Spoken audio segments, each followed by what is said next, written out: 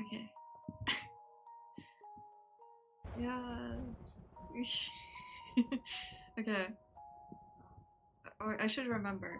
Okay, so first of all, let's check the sound. So, time for you to hear me double again.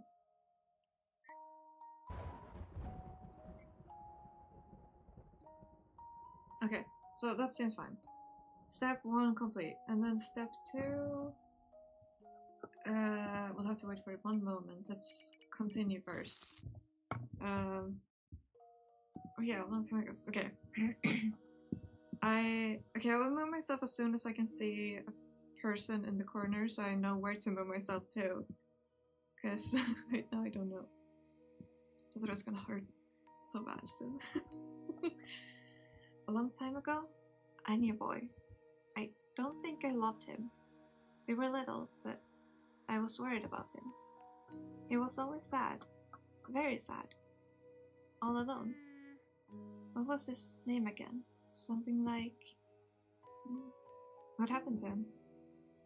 He was sad so often that I wanted to help him somehow. Somehow. Right. Posthumous bear plushie would have cheered him up. But making a gift didn't work out. I still don't have Posthumous bear's plushie myself. I'm sure I would have been thrilled to get a gift. Of course, but no good deed goes unpunished. Something went wrong. What happened? Where is that boy now? What was his name? Isn't that the senpai?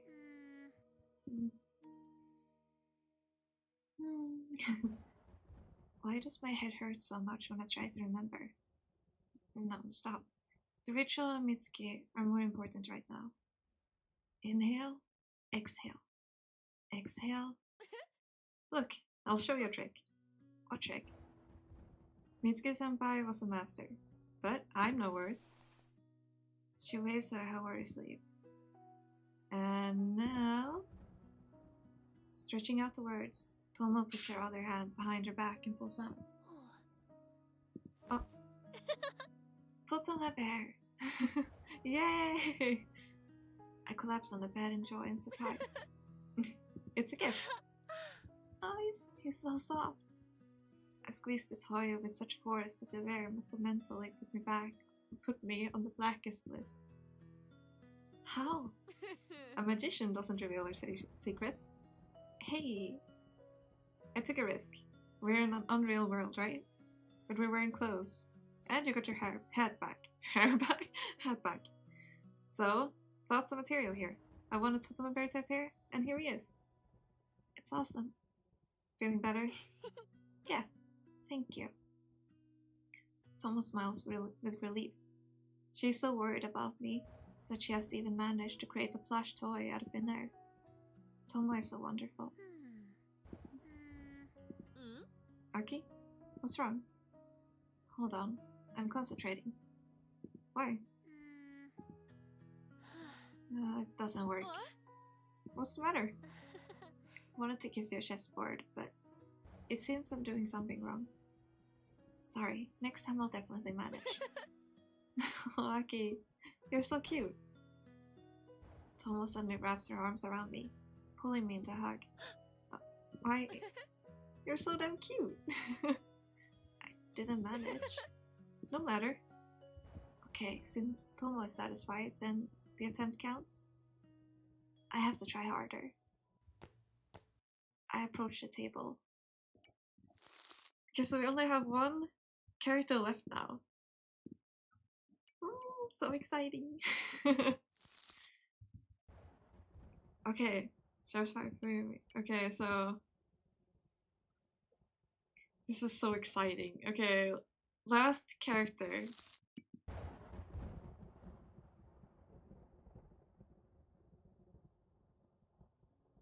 That's it. That's it. How did you do on math test? Math test. Ideal as always, eh? That's it. I wish I was the same. The highest score again. Yeah. When my parents saw my score, they freaked. And I want to receive pocket money this month. I want a new swimsuit. Yeah, so do I. A swimsuit? Oh right, summer vacation is coming. The conversation flows smoothly into a discussion of beach, sea, and fireworks. I fail to keep up with topics jumping abruptly to each other. The smiling faces merge into a single nameless mask. Hey, Natsumi? Yeah? Are you going somewhere for the summer? Of course, I won't be in town. Going to the sea with my parents. Lucky. And I was so looking forward to night outs. I won't be in town yet. A pity. I can't tell them that I'm going to sit in my room all day and play computer games. The sea is awesome, especially when it's so hot outside. It's killing me. Natsu, can you buy me that horrible juice later? Chocolate strawberry flavor. Horrible juice later? Yeah, sure. All to the sea, all to the sea. You too, Natsumi. We won't make it without you. That's, yeah, it's just, hooray, she agrees. I don't know whose voice is who, I'm just like, what? If we don't get swamped with homework, don't remind me of this hell spawn. Speaking of classes, what are we... Natsumi? Mitsuki appears in front of me. She stands there with a guilty look, as if she doesn't want to interrupt the conversation of a close circle. Yes? Can I borrow your math copybook? Of course, a moment. I put my bag... I think I'm struggling. I put my bag on the desk and look for my copybook. The students around me look at each other in silence. Here. Thank you. As always, you save me. Mitsuki blooms and swoops happily back to her desk. You know, Natsumi? Yeah? It's not for us to judge. Don't you think you're indulging Mitsuki too much? No, we have the faces. I need to remember. Now it's not to move my face over here. So not in the way this time. Because I came to the realization I've been in the way the whole time. Indulging? Yeah, you always give her your copybooks and stuff. Are you two friends? I've never seen you chat except homework. Sometimes it seems to me that she doesn't do homework at all. And she's creepy anyway. Yeah, like that ghost from Shamrock's last creepy paste. If I were you, I'd tell her off. Is it just me or did you even bring her a bento once? It's wrong. You're better off cooking for us something. Indeed. If you ever need anything, just ask. We'll always help. We're friends. Yeah, you're right. Thanks. Their welcoming smiles are dazzling. I want to go home. Badly. The smile! The smile on the chalkboard reminds me of Aki on her today's 3 misfortunes kind of thing in the beginning. Also, the Totoro bear is there. Immediate Totoro! The lessons drag on painfully slowly. Some vacation is looming on the horizon, and the teachers seem tedious? Especially tedious. No matter. Soon. It feels like a millennium passes before the lessons are over. That's me? I look up and see Mitsuki. She's holding out a copybook with an angelic smile. Thank you. You saved me. I don't know what I'd do without you. Always happy to help. Mitsuki thanks me once more and leaves the classroom. She's cute after all. Really? Maybe we're too hard on Mitsuki. You help us with our homework too. Mitsuki, she can't think badly of everyone, right? Yeah, you're right. I'm not in agreement, and my friend shakes her head approvingly in response. I feel like my reading abilities deteriorated harshly compared to yesterday and earlier. Gotta dehydrate. Oh god, I don't want to spill this. How quickly school empties when classes are over. Students go home or scatter to clubs. Moving as if half asleep, I lazily gather my things and wander down the hall. I always have the same things waiting for me after class. Cramming and Mitsuki. Our school library resembles a graveyard. There's never anyone here. Even if someone comes in to study, for some reason they feel uncomfortable and soon leave to find another place. This room has an unhealthy dark aura. Maybe someone had been killed here a long time ago. I wouldn't be surprised. And I'm even less surprised to find out that the person on library duty is Mitsuki. Such creepy places suit her. Such creepy places suit her. There we go. I bite my lower lip and walk to the farthest corner, separated from the main hall by tall bookcases. In this part of the library, even if you speak out loud, no one would hear you. This is where I'm talking with Mitsuki every day. You're late. Got busy with something stupid? She's leafing through magazine. Leafing through magazine? She's leafing through a magazine, I will say instead. But her gaze is unfocused. I do what I want. As always, I demonstratively remain silent and turn away. Mitsuki sighs sadly, walks over to me, and slaps the back of my head with the magazine. I yell in pain and bounce to the side. Where are you going? Oh! Mitsuki's a bully!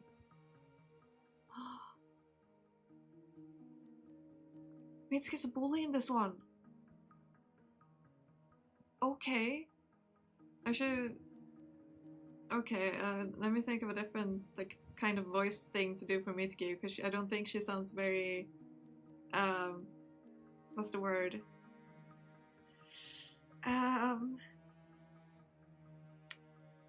Shy-ish, calm-ish. Yeah, she's okay. Yikes. Mitsuki tosses the magazine aside and clutches at my hair. She is surprisingly strong for a girl so pale and fragile. You know, I've got a lot to do today. She purposely doesn't let me cut my hair or style it. She wants it to be comfortable to grab and pull. She wants it to hurt as much as possible. One other thing. Mitsuki loosens her grip for a moment. What were you discussing with your friends? Out of stubbornness, I remain silent. I want to defy Mitsuki, at least in such a stupid thing. Here you go again. You were saying mean things about me, weren't you? By all rules, Mitsuki should become angry, suspecting that she is being spoken ill of. But the smile never leaves her pretty face. Mean things, huh? How rude. And you agreed with them, huh? Told them what a bad girl I am? We weren't discussing you. Oh, really? But I heard everything perfectly well, with my own ears. Or are you calling me a liar? No. That's right. I don't lie, unlike someone. She looks at me with a devilish slyness in her gaze. Her golden eyes always make me sick. I feel like I'm talking not with a student, but with a demon in flesh. A witch. I wish a demon would really take it away. Mitsuki lets go of me and runs her hand over the spines of books. After all, I am lazy and dependent. An insolent creature dares to infringe on the labors of the divine, not so.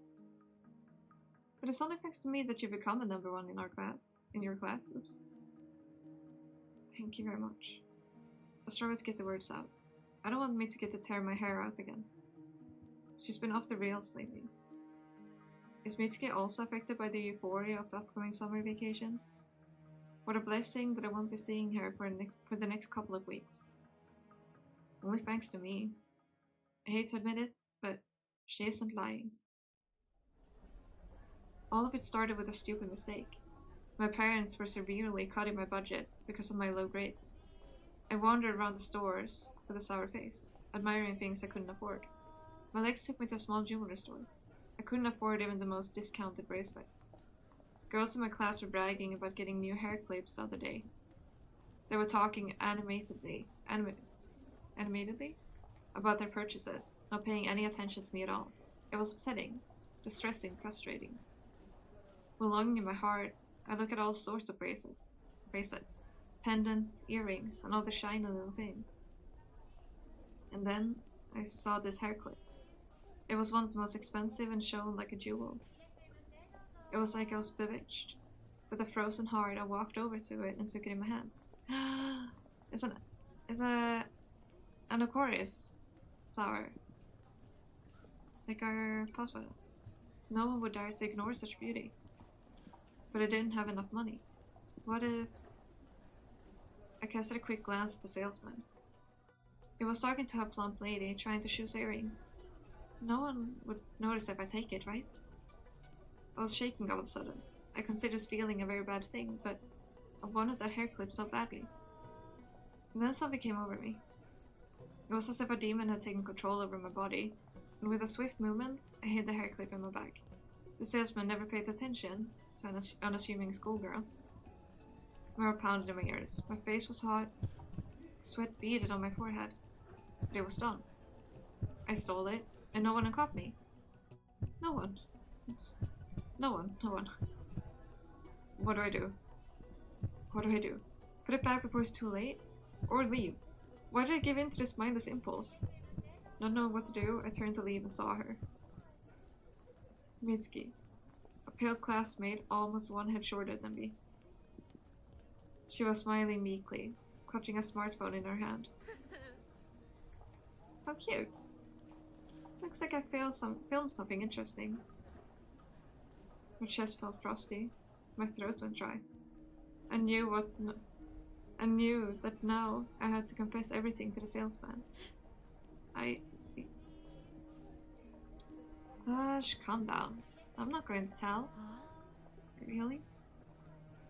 Of course. Let's not get anyone in trouble. You didn't mean any harm. But it's just a trinket. I was amazed that Mitsuki encouraged stealing. She always seemed like a model student. Yeah, probably. Something suddenly changed in her face. A glimmer of irritation. Hold on. I think you're misunderstanding something. Right. This world of ours, nothing is free. Everything comes at a price. I will do everything you say. Fine. I won't say anything if you help me with something. Help? Yeah, a favor for a favor. I won't ruin your life, and you'll make mine a little easier. Isn't that a fair deal? Had I known how it would end, I would have never fallen for her lies. Okay, I'll help you. And so, Mitsuki started copying my math homework. It didn't seem like such a terrible deal. I was just going to give her my copybooks. At first glance, I got off easy. The stolen hair clip, meanwhile, was a success. The girls immediately noticed the renewal. We talked. And the same day, I was invited to visit for the weekend. How cute! I want a similar one, but I don't have the money. You don't say. We've been trying to convince my parents for so long. For some reason, they remembered that I forgot to feed dinner to my little brother. Precious, I want... Really? The praise was a little embarrassing, but I didn't know how to interrupt the flow of admiration. Lonesome? That's when Mitsuki first approached my desk. A chill of fear prickled my heart. Can we step away for a second? I couldn't refuse. Is something wrong? You see, you helped me with a lot with math. Thank you, but I have a little trouble with English too. It's difficult, yeah. Mitsuki arched an eyebrow, clearly expecting a different answer. Oh, I'll do my best. I'm sorry, I'm not very smart. Is that so? Once again, I noticed a shadow of disappointment on her painfully white face. She put a finger to her chin. Then, she smiled happily, as if she had come up with an ingenious solution to the problem. Don't study harder, not to me. Or go and confess to theft to the teachers? Why not? I stared at Mitsuki in horror and realized for the first time that I'd made a deal with the devil. Damned witch. I was forced to study for days and nights to give my finished homework to Mitsuki. First in math and English, then in all other subjects as well. I didn't consider myself very smart. Before everything started, I was somewhere in the middle of the grade list. Closer to the end than the beginning. I suspected that Mitsuki was much smarter, since she passed all her tests with flying colors. But she didn't want to do homework, so she dumped all the boring work on me. I lied to my friends that it wasn't that hard to do great on all subjects. They started to respect me. Teachers were proud of me. It seemed that nothing terrible had happened. It was tolerable, better than the publicity of a horrible video. But Mitsuki quickly got bored of just taking my homework. Endless pointless errands began, including the occasional request to make something to eat. But the witch didn't stop there. Completely distraught, she beat me in the deserted library. I was lying on the floor, breathing in dust from the floor, and couldn't believe this was happening to me. Mitsuki kicked the bookcase in irritation and squatted down next to me, pulling my hair back forcefully, and spoke. Why are you like this, Matsumi? Tears of pain rolled from my eyes. Why are you such a fool? Such a stupid and gutless creature? After tugging my hair once more, Mitsuki finally let go, stood up and walked out of the library with a light gait. I assumed Mitsuki had just had a bad day and was taking her anger out on me. No matter, one occasion isn't a big deal, I thought naively. I was wrong. Mitsuki called me to the library every day, sometimes during breaks, sometimes after school, depending on her mood. I had to do something about it, at the very least, tell my parents. But when I tried to speak, only incoherent wheezing came out of my throat. My parents always dreamed of having a perfect daughter. They were very proud of me and had already started choosing a prestigious high school. They even bragged about me to the neighbors. They would have gone crazy if they learned that their daughter is a thief. I didn't have the courage to admit it. I was afraid of being judged and not supported. It's better to endure Mitsuki's bullying. One time, she whipped me with a textbook so hard that I burst into tears from the pain. They hadn't dried up by the time the class started. My classmates stared at me, their eyes round from surprise. Mitsuki wasn't pleased. How can you be such a fool? She sighed heavily and held her forehead. You may have learned how to solve problems, but it didn't make you any smarter. What do you want from me? I couldn't take it anymore. I wanted to end it once and for all. Mitsuki raised her eyebrow. How interesting. A mutiny on the ship? She smiled. Only devil smiles this way. Only devil smiles. Okay. Do you no longer care if I show the video to the teachers? I think so. Mitsuki looked pleased for some reason. The bad feeling grew stronger. Is that so? Are you sure? What do you mean? Are you really ready to confess to the teachers? Her smile became wider. Which? I've been studying so diligently lately that I've quietly become the face of the school, the honor student with a crowd of admirers. Now I wouldn't get off with a simple punishment. I would be a traitor in the eyes of teachers and my parents. What would they say when they find out the best student and role model turned out to be a thief and a liar? My life would be over. No. Maybe we should go and confess together. What do you say? I couldn't believe my ears. I was backed up against the wall, cornered by a wicked witch. Forgive me. Please don't show the video to anyone. I'll do my best. Reap what you sow. Mitsuki clapped her hands, as if gesturing to confirm an accomplished fact. That's how I ended up in a current situation. Thanks to Mitsuki, the new Natsumi was born. Natsumi, the smart and beautiful girl, the pride of class. Natsumi helps everyone with their homework. Natsumi, the joy of her parents and the entire school, the ideal student mired in lies. Mitsuki created a new me. In a way, she did a great job. But I'm suffocating. Mitsuki is choking me with both her hands and her presence. Why? Why does she mock me? Probably out of boredom. Jeez. Oh. What is happening? I pluck a barely bloomed flower from a bush, as I always do after talking with Mitsuki and go home. Leaves me not, leaves me. Petals fall to the pavement in a smooth dance, leaving behind a faint grassy scent. Chirping of cicadas is deafening. Leaves me not. Why? What have I done to deserve this? Why has a stupid mistake turned into a nightmare? I didn't want to steal. My hand grabbed the hair clip against my will. I was a senseless, desperate impulse. It was. Oops. Leaves me. Here's the last petal. Leaves me not. Figures. Oh, there's a lot of totem bears. I get home looking barely alive. Why did my classmates decide to discuss Mitsuki? Because of them, I got twice as much punishment as usual today. My mind is blank.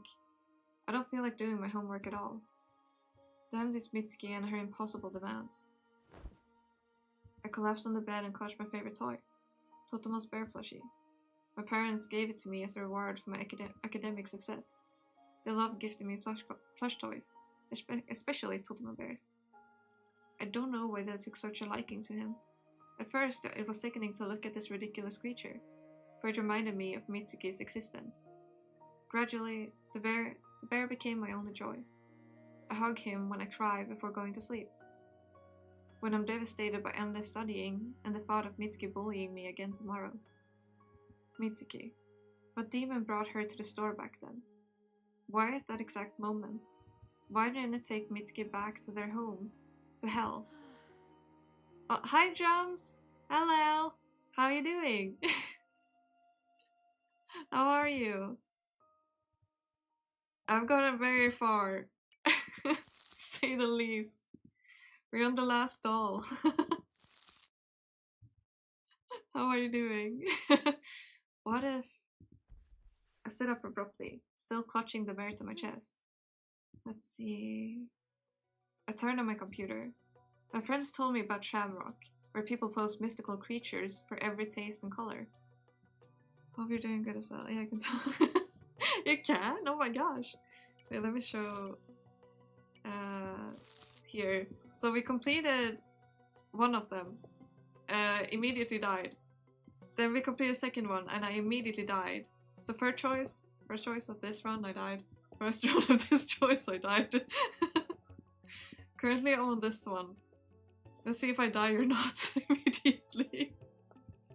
I'm not good at picking decisions unless I'm taking decisions to die, because then I'm good apparently. Oops. Also, I'm glad you seem to be doing well from the just chilling comments. Why not find a ritual that would put an evil spirit upon Mitsuki? I've always preferred to play as a mage in computer games, and searching for the right spell even brings me some enjoyment. Don't want to break the pattern now. Yeah, I kind of feel like it would be weird if I don't die first at this point. Also, if we found out Mitsuki is a bully. Can you, like, I didn't see that coming. I genuinely did not see that coming. But she's a full-on a bully. Like... What? I quickly browsed through the articles, energized by the incomprehensible hilarity. It would be just perfect to get rid of Mitsuki. Cast a spell and poof, no more Mitsuki. Besides, she should be punished. If anyone in the world deserves to suffer, it's her. I'm so engrossed in finding the spell that it's past midnight before I know it. It's not so easy to find something suitable. Also, the number 3 is still as important, it seems. You missed so much in, like, the last 2 hours earlier, you missed so much there. Like, so much happened. But that arc only took 2 hours. I think, approximately. 15 minutes later, I stumbled upon the ideal hex. So maybe this one would take the same amount. Yeah, I read your mind. I have an hour, and then I will have to leave for like half an hour, so I will leave stream on, but I will like be away for that amount of time, and then I will be back streaming even more, because I'm so obsessed with this game. I just can't. But the 3s are never changing, and I also noticed there's a triangle on that total bear. Look in the corner. What a non-surprise. 200% success. Is this even possible? A hex. I read the text. To inflict the hex, use a figurine, clay, or wax. Her headbands. Oh yeah, I didn't even realize. You're right. Her normal flower is this one. The Anacoris flower. I may move my head down. Even for... I should put myself like here maybe. I think I'm less in the way here. Because then you can see the Anacoris flower still as well. We'll see how I fare over here. Because I realized I was blocking the characters the whole time in the bottom left corner. Whoops. To inflict the hex, use a figurine, clay, or wax, resembling the victim or a toy. To enhance the effect, place the victim's hair inside. Wait for nightfall and take the figurine, toy, with you to desert the place. Place best of all to a forest or a park. Oops. Sprinkle your blood on it, then mentally reciting the words of the hex, pierce its head with a knife. Jeez. At the end, dig 2 similar pits. Bury the cursed item in one of them. Leave the second pit empty. You bear full responsibility. Also, all of these ones are able to do without knowing the previous ones. Because you can do them in any order. So, yeah. I love that fact. You can do them parallel. Oh, sounds creepy. I involuntarily lower my gaze to the plush bear. Do you see anything else of note, by the way, in this scene? Except all the Totemo bears have triangles. My non-existent tooth began to hurt. What? What? Huh? Excuse me? What? What just... Huh? I'm so confused. I don't even have a tooth there. What? So for context, a few weeks back, like a month ago at this point I think, I pulled out a tooth. And it hurt a lot. But it hasn't been hurting for like a week or 2 at least, and now suddenly that area began hurting a lot. I'll take a painkiller. What the hell? Oh, that was random. Oh, there's triangles on her shirt as well. Oh, hold on. Shaking my head, I slap myself on the cheeks with force. No hexes, no spells. I watched a lot of horror movies where similar rituals never ended good. There's always a catch. Besides, can I really go into the woods alone at night and bury something? No way. I turn off my computer, try to erase the stupid ritual from my mind. I have to study. I wasted so much time on nonsense. All of these include a ritual, so she's probably doing that one. My hands begin to write down the formulae of the hated math in a copybook. When my thoughts return to the hex. Nothing said it's deadly.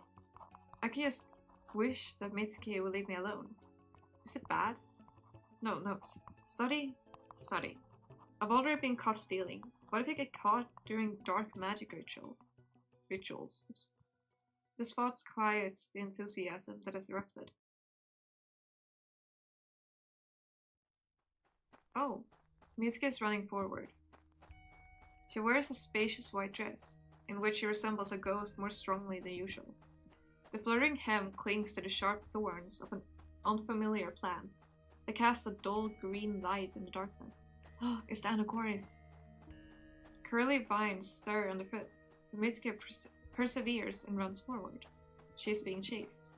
A huge shadow crumbles any obstacles, rolling over fleshy hillocks. That sounds what must have happened in the demo. Broken off thorns stick out of them here and there. Something is clicking inside the massive carcass, like someone's bones breaking and cracking. The shadow feels no pain or fatigue. It's pulling long black tentacles oozing oily blood toward Mitsuki. Well, the creature has no mouth, but it screams, heart-rendingly, with anguish. Tears can be heard in the wild, inhuman cry. Hi, Santal! Hello. How you doing? Mitsuki runs without turning around. and the monster can't catch up with her yet. Yet. The keyword here, yet. What a creepy nightmare. So as you can tell, finally you can actually see the character on the left. It only took me four streams to realize that I was blocking the character the whole time. Pro Rocket League chilling. I see it. How are the Rocket League pros doing? It's a bad omen. Mitsuki comes for me in the very morning, as if intuitively sensing malicious thoughts directed at her. Good, let's go. Oh, now you... Drums, now you will see, she's a horrible bully. One of the blows is so hard that I seem to pass out for a while. My eyes go black. I'm sitting on the floor of the library, my back against the bookcase. Tangled hair falls over my face. My shoulder aches with pain. The incomprehension of what's happening is suddenly replaced by a small resentment. Tears spring to my eyes. I don't have the strength to endure it anymore. I only hold on because summer vacation is coming up.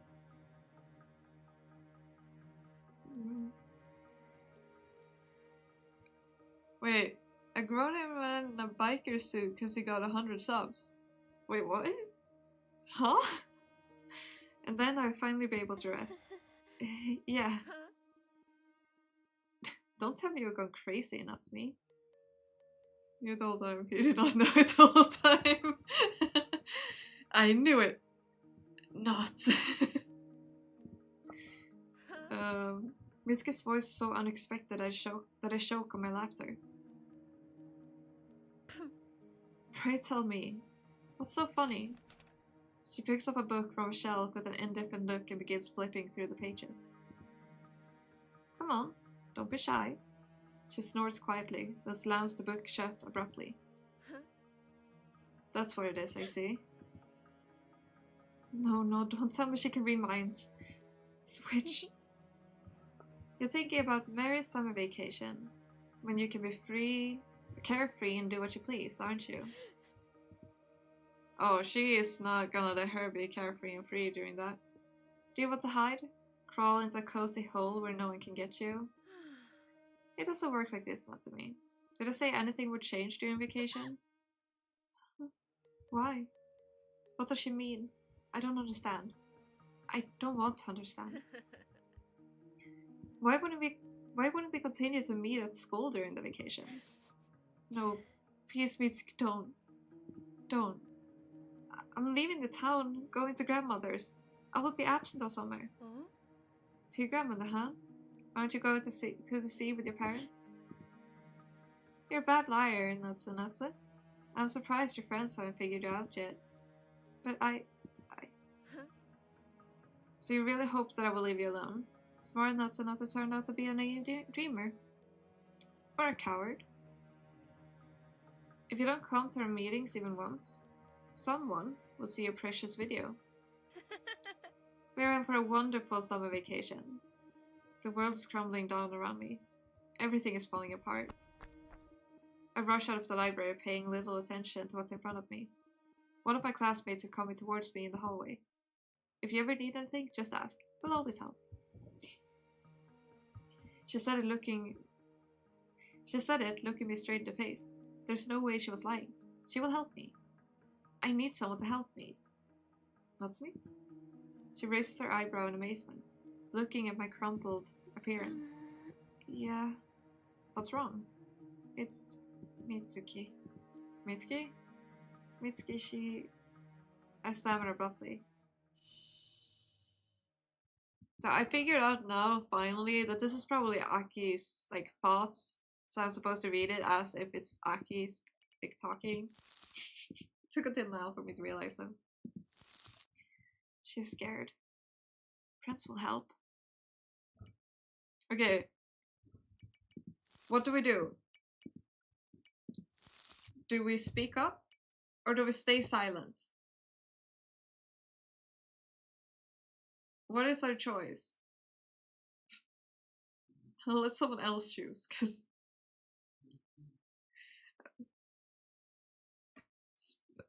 Speak? Silence? Excuse me? I can't choose both. If only I could, right? Do we speak up or stay silent?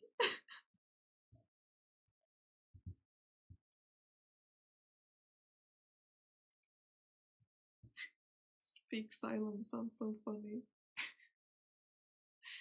Which do we choose? Which do we choose? Help me. How should I know? You know more of the story. Okay, so the thing is, right? On this... No, like, there's no messing it up. And the thing is, these ones are played without any... You don't need to know this or this in order to play this one. They are... You completely go in whatever order you want to. So all that I know about this current happenings is that she is bullying her. And the only... so the person that... The light-haired girl, she stole a... Well, the hair clip she has in her hair, she stole that. And Mitsuki happened to film her. And now she's threatening her with that video over a very long period of time. Okay, staying silent? Then we'll stay silent. Let's see what happens. Shall we immediately check if we get to band ending? We can if we want to. No, I shouldn't involve my classmates. They'd stand up for me before Mitsuki, but she would only be glad for it. She'd show them the video and ruin my life. Under no circumstances should I mention Mitsuki to my friends. Nothing. I knew it. Our Nazi can't be in trouble. Yeah. What should I do? Leaves me not. Leaves me. So the anacorus flower in her hair there is the hair clip she stole. Another dead end. I'm not allowed to show weakness. To be an ordinary girl who should be protected from beatings. Leaves me not. The quagmire is dragging me deeper and deeper. How scary it is to have no one to ask for help. Leaves me not. Damn it all. I get back home and throw my bags on the bed. Can't lose heart. Wait. I can't lose heart yet. It's better to change clothes and bury unpleasant thoughts than studying. Stupid hair clips. Stupid. It gets caught in my tangled hair and I can't take it off. Oh, come on. Stupid. Oh, poor girl. I tug at the hair clip, feeling my scalp light up with pain. Stupid. I tug and tug. Tug and tug. Tug and tug. The artificial flower wouldn't let me go. Just like Mitsuki wouldn't leave me alone. Stupid. Finally it works. The hair clip flies off into the wall, entangled with a few blonde strands. Ow. I collapse onto the bed and clutch the plush bear to my chest. This is Dan. Mitsuki will bully me like this every day until I graduate from middle school. She'll probably continue even longer than that. I'll have to study hard every day to give her homework. And in return, I'll get more humiliation and beatings. Isn't it too harsh punishment for a theft? Aren't Mitsuki's actions much worse? I stole the goddamn hair clip on a fleeting impulse, driven by resentment and loneliness. Mitsuki, on the other hand, is bullying me deliberately, while I foolishly made a mistake. She has no remorse. It's Mitsuki who deserves to suffer, not me. Why do I have to endure pain? Why? My fingers dig into the plush bear with force. This damn bear. A gift for doing well in school. I wouldn't be studying well if Mitsuki wasn't making me. Mitsuki. Let's get one of those. I don't immediately realize that I'm choking the toy. I jerk away in horror and almost fall from bed. What am I doing? I want to kill Mitsuki? An article from Shamrock about a hex immediately comes to mind. Oh jeez. A hex. How much time is there before the summer vacation? 4 days. No time to lose. If I want to breathe freely during vacation, I should hurry and prepare for the Hex ritual. It smells of something sweet. Crunching of breaking bones is echoing in all directions. Mitsuki runs forward, but a black shadow is catching up. A bit more. Just a bit more. A creepy paw scratches the white ankle. Mitsuki doesn't even yell, though the skin on her leg gets swollen and covered in bleeding sores. A bit more. Just a bit more. The monster is close. Very close. Mitsuki's in a bad mood again, which I take advantage of. In response to the mocking slap, I claw at her long hair. She pitches backward, grabbing her head. It worked. I'm clutching a clump of the witch's red hair in my fist and breathing heavily. Huh? I'm choking and trembling, not understanding what's going on. There is an unusual feeling of lightness in my soul. Mitsuki blinks in surprise. It's the first time she has such a human expression on her face. You really? She smiles, after which she takes a step forward. Toward me, swinging her hand. She's about to strike. I immediately fall to the floor, covering my head with my hands, and sob. There's no point in further resistance. I achieved my goal. I got her hair. But why do I feel so empty? What a pathetic sight. She leaves without doing anything else. She's probably going to save up her strength to avenge the torn hair later. Now I have no right to back down. We're doing it, huh? Leaves me not. I pluck the petals out of habit. No to be surprised that the scent of the flowers has slightly changed. Leaves me not. Leaves me. At home, I immediately rush into my room and grab the first Posthumous bear plushie I see. Forgive me, but you're my last hope. I cut the toy's belly open with a paper knife. White flakes of polyester come out. I twist Mitsuki's hair into a ring, push it inside the toy, and start sewing up the edges. The bear gawks at me with his button eyes. Its gaze seems judging. Don't look at me like that. Mitsuki. It's not usual bear anymore. Now it's Mitsuki. And Mitsuki's in it. Is it. And it will help me break free. Now I only have to wait for nightfall. I'm shaken with fear and anxiety. What if it doesn't work? Or, on the contrary, works too well? Do I want Mitsuki to die? Really die? I don't know. Shouldn't you just wish for the video to be deleted or something? Just steal her phone, delete the video or something. Just go to the store, return the thing, say I'm very sorry. Apologize for it. Tell your parents. I know they'll be disappointed, but dude. To keep myself occupied through the night, I do my homework. The bear looks at me sadly from the bed. I'm not good at sewing, so the seam on its belly is crooked and ugly. Some scraps of polyester are sticking out, and Mitsuki's hair. I decide to bury the toy in the park. It isn't too far from my house, and a lot of trees grow in it. Of course, wandering around at night isn't very prudent, especially when there are rumors of a missing boy. There's always simpler solutions in these things, but then the story would be boring. Yeah, it's truly, I think if we were in the situation she is, we probably wouldn't be thinking rationally either. I think we also would be quite irrational at this point. But at this point, I don't care about safety. A bit more and everything will be over. Right? I wonder who the missing boy is. That situation came up before too. Also, nice! The monster has reached the target. Black wriggling paws claw at the skinny white figure. A faint cry ensues, but is instantly interrupted by the deafening crunch of bones. Tights. Scraps of white dress and flesh fly in different directions. The beast squeals with joy, wriggling and dancing in the jets of scarlet rain. The chase is over. The paw brushes a white hand aside in a sharp motion. Oh, this is what happened in the demo. When we got split into like multiple pieces.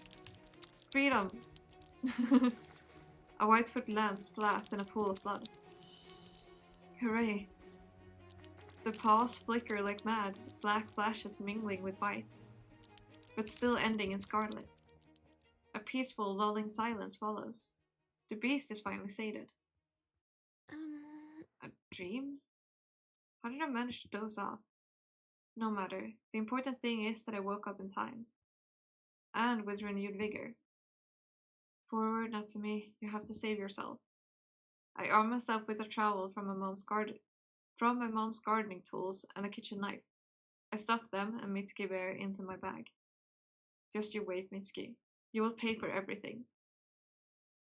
Damn. Oh, the vines are all over the place again. Here comes the vines. The vines are here. We know these ones well. Also, let me just write in the chat thing.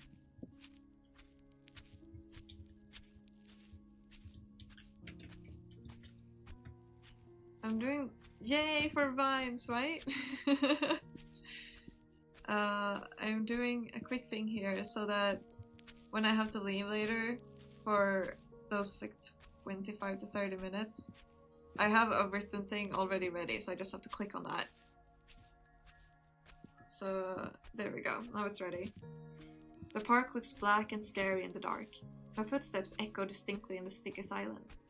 I sneak along the path, clutching the bag to my chest, and feel like a mugger lurking in shadows. The feeling only intensifies, because I'm really going to commit a crime. The road is lit by a round, pancake-like greenish moon. I think there was something on the site about the full moon. I forgot. Maybe it's don't do it during a full moon or something. Finally, I find a good spot. I decide to bury the bear under an inconspicuous tree, away from the path. I can only hope that dogs won't find it. I start digging a holes? Excuse me? I start digging a holes. A hole with particular eagerness. I found a few of those, like, what? I don't know how much time passes. Feels like an eternity. The ground gives way with difficulty. Yeah, I know, right? A-holes? Wait, I just realized what I just said. Oops. But I keep thrusting my trowel into it, as if it were Mitsuki herself. Acrid sweat floods my eyes. I'm out of breath. But I dig. Burrow. Excavate. At last. There's a small hole in the ground in front of me. Black as an abyss. Look, let me move myself a little bit so you can properly see the doll. Oh, poor little plushie. Look, you can just see one of my eyes now. I'm just like, I'm peeking through here. Just peeking through, you know. Just gonna peek a little bit from the corner. Ooh. Back as an abyss. I pulled the bear. I did read this right. I'll read it again just in case. There was a small hole in the ground in front of me, black as an abyss. I pulled the bear and the knife out of my bag. It's time. It's too late to back down. I run the blade of the knife across the index finger on my left hand. There is no pain. The cut is nothing compared to the daily humiliation in the library. A scarlet drop swells at the edge of the thin strip. I press my finger against the toy bear's forehead with force. Here we go. What am I doing? For a moment, doubt flashes in my soul. Isn't it foolish? I'm sitting in the park at night, cutting myself with a kitchen knife, digging a grave for a toy. It's Mitsuki's fault that I've ended up doing stupid things like hexes and spells. Don't think, act. Everything seems to be in place. Mitsuki's hair is stitched up. Blood is sprinkled. All that's left is... The last step is to form in my mind what I wish for Mitsuki. To die? No. I'm not cruel enough to actually want someone dead. I don't want to be a murderer. I want her to leave me alone. Oh. Our eyes went cray-cray. To stop noticing me. I plunged the knife into the toy's head with all my might. The blade goes through it and into the ground. To leave me alone. To stop it. To not even have a thought about hurting me. To stop wanting to bully me. She likes it, doesn't she? She enjoys torturing me. If she stops enjoying it, she'd leave me alone. Hi, Tiffany! Hello! We're on to the last doll. I somehow managed to get the bad ending on both of the first ones, so I had drumshoes this time. We'll see if we get like we're on the good, the quote unquote good ending, but everyone ends up dead in both endings anyway. But we don't know if we're in the bad ending right now or not. But I will disappear for a bit in approximately 30-ish minutes or so, and then I will reappear again after like 20 to 25 minutes. I will, so just saying, I hope you're doing well. I tried to fit as much into that like little moment as I could. Leave me alone. You will no longer want to bully me. Okay. Make her stop wanting.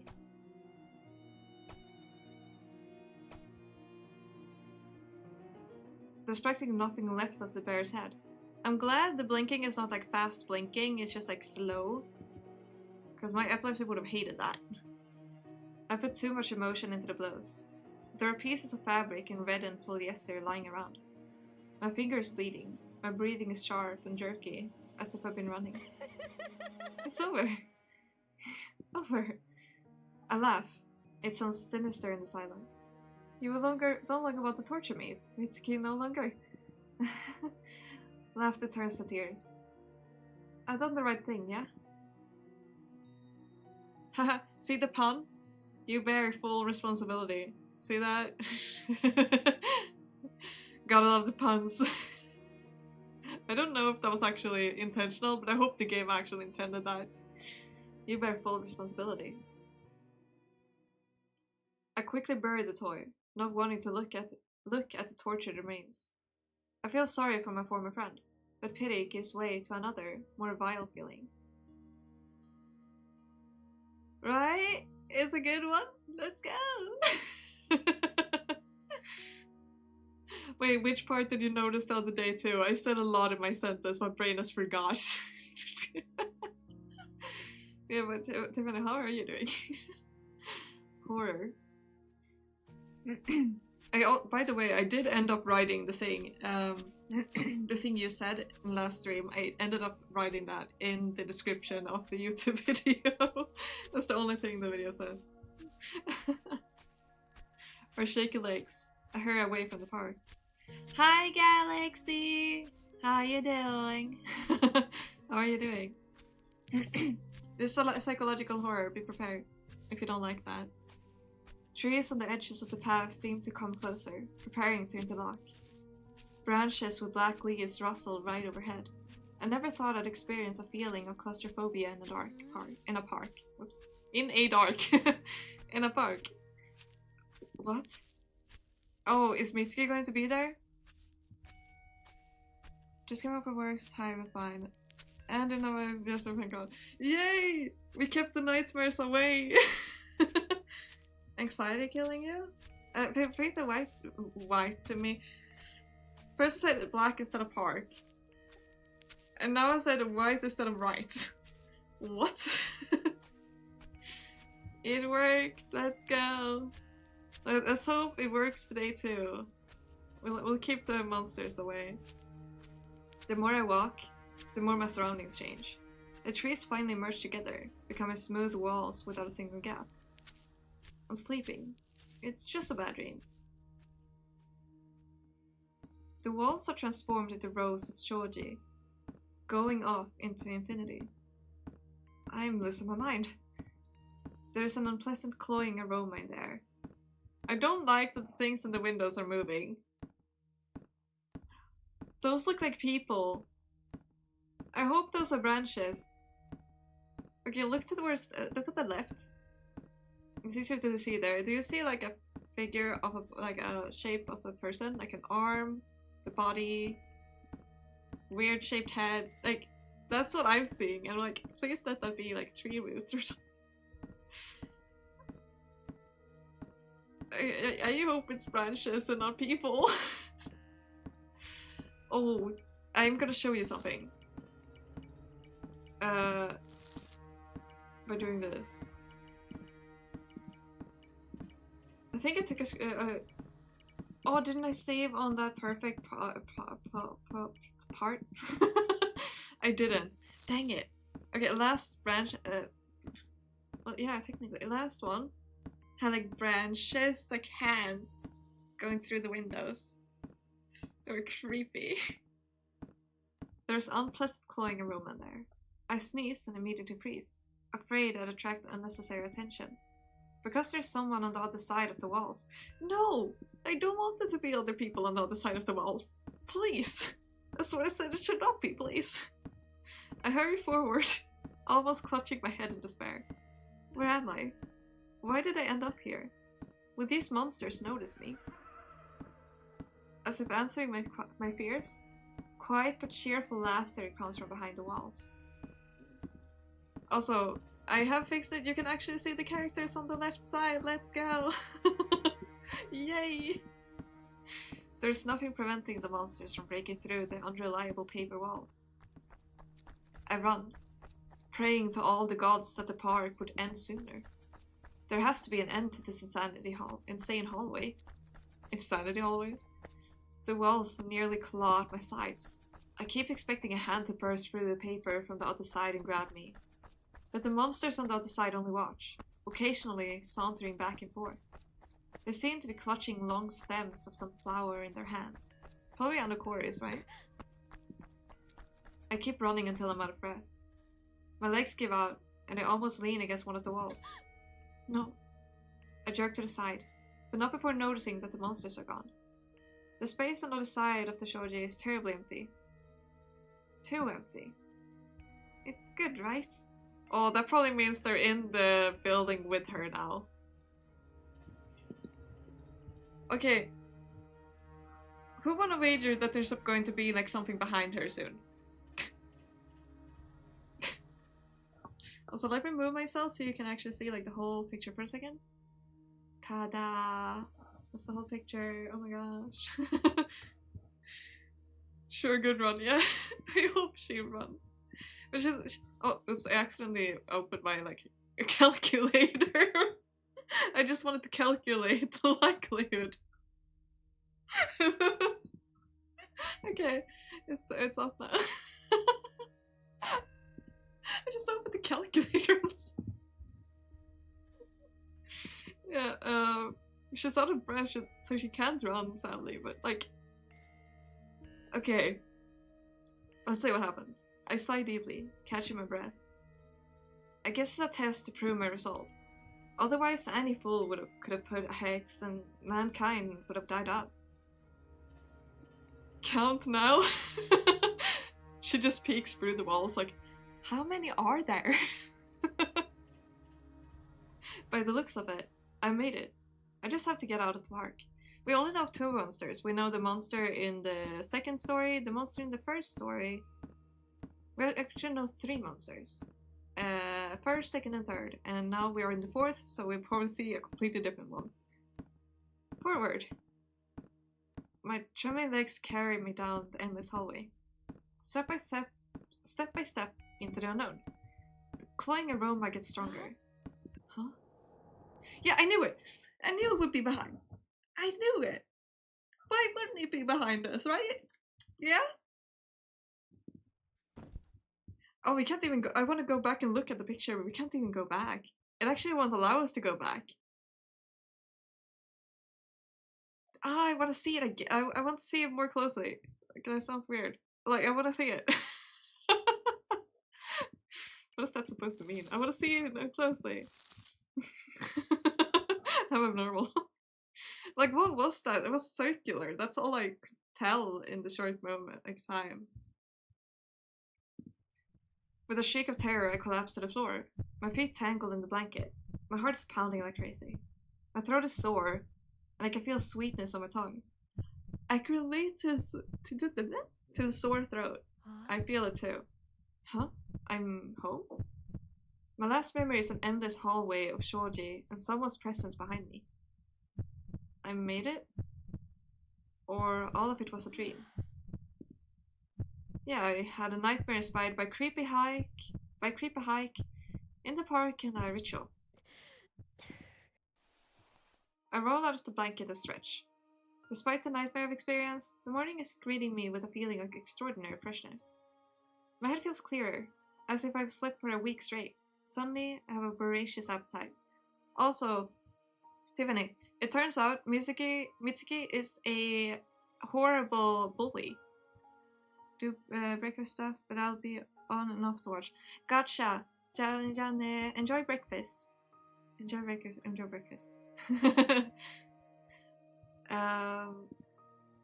For the first time in a long while, I feel a good mood returning from the depths of gloom. I'm finally able to really, genuinely smile. Finally.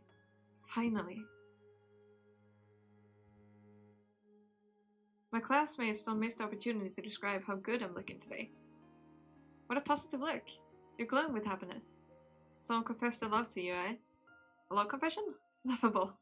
No love letter can bring me more joy than getting rid of Mitsuki. Natsumi? She looks bleaker than before. Mitsuki is smiling her usual angelic smile. Yes? The same old fear stares inside. What made me think the spell worked? What if the website lied? Why did I naively think it's over? It says if you're correct or not. Yeah. It seems they were indeed correct. Wait, I realized something. I'm realizing something. Wait. So we're going all the way back to Aki. In the beginning. Or, yeah. She says Mitsuki always had her pendants under her uniform. Did she ever have her pendants under... Did she have a uniform on to begin with in any of the other ones we did? I don't remember her wearing the pendant under her clothes on those ones. But Aki remembers her as wearing the pendant under her clothes, and currently she's wearing them under her uniform. So is this the current timeline? Like the accurate, real timeline? I'm so confused. Confusion is really hanging in there. Also, the smile is exactly the same smile, I think, as Aki's smile when she says, like, today's misfortune. Can we talk in private? I follow Mitsuki out of the classroom on stiff legs. What's wrong? She hands me yesterday's copybook with homework. Thank you. It's been a great help. After all, math is not my forte. Yeah, maybe. Thanks again. I'll be going. Huh? Is something wrong? Aren't you going to ask for today's homework? Aren't you going to scold me from being in a good mood? To beat me up? Intuitively feeling that something bad has been done to you?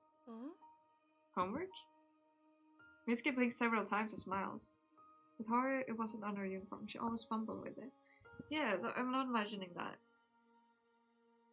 I'm really curious about that pendant. What is the meaning behind her pendant? No more homework.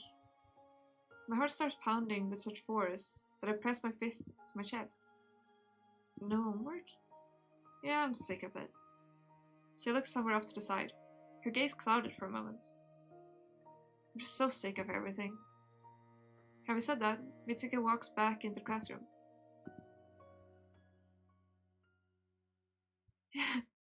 Yes. Yeah, I wonder if it starts here. Can't have a dream while I try to sleep. Okay, I hope you manage to sleep well. I don't know why you would want me reading a psychological horror to you as a way to sleep. But it sounds perfect. I hope you sleep well, Galaxy. And rejoice. It worked. The hex worked wonders. No longer will Mitsuki harass, torment, and beat me during breaks. The happy quiet life I've dreamed of for so long will finally begin. Maybe I should take my friends up on their offer and go to the beach after all.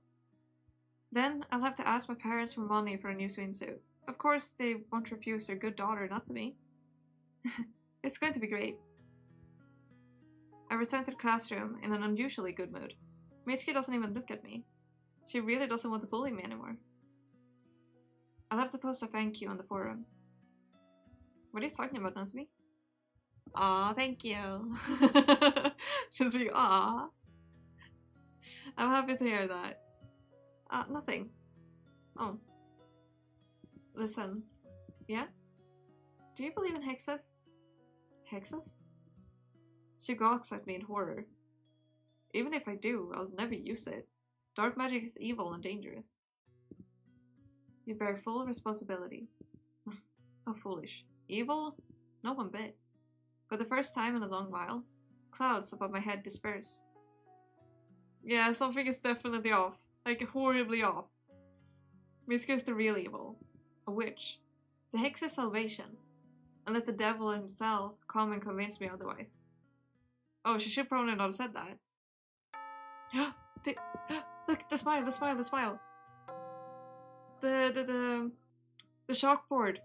It changed. It doesn't smile anymore. It just does a face. Me acting it out. Just see my mother go. Plain face. Yeah, she really just jinxed this so bad. The rest of the lessons fly by. I happily anticipate coming home and playing games instead of studying. Just like before. Or should I visit a barber and get a new haircut? I'm sick of long hair. Or should I join my classmates in a cafe? It wasn't possible to join them before, as there were mountains of textbooks waiting at home. Or maybe a karaoke? The bright prospects make me dizzy. Brimming with joy, I rush out of the classroom and bump into Mitsuki walking down the hallway. She's probably faking it to make her feel like something is wrong. Something is so bad. I don't know what, but something is so bad. Like, oh, this is too happy to be real. See you tomorrow, Mitsuki. I cheerfully wave goodbye to her. A sudden question hits me in the back. What do you mean? I gasp for air, the smile on my lips stiffening. Mitsuki's voice sounds harsh and mocking, as always. Huh? No, where are you going? Yeah, there we go. Yeah, there we go. There we have it. I knew it. Yep.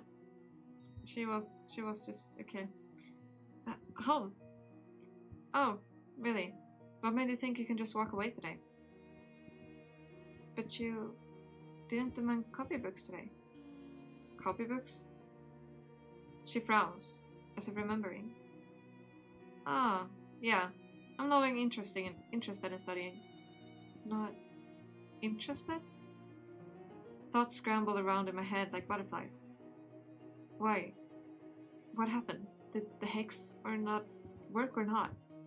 Mitsuki stopped caring about studying. Good, but I guess I wasn't strong enough to dissuade her from beating me up as well. What should I do? Why? Okay, so either we're being like fooled and she doesn't mean to do anything bad here, or she is. We shall soon see. The music could be like tricking us. I obediently follow Mitsuki into the library. She slaps me several times as usual. Okay, we weren't being tricked by the music. While I ponder on the hex. Pain seems insignificant next to the arisen problem. What do I do now? Try it again? Bury another toy? I don't remember something like this being mentioned on the side. Her eyes are just like completely just blank. They're even more blank than before. I bump into the bookcase, fail to keep my footing, and fall to the floor. Books fall on me from above. Weird. Mitsuki's acting weird. She usually says mean things, humiliates me, calls me names, as if provoking me to fight back. But today she is stubbornly silent, pounding me without any enthusiasm. Something is wrong. Kind of halfway. Oh, it did work. She's no longer interested in doing it, but she's still doing it because she never said for her to stop bullying, did she? She only said, I want to start having an interest in doing it. Am I recalling that correctly? Something is wrong, kind of halfway. The hex worked on the copybooks. Mitsuki herself keeps bullying me, but differently. Maybe I didn't put enough effort? Yeah, the wording, yeah. It's kind of insane that it actually worked in reality. The punishment here is the fact that she did not say it properly. Like, she worded it horribly. Or was my wish too weak? Unable to affect Mitsuki completely? Did I need to cut myself harder? Concentrate more? Sacrifice more blood? Did I not have enough mana? No, it's not a video game. Or did the hex not work at all, after all? Choking, I crawl out from under a pile of books. Mitsuki kicks me in the side and I fall to the floor again. As I fall, I notice Mitsuki's gaze. Distracted. Blank.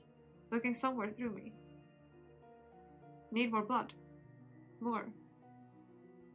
It's never that easy. Yeah, the hex almost worked. Only a bit remains. Mitsuki is already both here and somewhere far away. As if a faint nudge is required to get her interest in something other than bullying. I decided that there's still hope. I gather my strength and stay still until the storm subsides.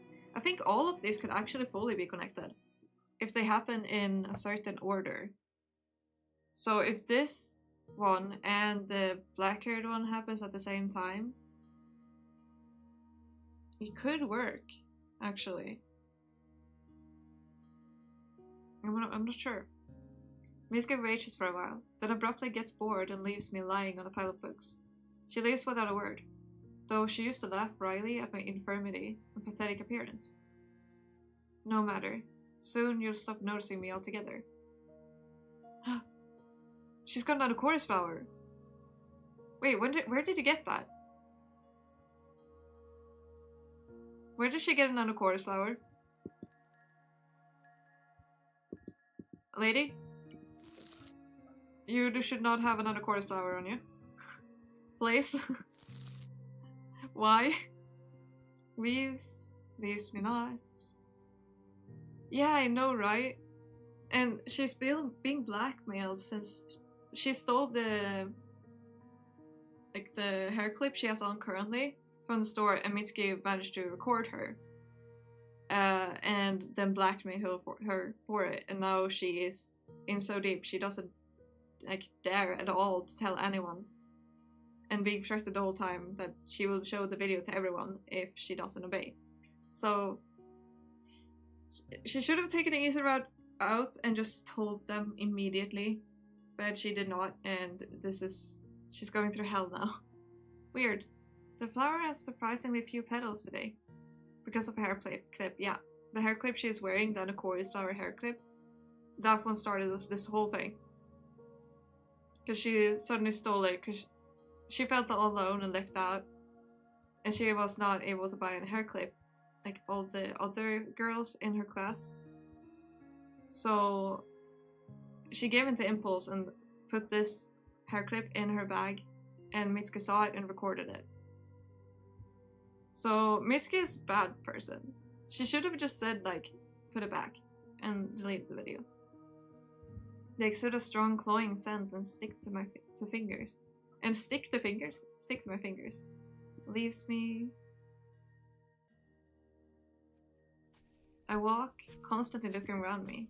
More than anything, I'm afraid that trees would turn into an endless hallway of shorting. Okay, so the park has changed, as we can see. We suddenly have the branches everywhere. Would you look at that? Great. The branches are here. That's what we wanted. It was a dream. Just a dream. The park is quiet and peaceful, and the fear of the otherworldly is replaced by a mere grounded anxiety. Please let me find the place where I buried the toy. The second pit has to remain there as well. Trees look exactly the same. Despite it being nighttime, the air remains stuffy after the heat of the day. Over there! I start digging up the loose ground with a trowel. Hey, food time! It takes surprisingly little time, as if the toy itself is rushing towards me. Huh? Oh, definitely what we needed now, isn't it? This is exactly what we needed. We needed this, right? Yeah? This is exactly what we wanted. This is wonderful. I dig the bear up, shake the ground off it, and lay it on the grass in front of me. Did it look like this before? It looks like the dolls did. Her dolls. Aki's dolls. The body of the toy has turned into a solid mass of earth and polyester. Here and there, small sharp twigs with blossoming buds are tearing through the fabric. Something greenish and thick, like wax, oozes from every hole. How is this possible? It's foolish to wonder. After all, I used dark magic. I'm just going out of a whim. You are scared of dolls, aren't you? They won't hurt you, I promise. We will protect you. You don't like them? Oh.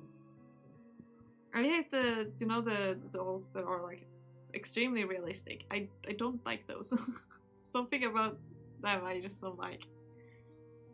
I should concentrate on the task at hand. If you want my blood, Mitsuki, you'll have it. Drink up. Take a deep breath and grip the knife to get tighter. This time cutting my palm instead of my finger. It hurts. A scarlet line passes exactly in the middle and instantly swells with scarlet bubbles. She just makes it worse. These are the worst, yeah. Yeah, they are. Okay, we are fully in agreement with that one. Like, I'm okay with the dolls that Aki had in the beginning. Those were cute until they were not cute anymore. And I'm okay with any plushies. But some dolls are just like not supposed to be dolls. They are not supposed to be in existence, I feel like. Some dolls? No. I bring my hand to the toy. Droplets are soaking into the polyester, staining it dark.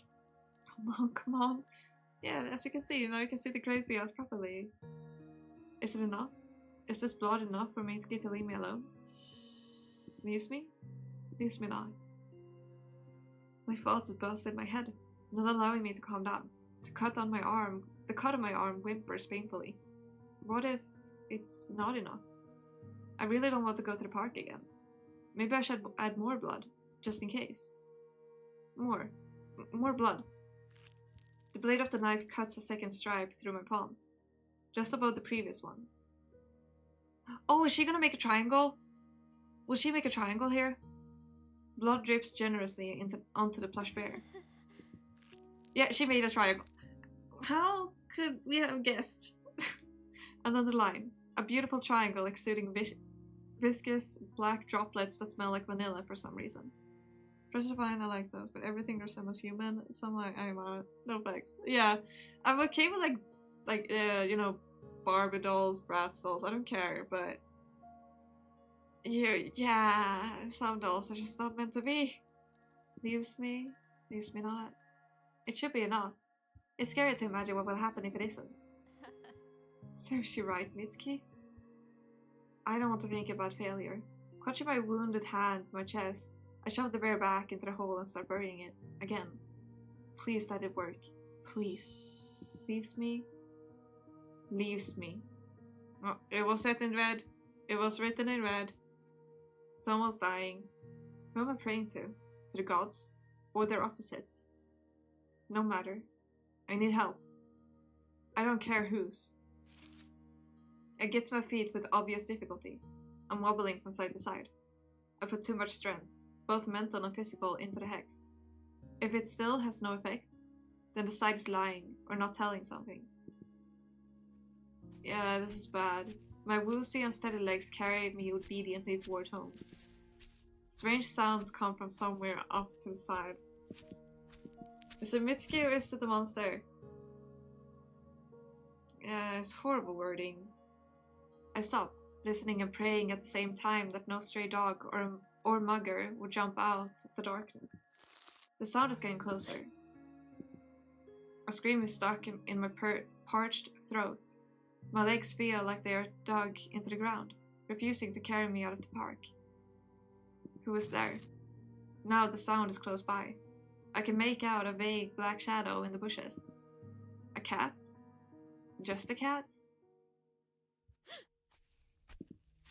It's dark and scary.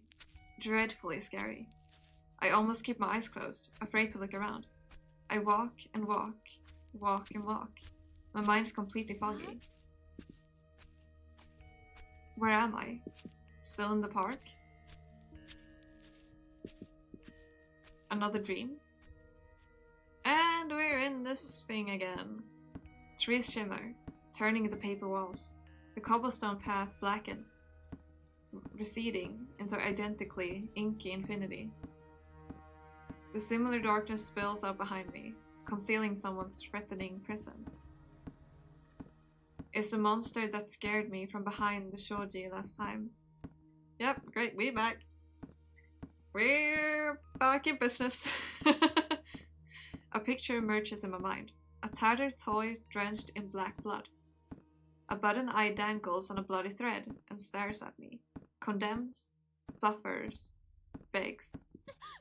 Hi, Savage! Hello! We're about to encounter a monster, no doubt. I hope you're well. Ah, here it is! There we have it all. Let me save. There it is. The monster. Can we... Oh! Okay, now I get... Okay, so it's the plush bear that's the monster in this case. Now I can clearly see the huge silhouette of a stuffed toy dragging shreds of cut flesh behind it. Oh, nice. Blackened polyester and a clump of Mitsuki's hair protrude from the torn cuts. The beast doesn't move, and I slowly walk forward, afraid to provoke it. The monster doesn't chase me, but every time I turn around, I see the same creepy sight. Burning eyes that stare straight into my soul. I keep walking. The shoji walls don't change. The creature doesn't retreat. That's hard to say. Doesn't retreat. It just stares, glares, gawks. Stop. The beast continues to doggedly follow me. Not catching up, but not moving away either. What the hell do you want from me? Are you going to stare at me forever? Enough. Is she gonna, like, run and it's going to run after her? Because that's even worse than someone walking after you. The creature doesn't lag behind, though it seems to move with the same slowness as before. Leave me alone. Leave me, go away, back off. Why is someone always chasing me? What am I doing wrong? Leave me alone. The black hallway has no end. No saving door leading to the light.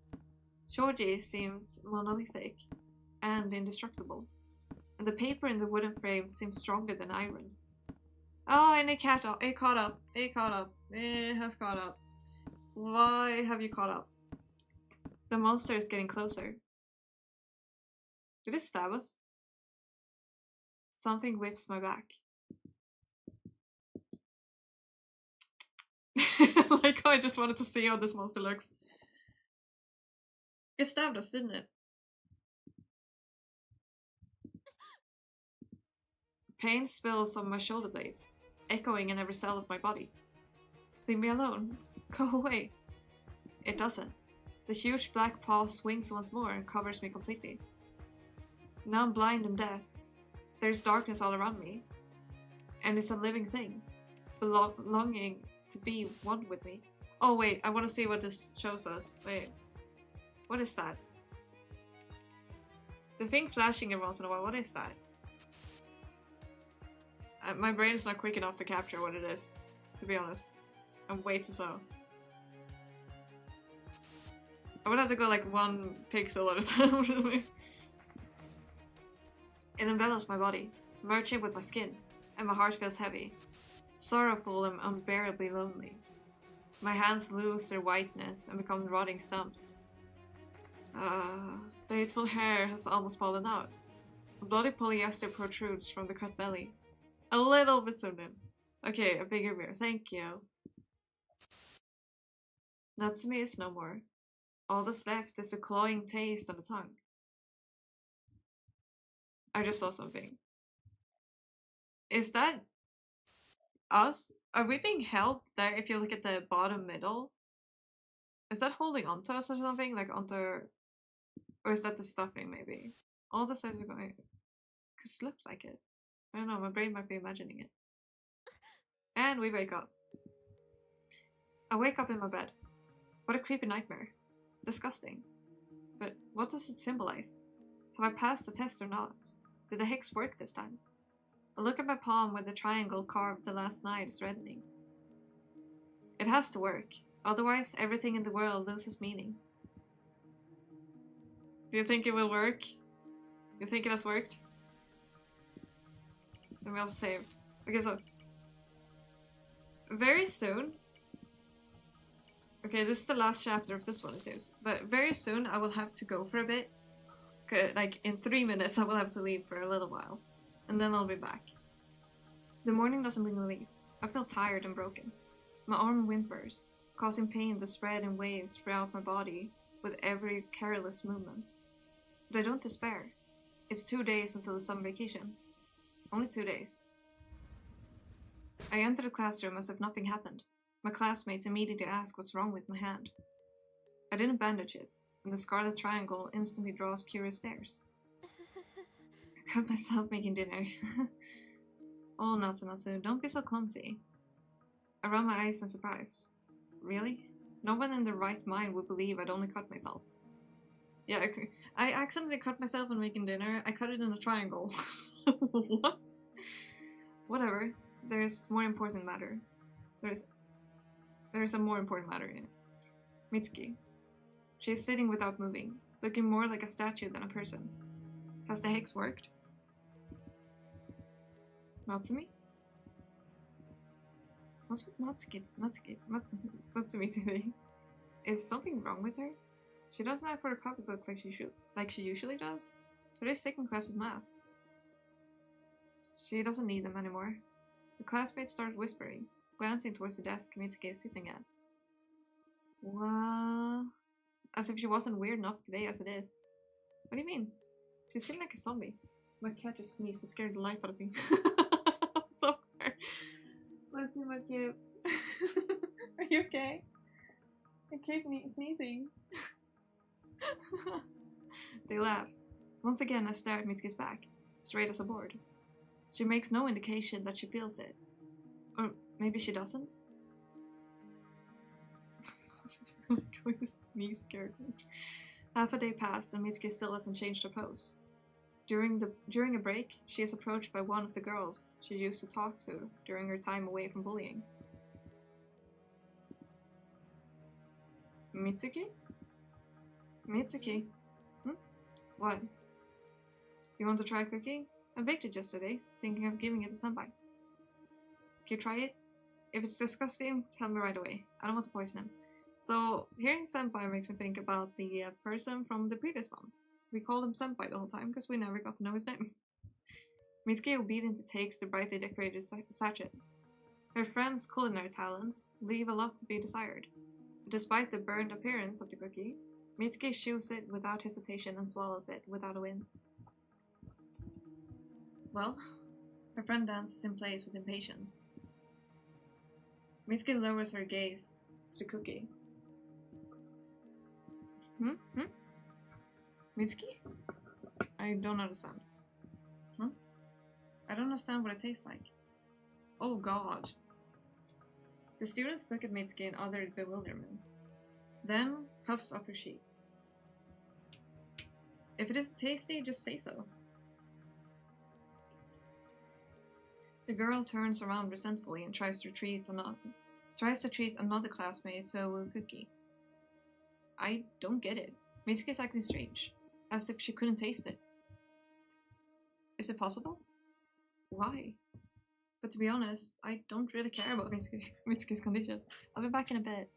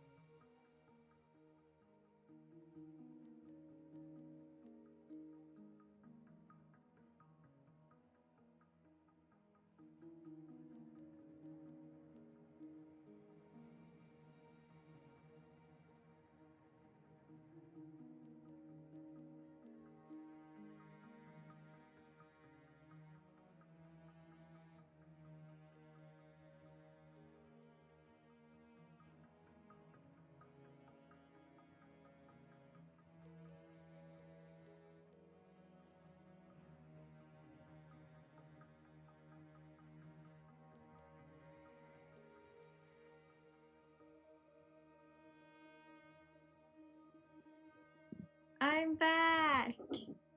Hi, my cute too. I was careful. Thank you for telling me to be careful. Damn it. That was so funny.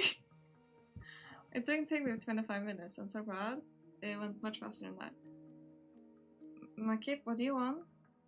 Are you telling me to take my medication? Cause I will, I just need to figure out how to unpin my own message.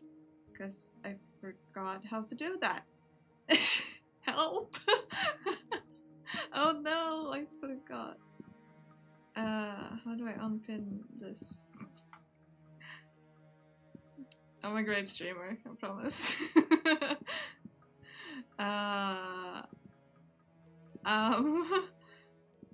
Help.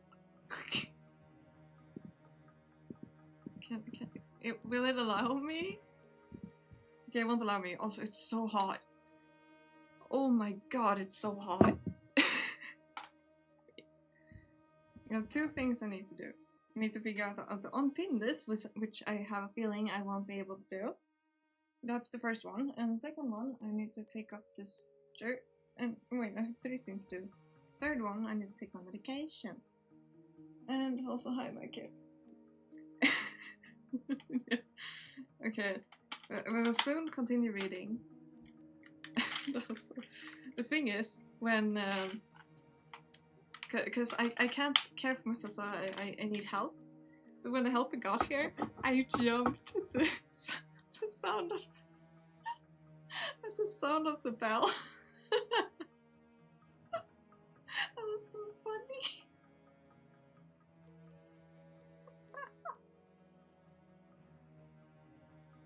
Okay. That's hilarious.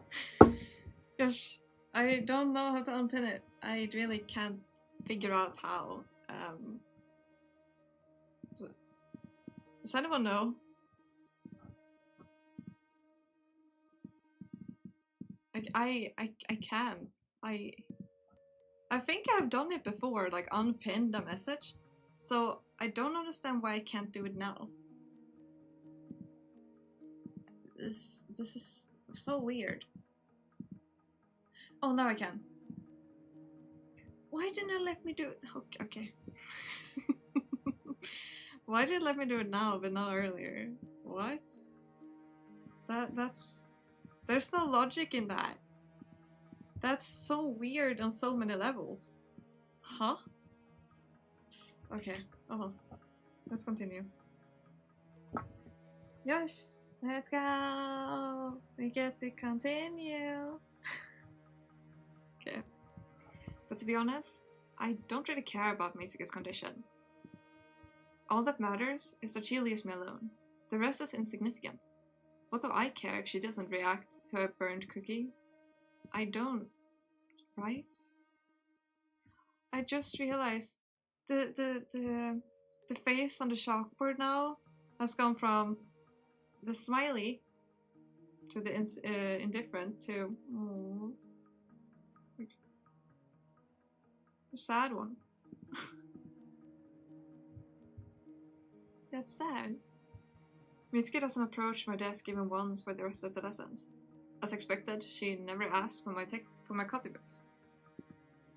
My heart is pounding harder and harder as the bell approaches.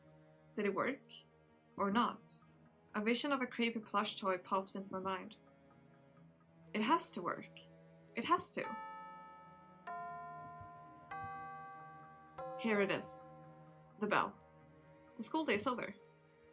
Anxiety makes a lump appear in my throat. The palms of my hands are clammy with sweat. Classmates begin to leave the classroom quickly. Mitsuki isn't moving. Oh.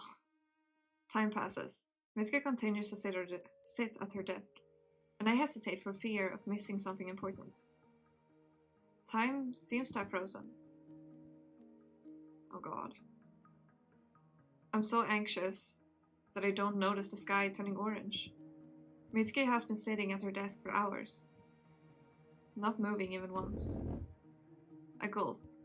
I'm about to call her when the silence of the classroom is cut through by a creak of a chair being pushed back. Mitsuki gets up from her seat and slowly, as if in a dream, walks past my desk. There is no emotion in her face. On her face, oops. I clutch my hands to my chest, trying to calm my racing heart. Sweat beads on my forehead. Sweat beads on my forehead, oops. Go away. Don't approach me. Just leave. Don't talk to me. Oh, we can see her. I didn't notice at first. We can actually see her reflection in her eye. Don't notice me. You don't want to torture me. You don't. Just leave. Mitsuki walks past me.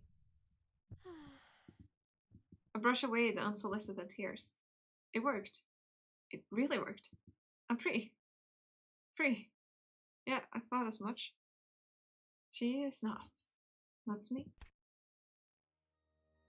Mitsuki is standing in the doorway of the classroom. Her face is that of a doll. Blank and cold. Oh, why?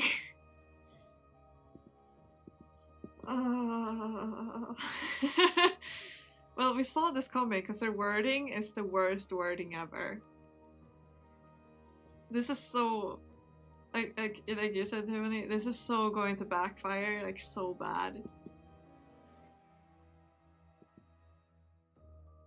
Why are you still sitting, Natsumi? Hi, amigo! How you doing? Huh? This person, Natsumi, has the worst wording ever, and I think we're done for. I feel like we're gonna be killed right now.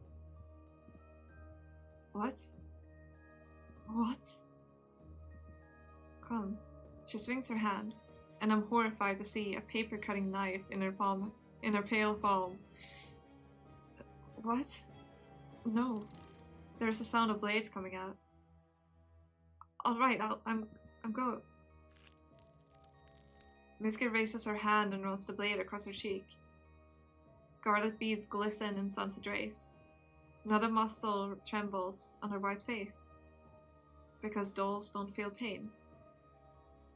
Come. Without another word, Mitsuki walks out of the classroom. I run after her. She is walking so fast that I don't have time to catch up with her and ask her anything. We reach the library. I freeze in the doorway. No. Why? Why didn't it work? Why is she still taking me there? Noticing my hesitation, Mitsuki stops, waits a few seconds, and comes closer. She grabs me by the hair and literally drags me deep into the library. Yeah, so this is what we were like, seeing in the beginning, when we found out that Mitsuki is an absolute bully. But now it's even more ominous because what? Yeah, I'm already back. I'm sorry, I was quicker than it went quicker than I thought. I don't know if you heard me say what happened earlier because it was hilarious.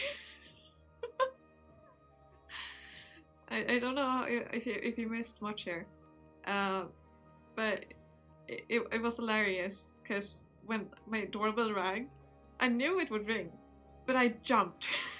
I got so scared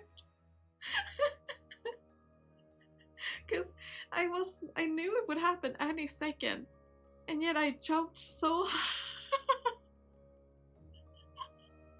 So the moment I left, I just like. I told my caretaker, I was like, I jumped when you got here. That was so funny. Like, I usually, like, prepared for that, like, the sound of the bell. But something about, like, both I was streaming, I was reading a psychological horror, and was prepared for something horrible to happen. And then the doorbell rang. Something about that combo just completely took me by surprise. Yeah, I don't know when you... Yeah, it doesn't help, does it? My cat is doing well. He's currently fighting. My kid, you'll be fine. Wait, give me 1 second. Wait. Hey, buddy.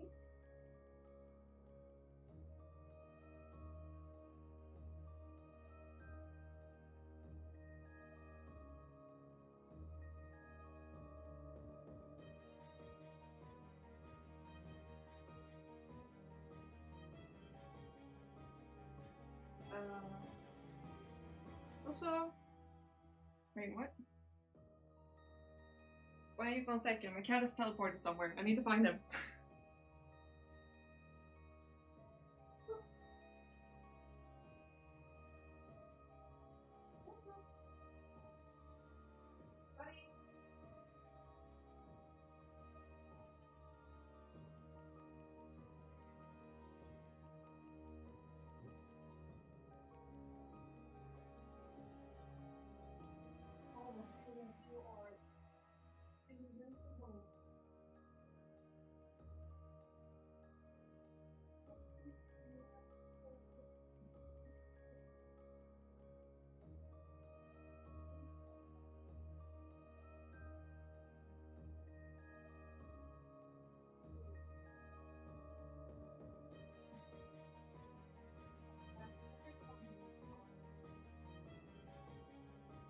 You wanna come here, buddy? You can come here if you want. Okay, I'm back. I'm sorry. So there's this cat, right, in the neighborhood, and he's not the best friend with my cat.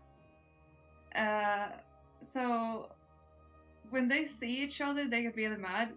But so I assumed they were fighting again, because my headphones covered the sound. But instead, I couldn't find my cat anywhere. So I was like, oh, what is he? Where is he? Where is he?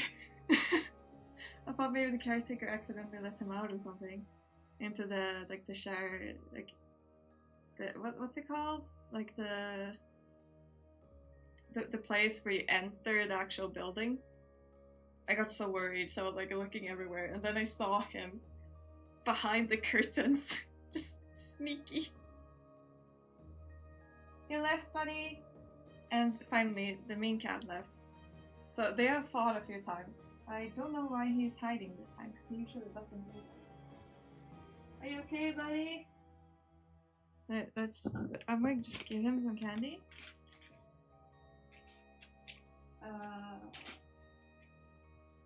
Wait. Wait.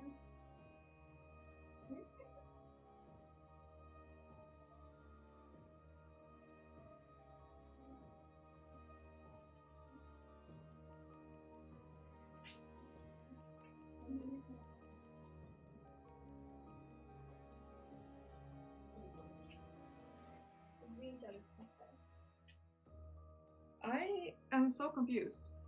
Like, he never genuinely hides from that cat.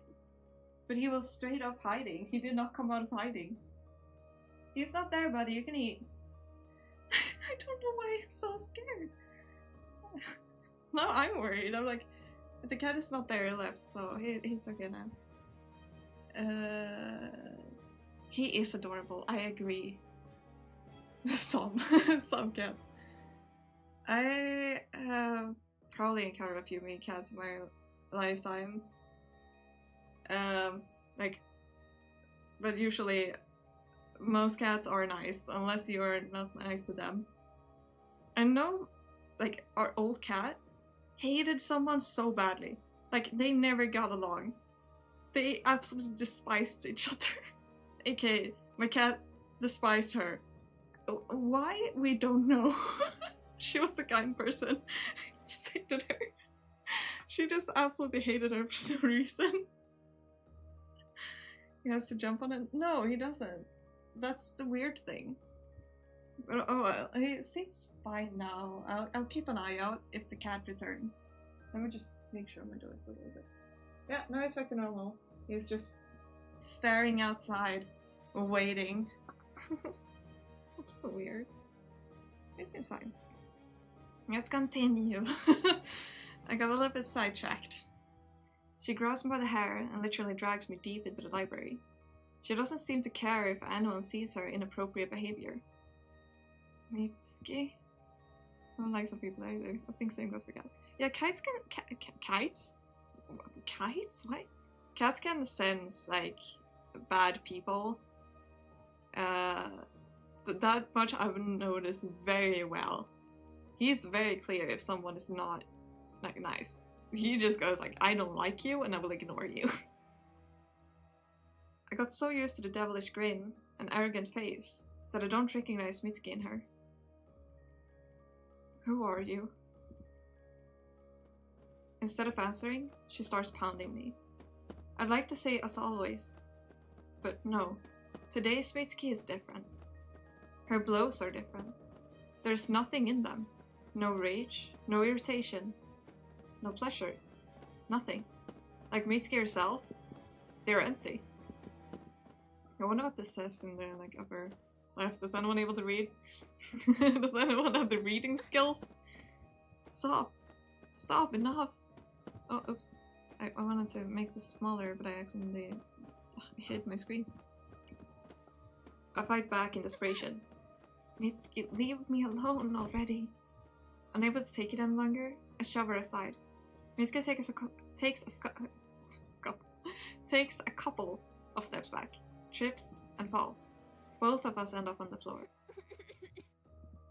Mitsuki isn't surprised, angry or upset.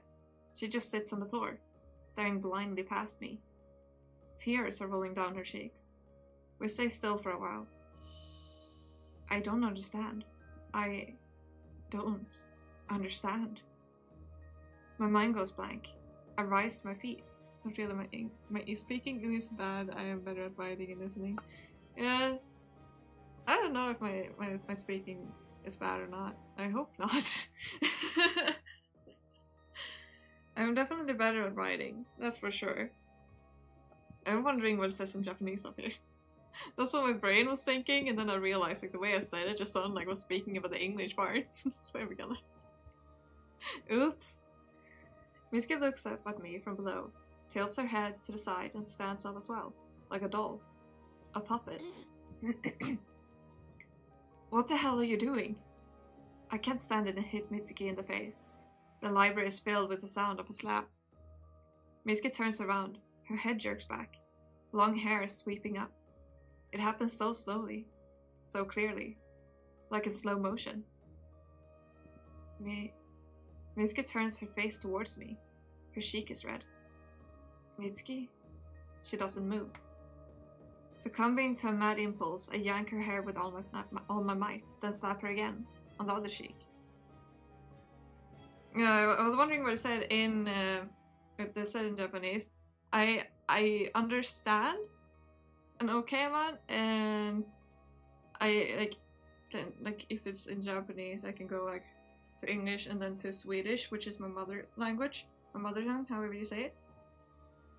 But I am so bad at remembering like from the other way, like from English to Japanese.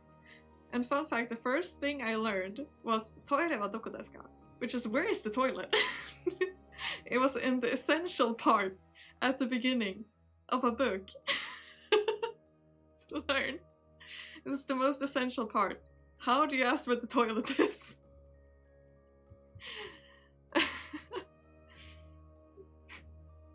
But I'm not good, in my opinion. Yeah, it is important. It's just so funny that among like konnichiwa, sumimasen desu ka? Sumimasen desu ka? Sumimasen deshita. Well, whatever. All of those things, but then it goes from toire wa doko desu ka? So funny. I'll have to take a picture of that, honestly, at one point. Succumbing to a okay, yeah, that blurred it. Also, thank you for calling it great. Yeah, toire wa doko desu ka is so funny to me. Mitsuki backs away, resting her shoulder against the bookcase. Her gaze is empty. I can't believe my eyes.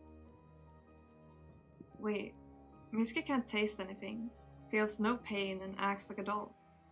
She has lost all her desires. What were the words of the hex again?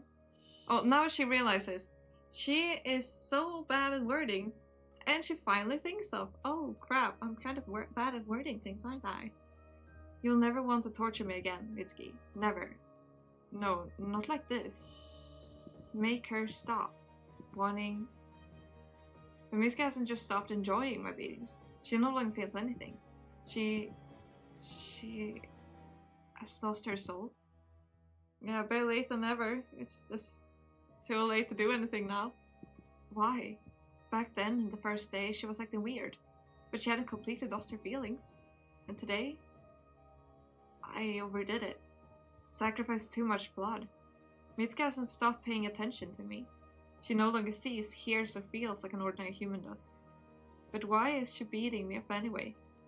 Why does she care about me, now that she's become like this? I don't get it. I don't understand. Why don't you leave me alone? I don't know. What? Mitsuki tilts her head to the side and frowns slightly, trying in vain to gather her thoughts. I no longer know what I want. So, I'm doing what I always do. Are you kidding me? Mitsuki looks at me with bottomless, soulless eyes. She has lost all connection to the world and keeps going to school and beating me up. Out of habit? I back away until my back bumps into the bookcase. You won't leave me alone, huh? Right, Mitsuki? Pointless. She suddenly snaps out of it and pounces on me with her fist. Ah, this is not a good situation. Stop, Mitsuki, stop! Why? Why? Why? I don't get it. Enough! A wave of horror sweeps over me. New Mitsuki is much scarier than the old one. I like how I'm both afraid of making my mic peak and afraid of disturbing my neighbors. Like it's double. Or my cat. I wouldn't want to disturb him either. A wave of horror sweeps over me. New Mitsuki is much scarier than the old one. New Mitsuki, having lost her humanity, beats me without holding back. New Mitsuki doesn't understand why she would hold back at all. Everything has become much worse. I've ruined everything with my own hands. Well, she finally realizes, huh? Both my life and Mitsuki's. What do I do? What should I do now? Go back, wish for everything to be back to normal, I don't know. I sit down on my computer and, with trembling hands, I type a question in the site's chat room. Can the hex be lifted? Blood pulses frantically in my temples. It seems that not only my body is wounded, but my soul as well. I want to forget everything like a bad dream. I want the old Mitsuki back. My question is immediately answered. To lift the hex, I need Mitsuki's blood, not mine. I have to sprinkle it on the knife and cut the Mitsuki bear apart with it. Then everything will go back to normal. The hex should be lifted in 3 nights after it was cast, before it has taken root in the victim's soul. Too late, I guess. Oh, never mind. Tomorrow, I will fix the mess I've made. I can't sleep. My head is torn with contradictory thoughts. Could this whole situation be avoided somehow? Was there another way to get rid of Mitsuki? That's the best idea. This never ends good. I'm trying to reverse. Yeah, I know, right? If not a hex, then what? How else could I resist her? Resist? Come to think of it, I've never even tried. Yeah, you never tried even once. My classmates don't recognize me at first. That's me? Hello? They buzz like flies. Their shatter is annoying. It's distracting me from more important things. Natsumi, are you listening? Go to the infirmary. You can buy a sponge next time. Yeah, but don't forget, I've been hooked on the cinnamon lately. So they're using her as an errand girl. Natsumi? And she doesn't even realize until now. Shut up already. I said that? I? My classmates stare at me wide-eyed, their mouths stupidly open. They resemble fish that has suddenly found itself on the counter of a store. What a stupid sight. Did I really try to earn the respect of these corps? They finally come to their senses, exchanging looks and backs away from my desk. A blissful silence hangs. Mitsuki enters the classroom, as aloof as yesterday. I stand up, my chair creaking loudly on the floor. I sling my bag over my shoulder and walk over to Mitsuki. We need to talk. She doesn't resist when I grab her hand and drag her out of the classroom and into the library. Mitsuki obediently follows me. In the library, she stands between bookcases without further ado. Weird. I'm overcome with a strange sensation. Deja vu? I put my bag on the floor and pull out my knife. The same knife I used to cut the bear and my hand. Now it's Mitsuki's turn. I approach her and grab her wrist. I just need a bit of blood. Just a bit. Oh my goodness gracious. My hands are trembling. Wounding another person is both difficult and unforgivably easy. Mitsuki doesn't resist. She doesn't flinch when I, having pulled myself together and bit in my lower lip, cut her palm. Jeez. Scarlet drops fall to the floor of the library. So easy. Too easy. Mitsuki stares at me dumbly. Yeah, I'm so worried. I can easily cut her apart, take revenge for my suffering and torment, for all the bullying and beatings. I feel strong and invincible. Oops. How easy it is to torture someone who doesn't resist. Oh my goodness gracious. I wonder if, like, that would be reported somehow and she's screwed. I spend the rest of my day in blissful silence. The classmates I consider friends whisper behind my back and don't risk approaching me. In a great mood, I come home and begin to wait for nightfall. Oh my gosh. We're back to the vine place, to the branches. The doll, well, the plushie is probably not even going to be here anymore. The third trip to the park is strikingly different from the previous ones. Today, there's peace and tranquility in my soul. No more shadows in the bushes. No more plush bears in the way. No more embodiments of fears and torments of conscience. But again with the clues. Yeah, like, where are they? I know they said, like, the library is completely deserted. No one likes the quote-unquote aura in there and keeps away. Like, no teacher ever goes there? What? No teacher hears beatings happening in there? Huh? Tonight it ends. Something else. Something begins. I stop. Is it just me, or are there voices nearby? They come from somewhere in the darkness and seem very familiar. I pull out a knife of... Excuse me? I pull a knife out of my bag just in case and walk toward the sound. The voices grow louder and clearer. It can't be. They are standing in the darkness, forming a semicircle. One of them is holding a knife. Another, a plush toy. The third is looking at something in her phone. The screen light, casting ugly shadows on her face. They are trying to do it now too. Now, what are my dear classmates up to? Everything ready? Yeah, only blood remains. It's creepy. Don't you dare back away. We've decided to put the hex.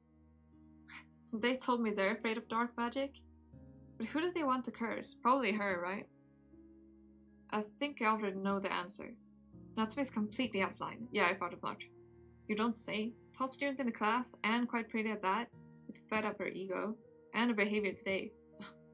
She's become too arrogant. She needs to be taught a lesson. Yeah, probably.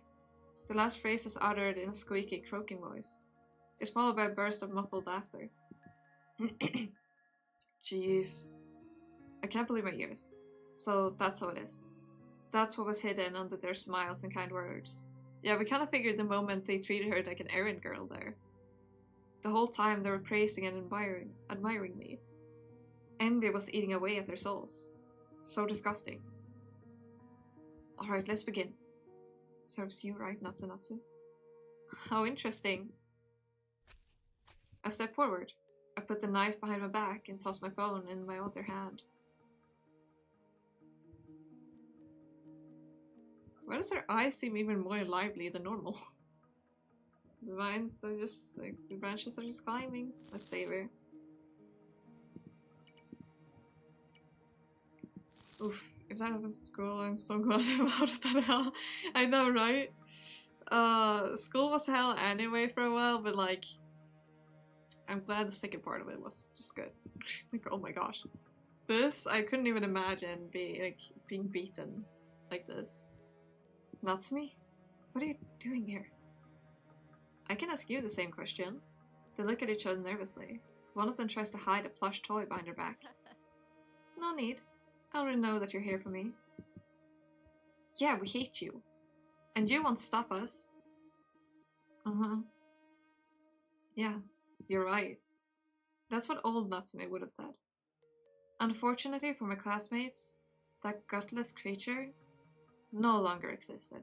Uh-oh. Oh, really? I wave my smartphone meaningfully in front of them. Are you sure? Before you finish the ritual, the video of your adventures will be on the internet. What? I'm sure the teachers will love what you've decided to curse the top student of our school. B-word. Give us the phone. No, no. You can take your chances and try to snatch it. I pull a knife from behind my back. The classmates recoil in horror.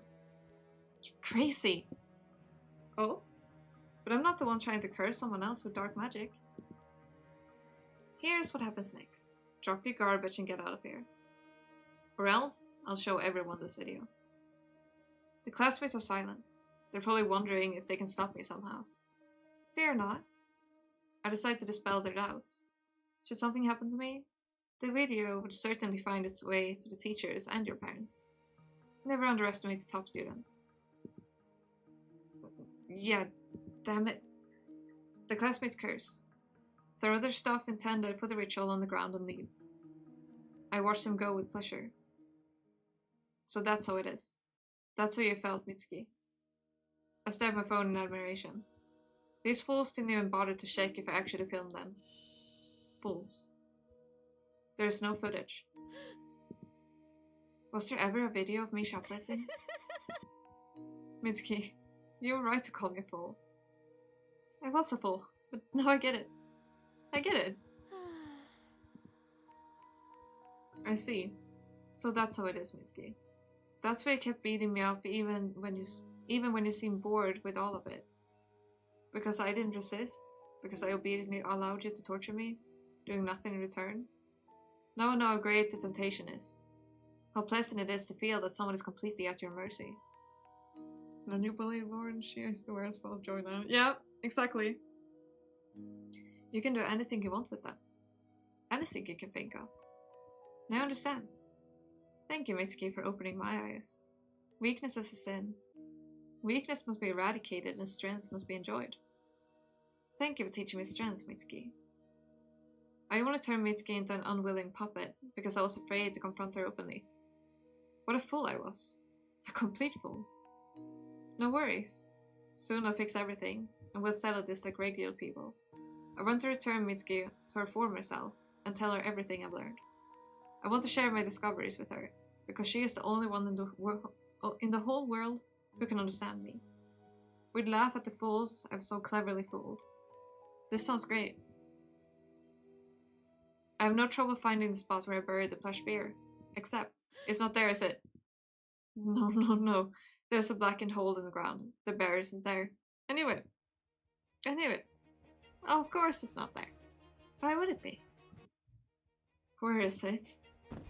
I fall to my knees and start digging the ground with my hands. It must be there. It must be. If I don't find the toy, I won't be able to cut it with a knife. And the eggs won't be lifted. Mitsuki will forever remain a lifeless doll beating me up in the library out of habit. Or, it's worse than that. She's lost her soul and the will to live. What if she gets tired of living? I never thought about it.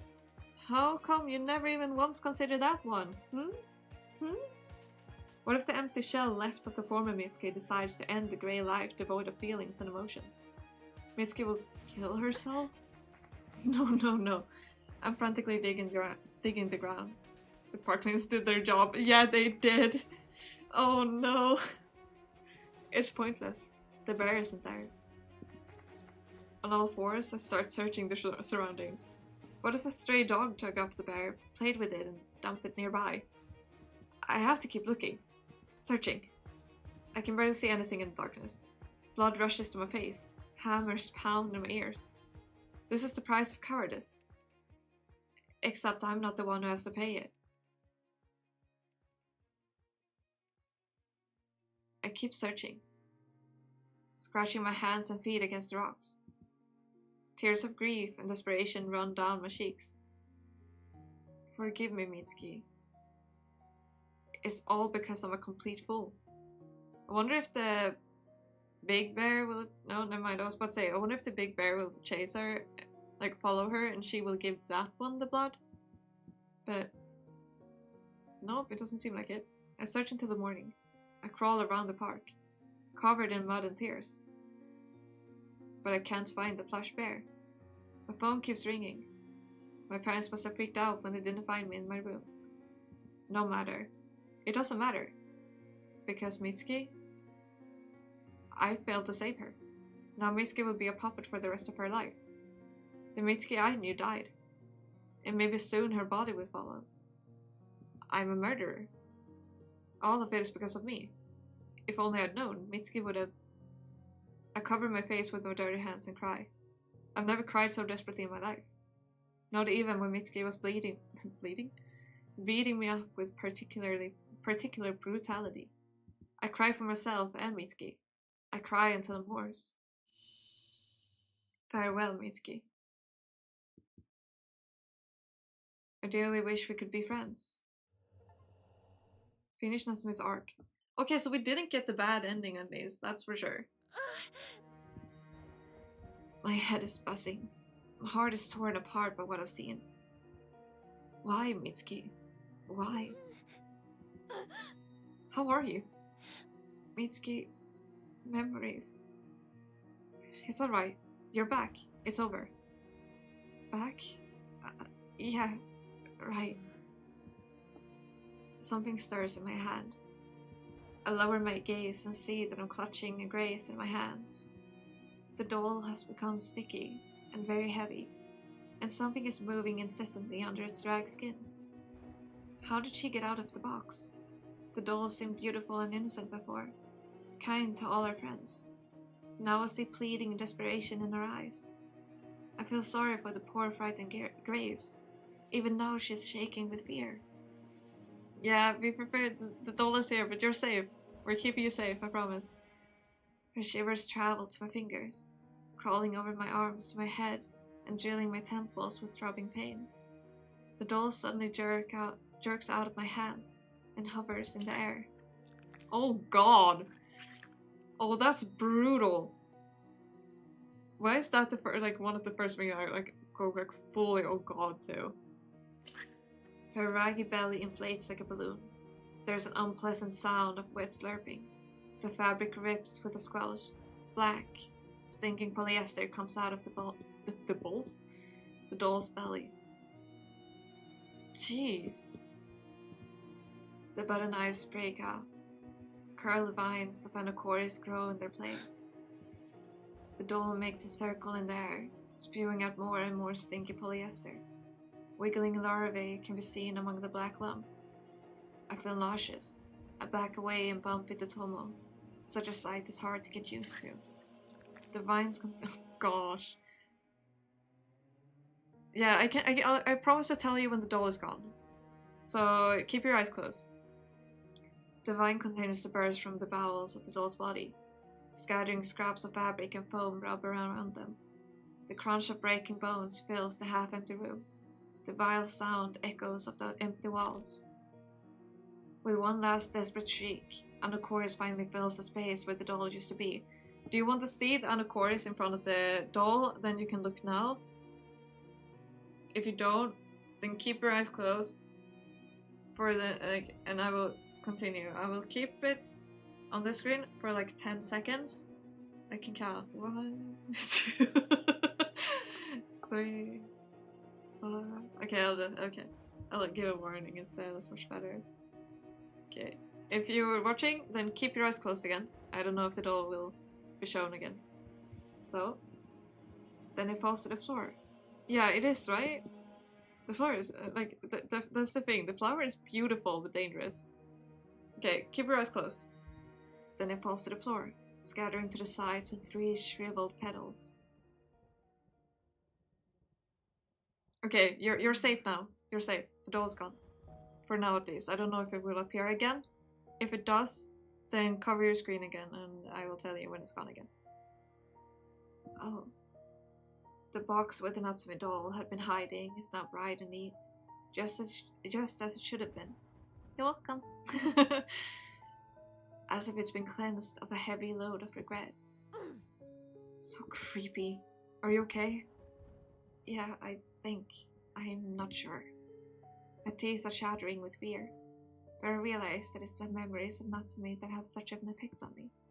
She had to endure so much. I can't get used to this. And you shouldn't. It's so gross. Yeah, grossy gross. Good thing we're out of dolls. So the door is still locked. Yeah. We stay silent for some time. What did you see? I wonder how Aki is connected to Mitsuki. The library, and Natsumi and... Sit and calm down. I don't understand anything. Tomo sits me down on the bed. It creaks. What did the memory show you? I tell a sad story about the girl who wanted friends, but was too weak to fight back. About Mitsuki, who for some reason bullied the girl instead of helping her.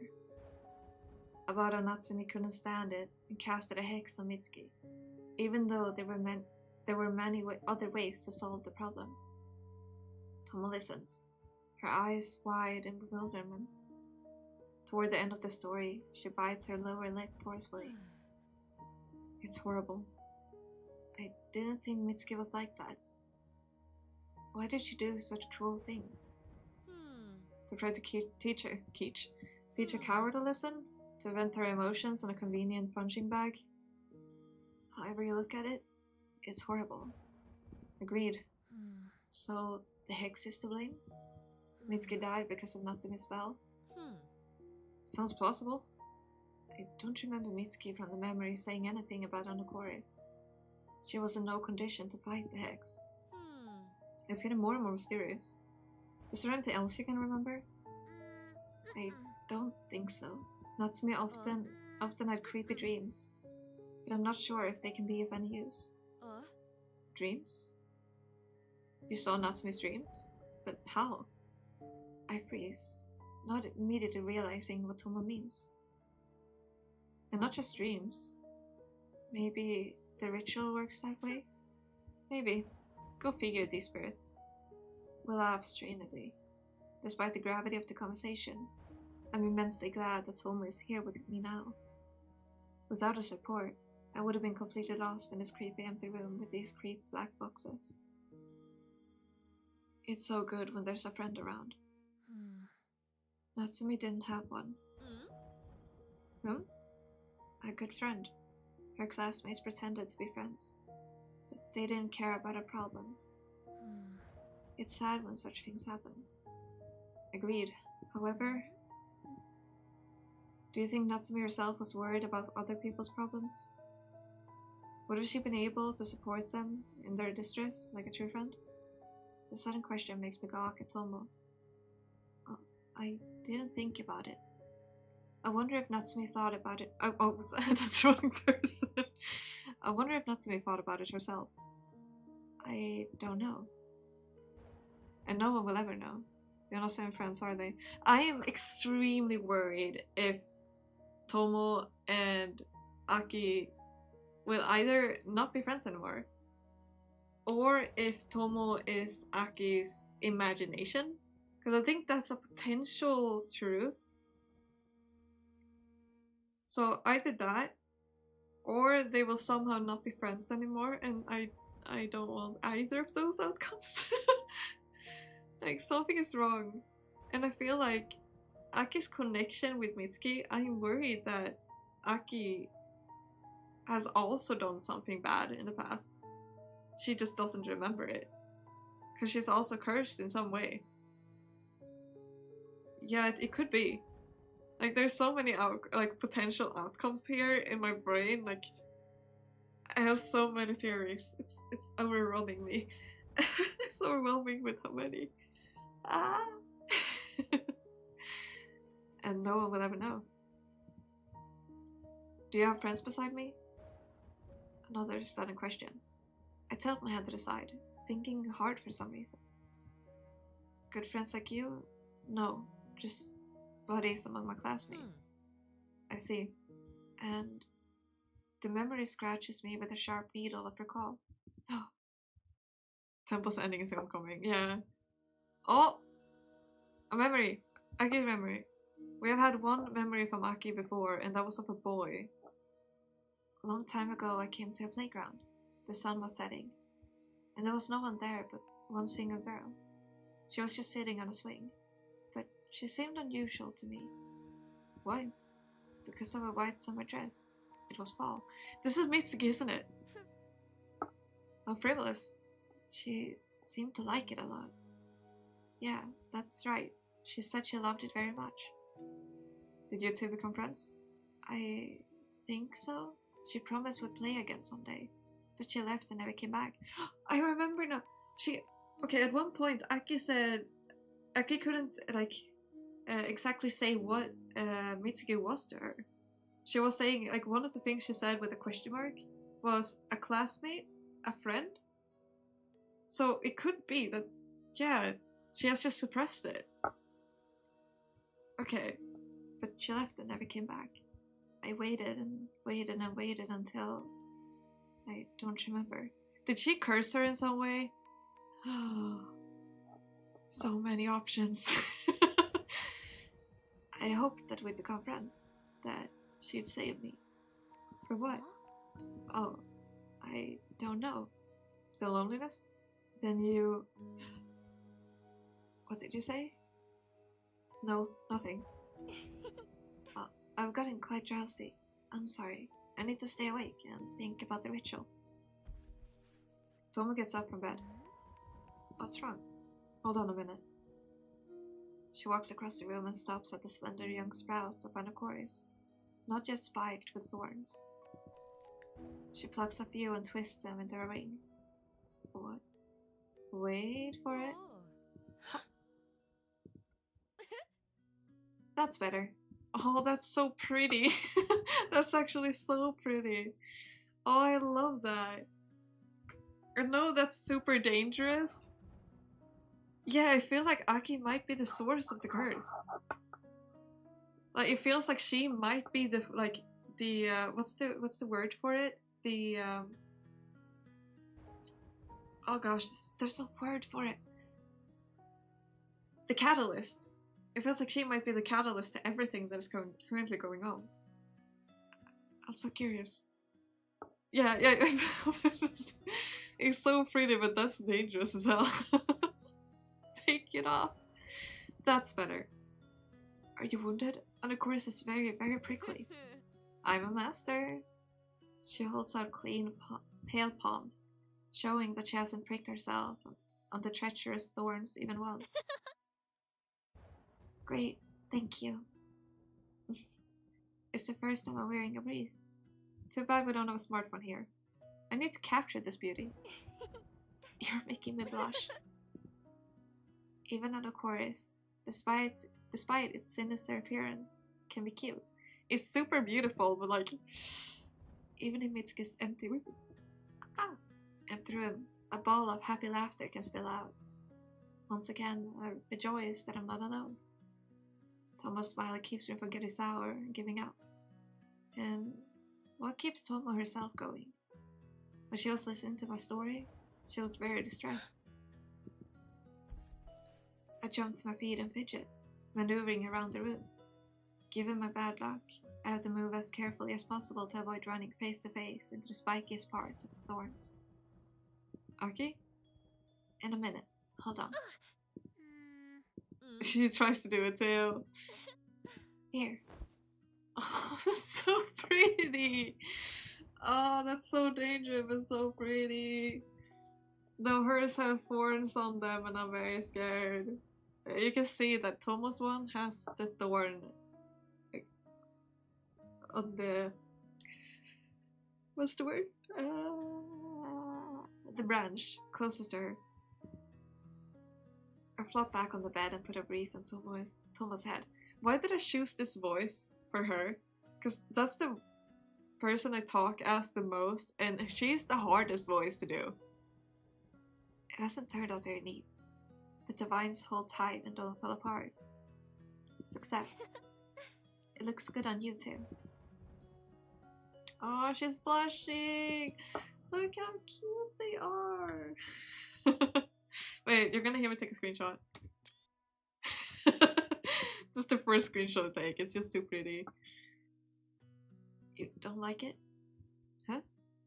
Why? No, of course I do. I really like it. A blush blossoms on Tomo's white cheeks. I've never seen her so happy, even during her chess monologues. Oh, thank you. Thanks. Now I too wish we had a smartphone here. Stupid ritual. Even in the midst of a sinister ritual, they suffer without smartphones. That's a problem. I can do it. What's wrong with that? Tomo laughs merrily, and the chorus trembles and seems to shrink after hearing an unfamiliar sound. Okay, hearing it shrink and thinking of this on their heads terrify my brain. A lot. Like, yeah, I'm obviously sleepy. Wait, this is how I, for some reason, I have a tendency of writing it like that. Sleepy. For whatever reason, that's what my brain does. I carefully remove the wreath and put the hat back on. As always, Tomo lifted my spirits. I want to help her too, to save her from the curse. My gaze falls to the corner of the room. Rusty bolt cutters still lie there, shrouded in the shadows. There is another unpleasant tingle in my leg, as if warning me of danger. It is, right? Sleepy. Should I move this mic? There you go. Now you can jump up. Hi, Patty. Hi. We have a cat on the visit. Hi. Are you going into my lap? You can be in my lap if you want. I don't have the pillow up here, though. You want to lay here? I can get the pillow if you want me to, though, but... Oh, please, not there. Not there. No, not there. Not there. You can kidnap me tomorrow as promised, because tomorrow is Saturday, isn't it? Oh my gosh. But, here. Ah. Wah. I'm being overrun by a cat. Hi. Thank you, buddy. Yeah, but I'm doing this right now and I'm obsessed with this game of cats.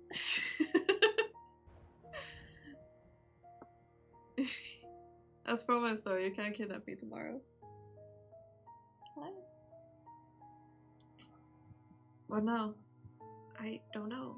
Silence hangs in the room, interrupted by the occasional rumble of thunder. You gonna lay down instead?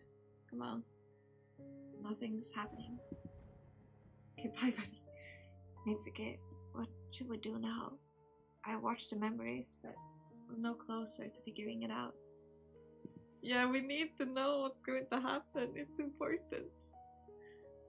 I don't know how far I'll be able to go, but I can't stop. I am too obsessed with this. Mitsuki, what? Are you there? Why aren't you coming? What exactly had happened to you? I feel like we need to see what happened in Aki's past to be able to finally see, like, Mitsuki's, like, yeah, I guess her point of view of everything. It was caused by a girl, they said, but who is the girl in question? We have 3 of them here. I can't stand it. I walk over to the table and twirl one of the 3 boxes in my hand. One of the 3 boxes in my hands.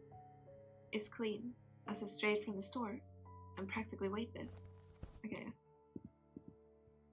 I can't believe that just a short time ago it was holding a nightmarish memory. I twirled the box again. Who was laying in it? Which of the 3 graces? Maybe that's the answer. Who else would Mitsuki show these memories? What do you think, Tomo? Why did Mitsuki die? No idea at all. We've learned the memories that are important to her, so the answer is hiding in them, right? Go figure. Are you angry? Of course. I suspected that the boxes were holding bad memories, but not to this extent. 3 girls, 3 boxes, 3 graces. One of them drove Mitsuki to death. Suddenly, a wave of indignation and anger washes over me as well. I don't know if Mitsuki was good or bad, but she was. She lived, studied with me, laughed, grieved. She shouldn't have died. No one should leave just like that. What's wrong? Tomo's worried voice comes from far away, from a world of friendship, peace, and chess games. Mitsuki is deprived of this beautiful world forever. It's unfair. 3 graces, 3 misfortunes, 3 reasons for the weird girl named Mitsuki to never be able to take a breath again. 3, 3, always 3. But only one is to blame. Which of the 3? Haru. She was Mitsuki's best friend. And what did she do? She envied Mitsuki, bullied her, and practically drove her to madness. I know that it was hard for Haru. She wanted to share her pain with Mitsuki. But is it Mitsuki's fault that she got lucky and didn't meet the undead? Is she to blame for getting scared and losing the count? Mitsuki had made a mistake, but unintentionally. Haru, on the other hand, was torturing her friend deliberately. Natsume. Mitsuki bullied her in the library, humiliated her, made her run errands. I don't know why Mitsuki was doing such horrible things. It's not surprising at all that Natsume had decided to cast a Hex. But is this right? Why not show character, tell the teachers, do at least something to fight back? That's what I'm wondering. Also, gotta dehydrate. My throat's drinking so hard because of her voice. Her voice is mine, but still. Fuyumi? She sacrificed Mitsuki for her own happiness. Yeah, she thought that the 3rd trial was just a test, and Mitsuki wasn't in danger. But she was wrong. She took a risk and guessed wrong, condemned her friend to suffering. This is horrible. 3 graces. The love spell, the hex, the summoning.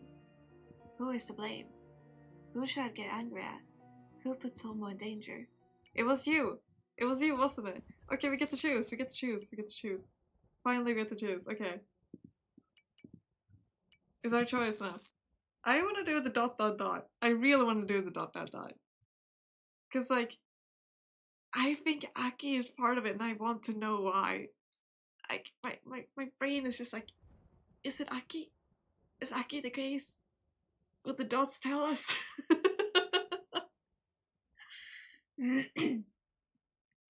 Okay, let's do it. Let's go. Enough. Cold hands slapped my cheeks painfully, bringing me to my senses. Do you see me? Yes. Do you hear me? Yes. Then listen closely. I'm listening. That's for pissing me off. Sorry, I got a little nervous. I don't know who's to blame. Another misfortune. Wait, let me think about this for a second. No. Her determined and stern voice reminds me of Mom. I'm angry not because you don't know the answer. It's because you're whining about misfortunes again. Whining? I didn't want that. Tomo's cheeks flushed with anger. 3 graces, 3 misfortunes. 3, 3, always 3. I'm sick of it. Stop thinking about them so much. You're obsessed with these stupid 3s. She is obsessed with 3s. That's real. Really? Don't think about them. What makes you think one of those 3 is to blame? Isn't it obvious? No, it isn't. Don't you want to consider a 4th option? I hear Tomo's words, but I don't understand them. 4th? How so? See? You don't even consider it. What happened to you, Aki?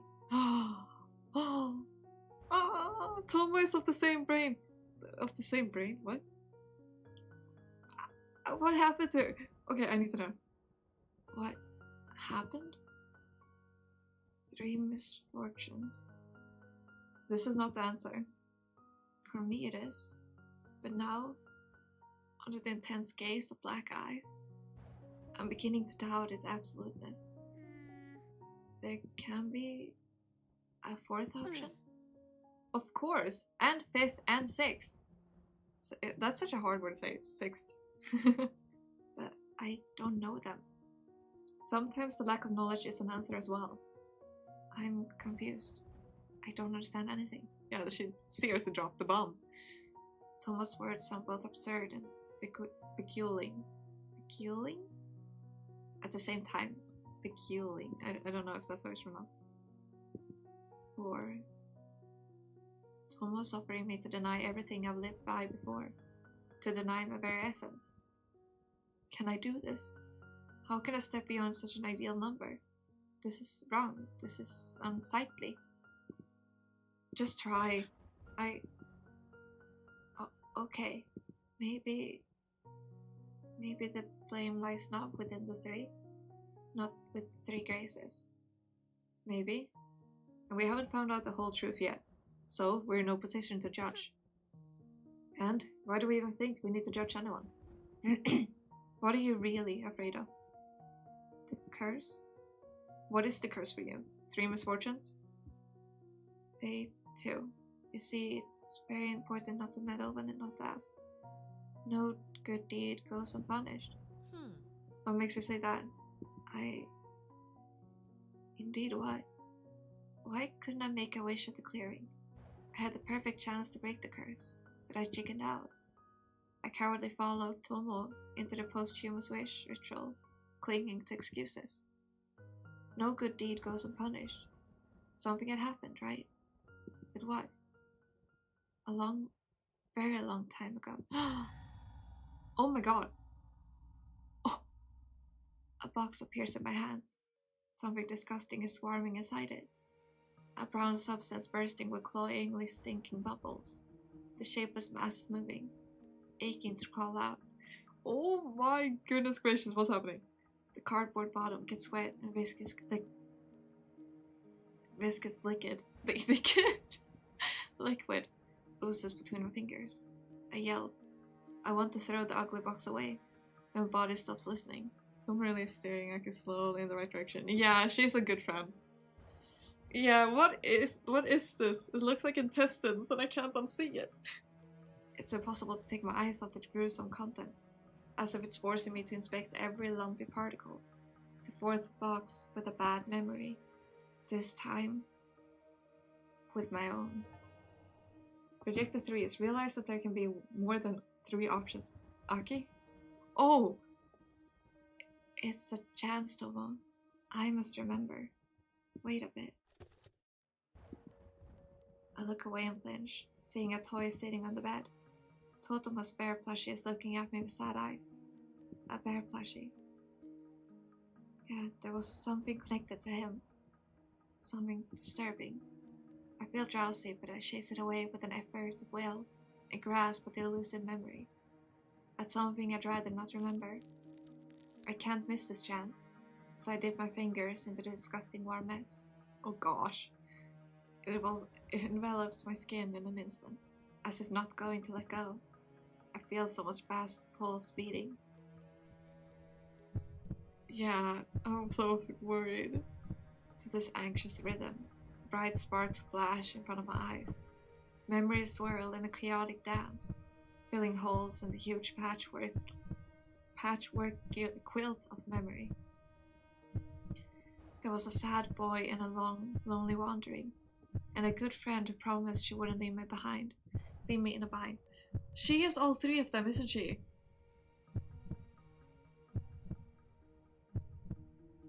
Could Aki be all of them? Like, I'm holding my, like, forehead with, like, a bunch of, like, thoughts swirling. Oh, have you remembered something? Yeah, I think so. I would have never risked diving into long buried memories alone. But Tomo is here.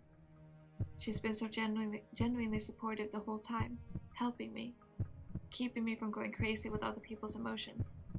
For Tomo, I have to do my best. Right. I must remember.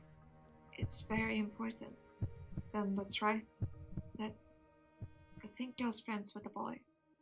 There's so many possibilities. The writing is so good in this. Like, the writing is amazing. A very sad boy. I really wanted to help him somehow. Like, I'm not good with psychological horror, but it's so damn good. It must be senpai, right? Okay. I think I missed that part, but senpai was in the 2nd story. The boy is always sad. He lives in the neighborhood and occasionally goes outside. But he doesn't play with anyone, gloomily strolling past a row of fences ahead. His gloomy appearance makes me sad. I want to cheer him up somehow, but first to become friends. Hi. What are you doing? Let's play. Or not? Let's do something fun. Don't jump like this. Makes me dizzy. Okay, how about this? I wave my hands. What are you doing? I don't know. I wave my hands more energetically. Oh, whoops. Whoopsie daisy. The boy laughs. His sudden laughter rings out in the neighborhood like a tinkling bell. I really want him to laugh as often as possible. We become friends after all, but the boy keeps being sad. I come up with a brilliant idea. To give him a gift. Something special. Something no one else has. Uh-oh. Like Posthumous bear plushie. There is a constant stream of commercials on TV alluring people with crispy fries and appetizing hamburgers. And of course, the restaurant symbol, the most beautiful bear in the world. You can't help but smile when you have such a bear. Mom refuses to buy him. Or rather, she can't. The restaurant simply hasn't opened in our town yet. But I'm begging for a bear all the time, resentful and cranky. It's a little embarrassing to torment Mom with whining, but I really want the boy to smile more often. The writing is so good. What's gonna happen? One afternoon, Mom and I go for a walk. Is this where she disappears? Not just to nearest park, but far, far away. As in the truest of adventures. Wait, let me just check. She didn't have her hat yet, so the hat is yet to come. It's the first time I've ever taken a train somewhere, although it's obvious now that we've only traveled 4 stops. The trip captivates me. The platform where we are waiting for the train looks like a picture from a storybook. The sun sparkles in small puddles. The sky is bright and blue despite the late fall. As soon as we get off the train, I stop, realizing where I am. We are surrounded by variegated trees. Bright pictures swirl in a dashing whirlpool. Oh, so cute. She has a splitting image of her mother. Wait, now she has the hat, okay. I admire them, turning my head to look around. I'm so engrossed that I completely forgot about both the gift and the Posthumous bear plushie. All that remains are an amazing adventure and scarlet leaves. Step by step, I wander farther and farther into the dreamy world of unfamiliar paths and streets. Wait, could it be? Because she says Mom is still in the back all the time. Could the mom be passed away, and that's why the dad is all like sad, and the situation happened because of Aki somehow? Could that be it? I imagine myself an intrepid explorer from a cartoon, and it takes me some time to realize that no one is holding my hand any longer. Huh? Mom? Wait, this is where she went and got to the Anocorus flower. She's nowhere to be seen. At first, I'm not too startled, figuring she has stepped away for a moment and will be back soon. There's even a crazy thought that Mom wants to surprise me and excuse herself for a second to buy a Posthumous bear plushie. I stomp around for a while, kicking a lonely pebble with the toe of my shoe. Mom doesn't come back. Did I say shoes? Oh yeah, shoe. It's getting cold. Mom? Mom? No one answers me. Only the wind rustles the leaves. The whispering of the branches sound ominous. Oh, so worried. Not knowing what to do, I wander down the street. For some reason, no one is coming toward me, as if the town is emptied out. Mom? My fear is growing. Had we been walking in our usual park, I would have easily gotten home. But in a completely unfamiliar part of town, I feel like I'm on another planet. Mom? Where is she? Where is everyone? Hey? Tears spring from my eyes at the horrible thought that no one would ever show up. Anybody? I run through the empty streets for a long time, longing to meet anyone, not necessarily my mom. They say on TV that in such a situation one should look for cops, but they've disappeared. I feel completely lost and miserable. I'm exhausted. I can barely move my legs. I'm hungry. Mom, where is everyone? Where? Anybody.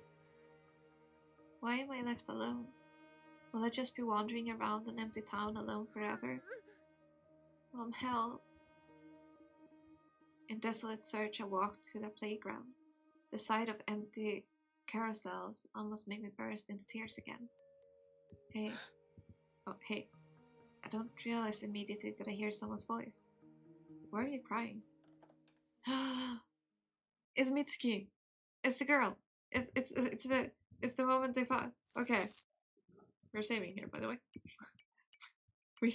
We're on the last page of saves. There's a girl about my age sitting on a swing. Oh my goodness. I'm so worried.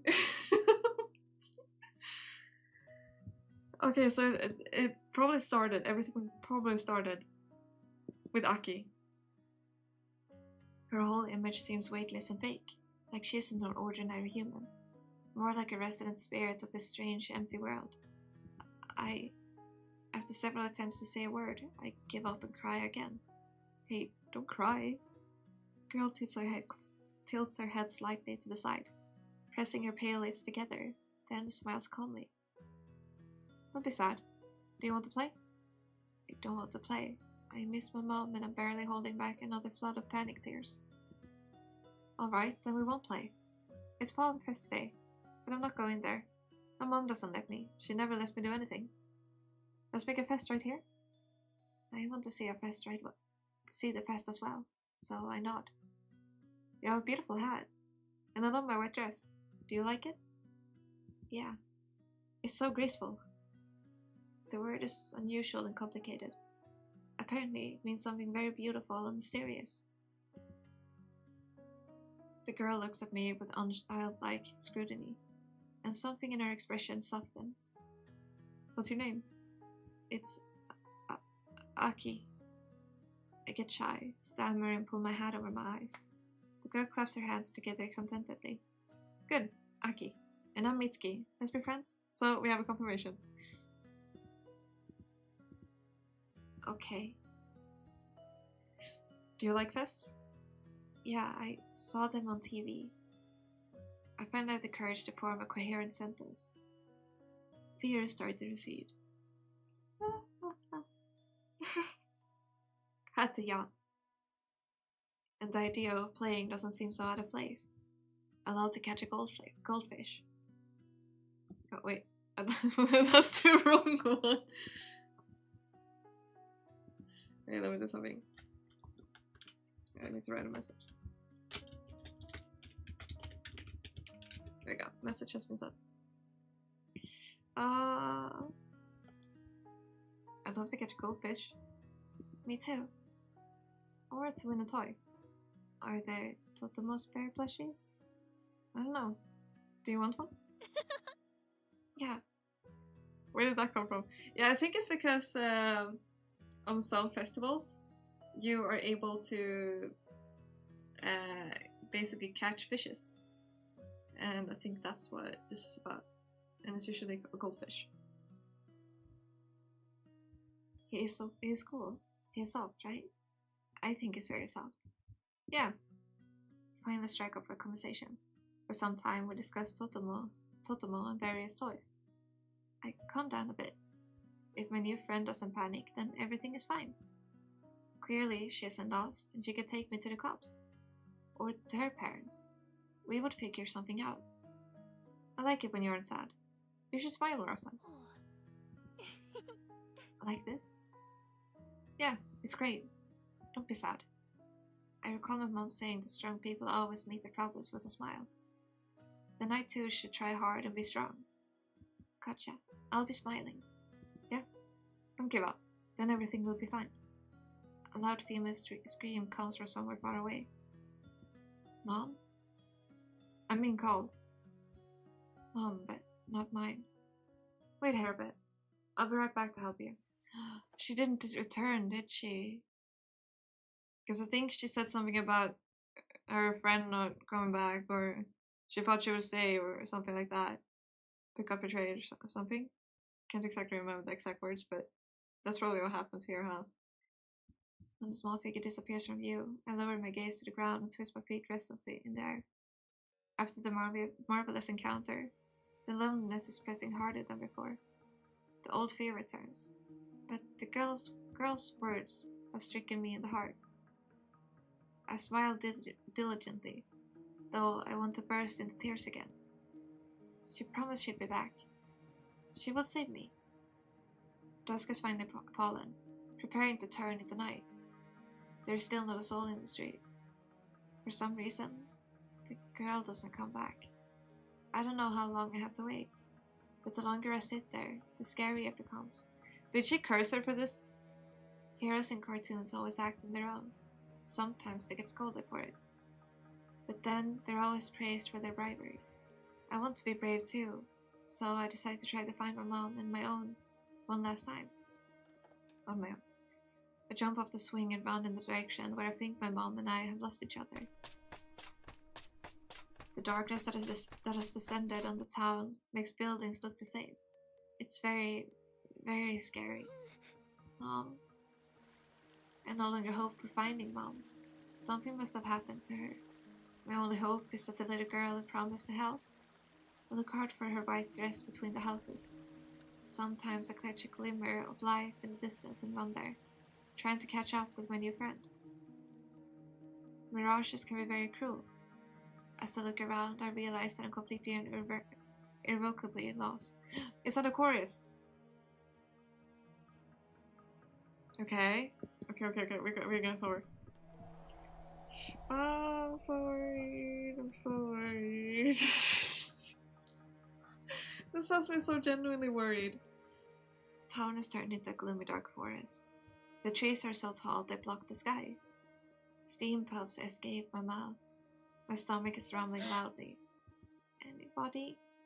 In a desperate attempt to get back to the apartment buildings, I'll wander through the trees until I come to an open space.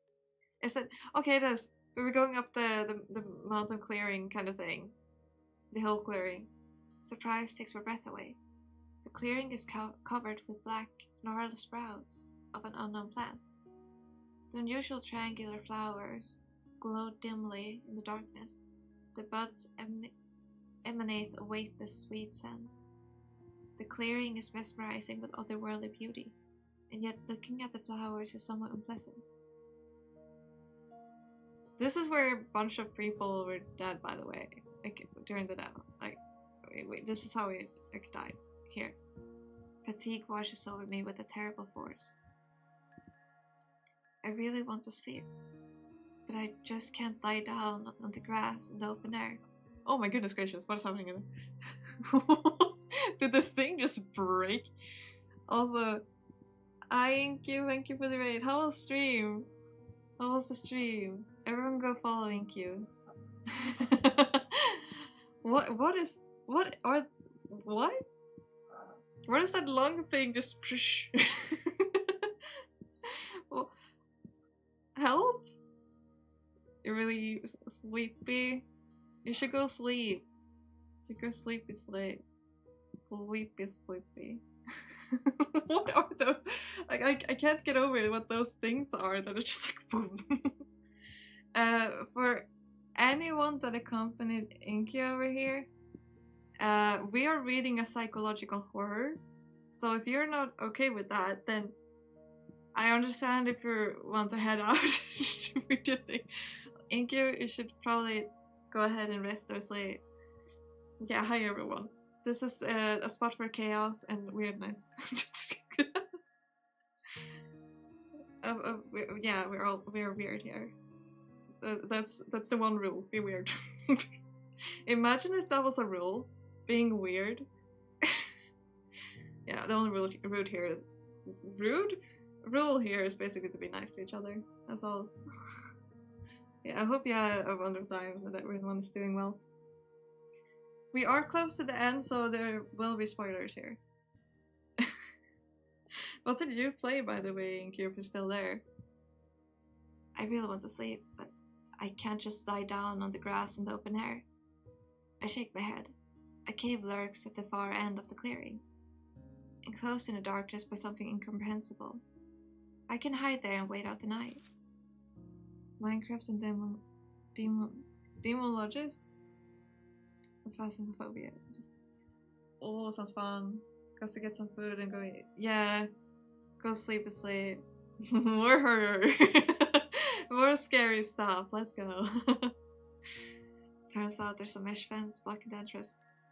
I hope I'm not right and that I hope the mother's not dead. I groan in disappointment, but then I notice a hole, made as if on purpose so that someone small could sneak in. I tried to squeeze through the hole, but my clothes cling to the sharp barbs of the cut fence. Though someone had cut a path to the cave, they hadn't finished the job. The hole is too small. What should I do? Despair sets in again. The weather is clearly getting bad, and I really dread the rain. By some miracle, my gaze falls on an object abandoned in the grass. Oh, it's a bolt cutters. What's this? It turns out to be heavy. Why? But I know right away what it's all about. Someone used it to make a hole in the fence. All I have to do is continue their job. Then I can get through. Can I do this? The tool is very, very heavy. Seems to end as everyone said. I'm preparing mentally. Yeah, I'm also preparing mentally for just everyone to die. Like, I don't want everyone to just die, but it feels like that is where we're going to. I wonder if they're like Tomo and Mitsuki are already dead. That's what I feel like happened. I feel like they went to this place here and both died. That's what it feels like.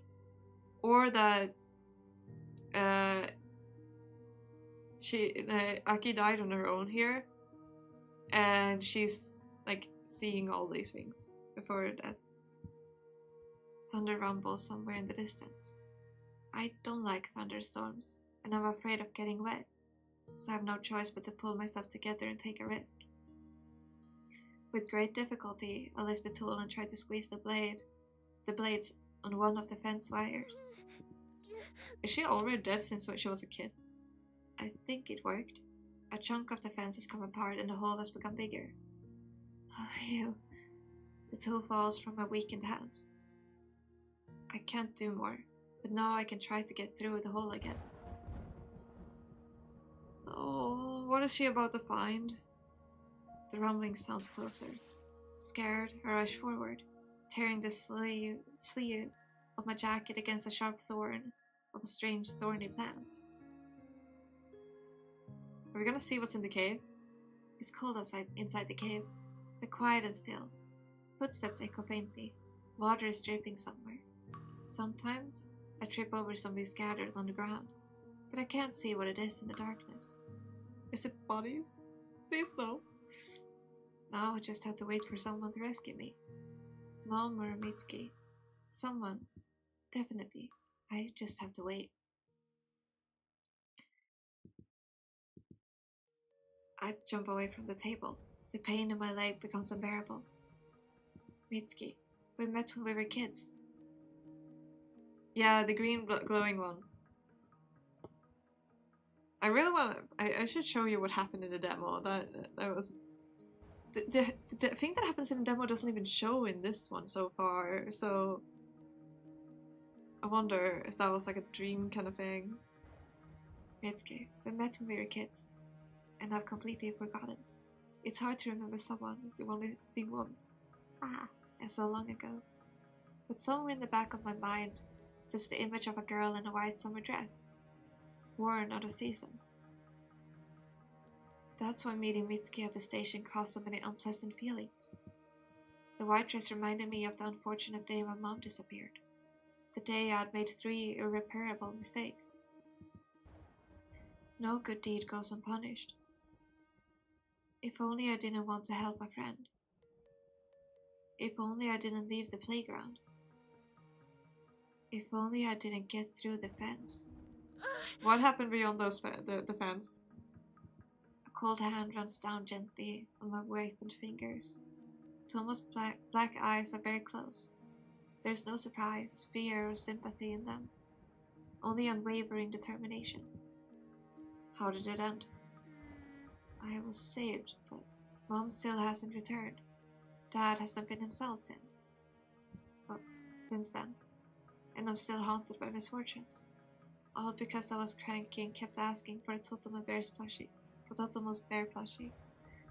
A wave of forgotten remorse washes over me. Mom wouldn't have been missing if I hadn't been begging for that ugly bear.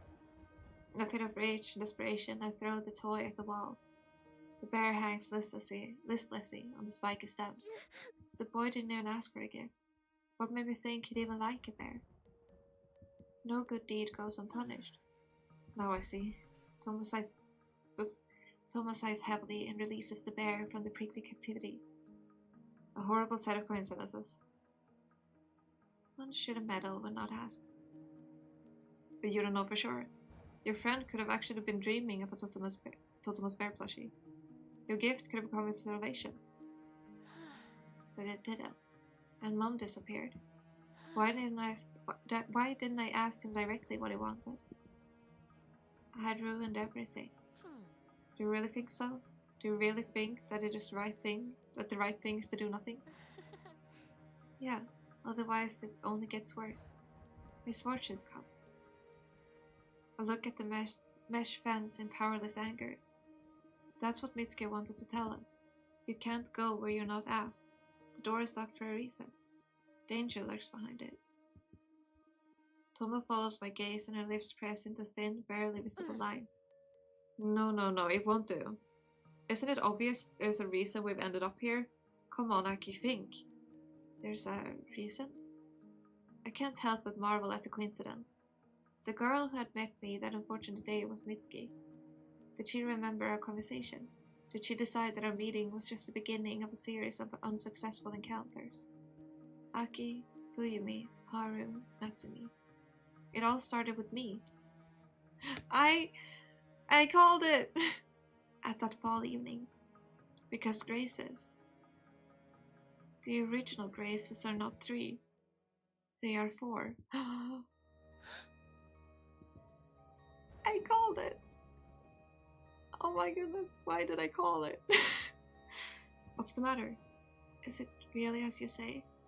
Is it all not a coincidence? What if I infected Mitsuki with the curse back when I was a child? Strange things have been happening to her ever since. It is me, not her, who infects everyone with misfortunes. Hold on, what makes you say that? I'm so stupid. I should have figured it out immediately. My misfortune started long before Mitsuki and I met at the station. There's no way she could infect me with the curse. Back then I was already cursed. I infected Mitsuki long ago at the playground. But you didn't do anything wrong. Is that why Mitsuki doesn't show up and doesn't want to answer the question? Because she's angry at me, right? What do I do now, Tomo? Apologize to her? No, damn it. But Mitsuki doesn't show up. How do I apologize? Enough! Something soft hits my face. Bewildered, I catch the Posthumous bear plushie. You're wrong. Absolutely wrong. But as long as you can make a move, the game isn't lost. But I don't know what move to make.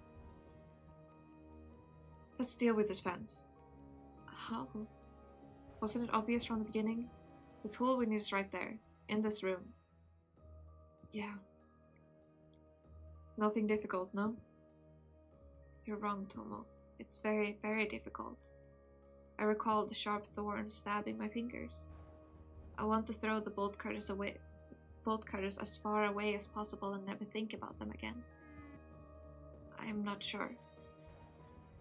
Mitsuki constantly found herself drawn into some mystical horrors. Whether it was her fault or not, everything ended badly. Excuses. No good deed goes unpunished. Excuses. What if it only gets worse?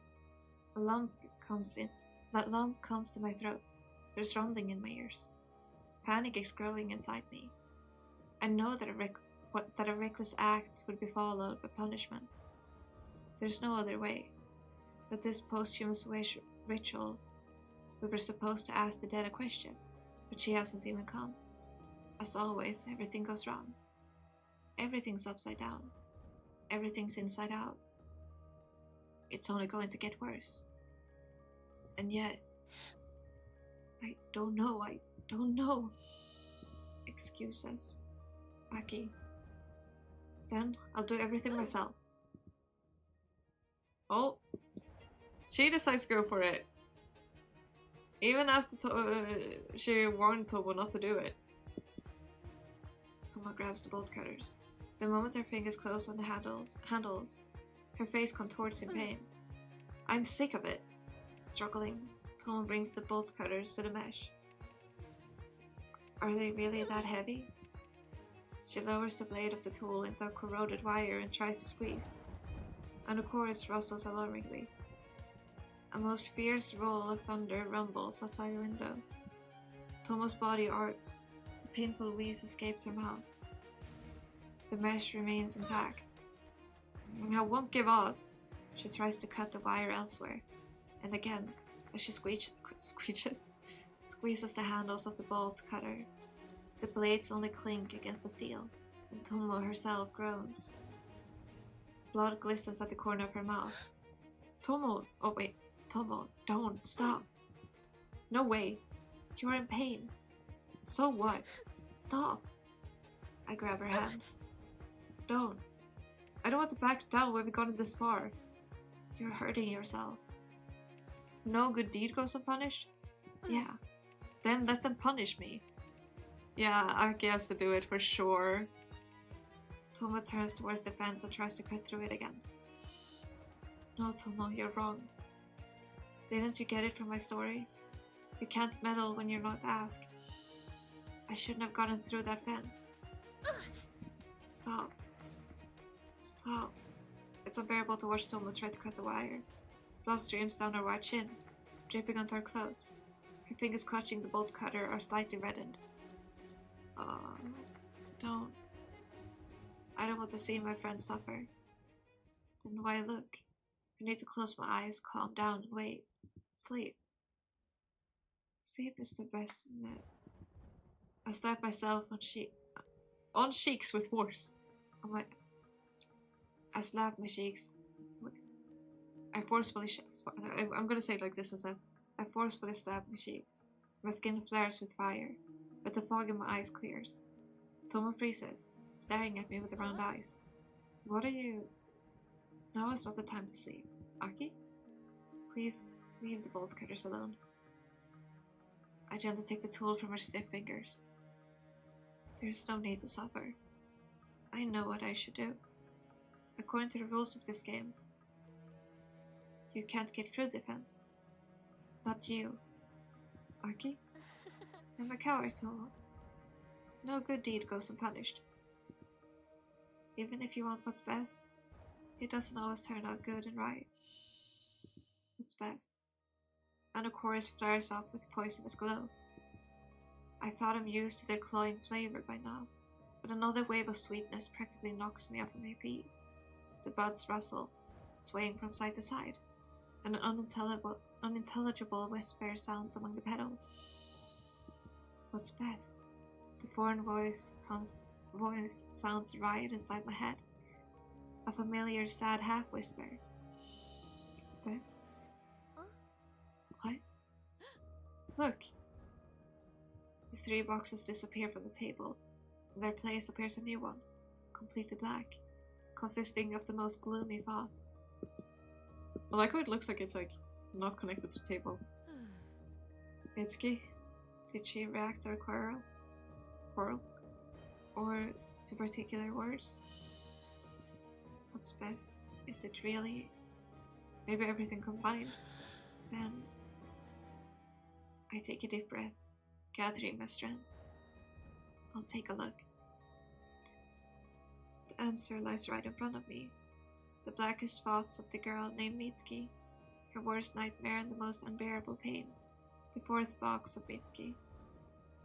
Is that your answer? What's the best way? And the chorus whispers incessantly. I really want to sleep, but right now I need a different kind of medicine. More bitter, more effective. The answer to all questions. The solution to Mitsuki's mystery. I opened the cardboard flaps resolutely. The world in front of my eyes fades. This black hole of doom. Go and stick your hand in. Well, like you see what's going to happen. Yeah, so the thing is, the first time we opened a box of this kind, we saw this horrifying mouth just peeking out, so we are all cursed. It's Mitsuki! Aw. And her pendant. I still don't. I wonder what the pendant is. What's up with the pendant? Wait. When we saw her in the. Did she have the pendant when she was a kid? Do you remember seeing the pendant on her before? I don't think I remember seeing the pendant. When they first met? Did she have the pendant back then? Maybe Aki gave her the pendant and she thinks all of this started because of that. Maybe she found the pendant in the cave? No, that would be after. So, could the mom have given her the pendant, she given it to dad or something? I wonder. I wonder if Aki gave her that. Both me and the people unlucky enough to have met me. I'm always causing suffering to those around me. I don't know why. Whatever I do, everything goes wrong. I want what's best, but I'm just messing it up. My very birth brings sorrow. Mom is in her senior year of high school when she realized that she is pregnant. Oh, she was so young. Dad has just started university. What can I say? Their parents go crazy when they find out. But Mom decides to keep the child and incurs even more wrath. Because of me. Mom and Dad have to get married in a hurry. I'm not even sure they loved each other. Who would they be if it wasn't for me? Would they have found true love? No matter. I'm bored and that lives go downhill. Dad has to quit studying to support the family. Mom buries any dreams of a career as well. We are living in a shabby one-room apartment. I have little to no contact with my grandparents. Life flows in a dull and unmeasured way. The days are filled with the exhausted faces of my parents and their judgmental gazes. Oh no! They never say anything, but I feel unwanted. There is no place for me in their lives. They understand it, and so do I, despite my young age. Their gazes are begging me, get lost. And that's what she did, isn't it? So, I had an inkling that what the mother did was leave her there and just run away. Like, leave. She was like, I'm tired of you, and left her there. Purposefully. But I didn't want to believe that. So I was like, nope, that's not happening. That's not it. She wouldn't abandon her child. Especially with the smile she showed her, right? That was probably her changing that smile into what she wanted. Like, that into a smile. You're a mistake. We shouldn't have kept you. For a long time, our life wasn't characterized by joyful events. But soon the world is filled with new colors. Sora, my little sister, is born. She had a little Wait, what happened with her little sister? The clouds seemed to part. That's Mitsuki. Wait, what's happening right now?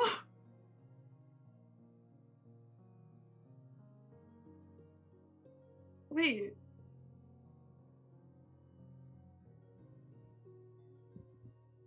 I like how her name is called. She's literally. Her name is means sky. Like. Oh my gosh. Casting characters. Yeah, like. I did not expect this at all. And their name is Sky too. That's perfectly. The clouds seem to part. Unlike me, my little sister brings warmth and goodness into the world. Her birth is awaited. She isn't the cause of quarrels or discord. There is peace. I begin to realize that life can be something different, filled with more than just judgment and loneliness. Our life has become joyful. Sora has become someone special to me. She is an unusual child in her own right. Despite her poor health, she is never discouraged. She doesn't seem at all upset about having to spend most of her time in bed. That's why she was wearing the white dress all the time.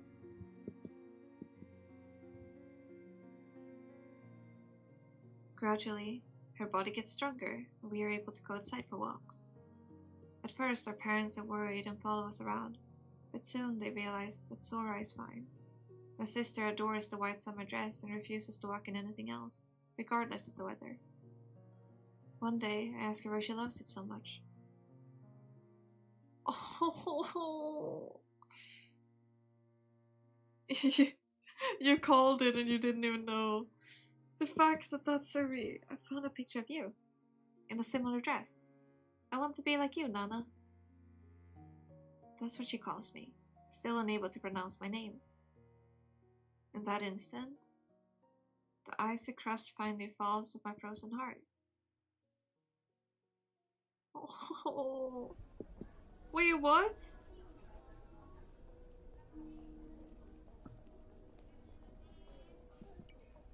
Let me just save real quick. Also, I just realized. Look at Aki's eyes. They're the same. She only had to dye her hair to look different. They have the same eyes.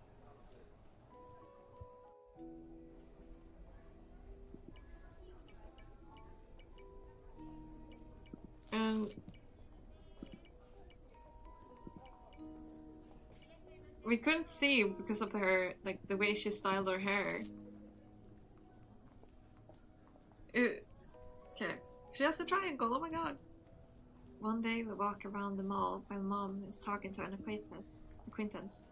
Sora's interested in jewelry hanging on the stands. Oh my goodness, wait, we're going full circle here.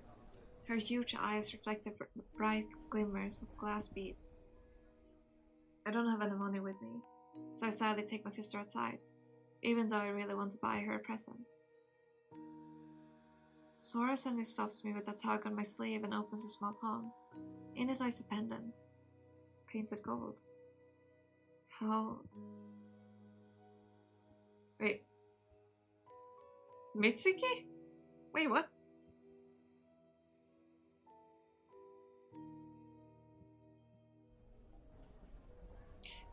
Wait. Is this... Okay, is the taller one Mitsuki? And the shorter one... Wait, what? I'm so confused by this, like this. Sora suddenly stops me with a tug on my sleeve and opens her small palm, in it lies a pendant painted gold. And then we see how is said by Mitsuki. I'm so confused. Isn't wait, wait, what? No, wait, what? Excuse me, wait, I need to gather my thoughts here.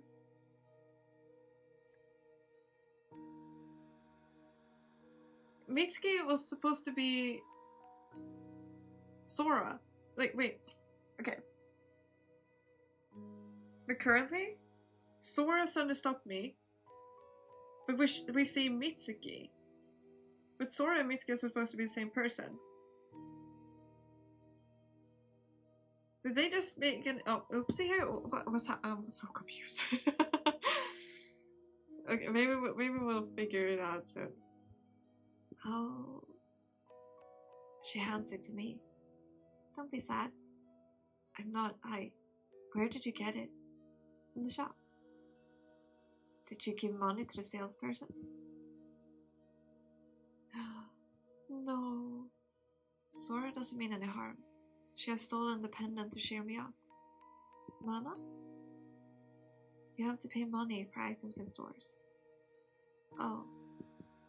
Yeah, I think I have an idea how to find it out. Okay, let's see real quick. We shall check something. And let's load. And go here. Okay. Wait, what? Wait. I'm realizing so many things right now.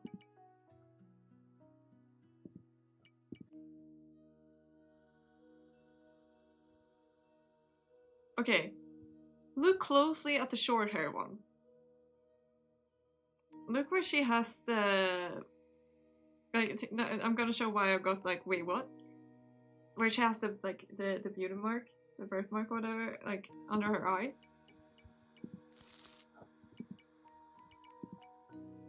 Now look at Tomo.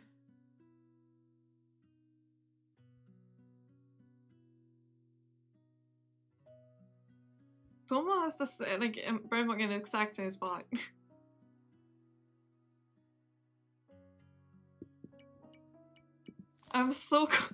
My brain is malfunctioning right now. I'm having such a hard time. Oh, have I done something wrong? Calm down, I'm not going to tell. Really? Yeah, let's not get anyone in trouble. It's just a cheap trinket. But Sora's already realized that she did a wrong thing. She frowns, lowers her hand with the pendant, and turns toward them all. Wait! I'm afraid the salesperson would scold us severely.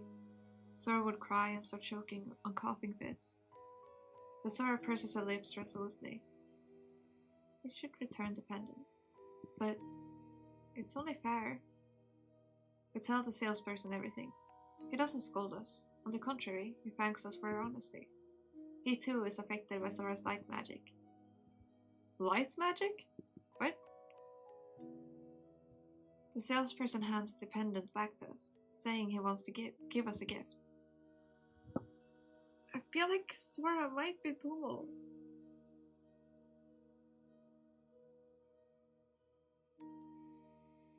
Wait, did the parents separate? Tomo went with the mother, while Aki stayed with her dad. Cause she said mom, but not my mom, like kind of thing there as well. When we like got to see the past. Oh,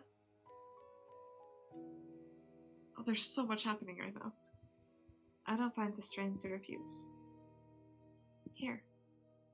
My sister hands me the pendant again. But a gift. Wait.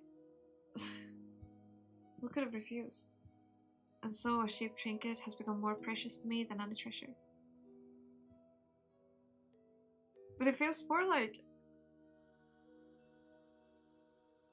So confused.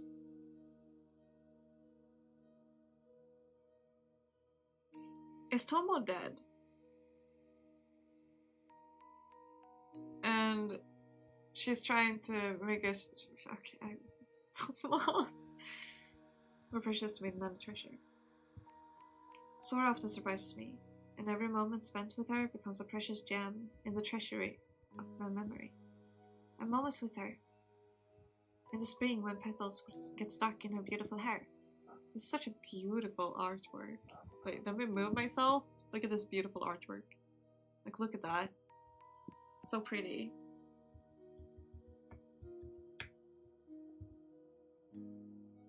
I'm so confused.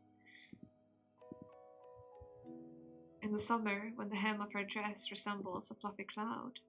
On the butterfly. Or butterflies, okay. Bludder? The bludderflies. The butterflies. In the fall, when her cheeks are beginning to blush from the approaching cold weather. In the winter, when I'm afraid she would catch a cold and get seriously ill again. But Sora isn't afraid of cold and disease. On the contrary, she is always pulling me outside. Here we have all the triangles again. Yeah, this looks like Aki, because the eyes as well, like... The birthmark reminds me of Tomo, but I'm not sure. Also, my kid. Thank you for watching me a bunch. Hi, my cat is back. This is also so pretty.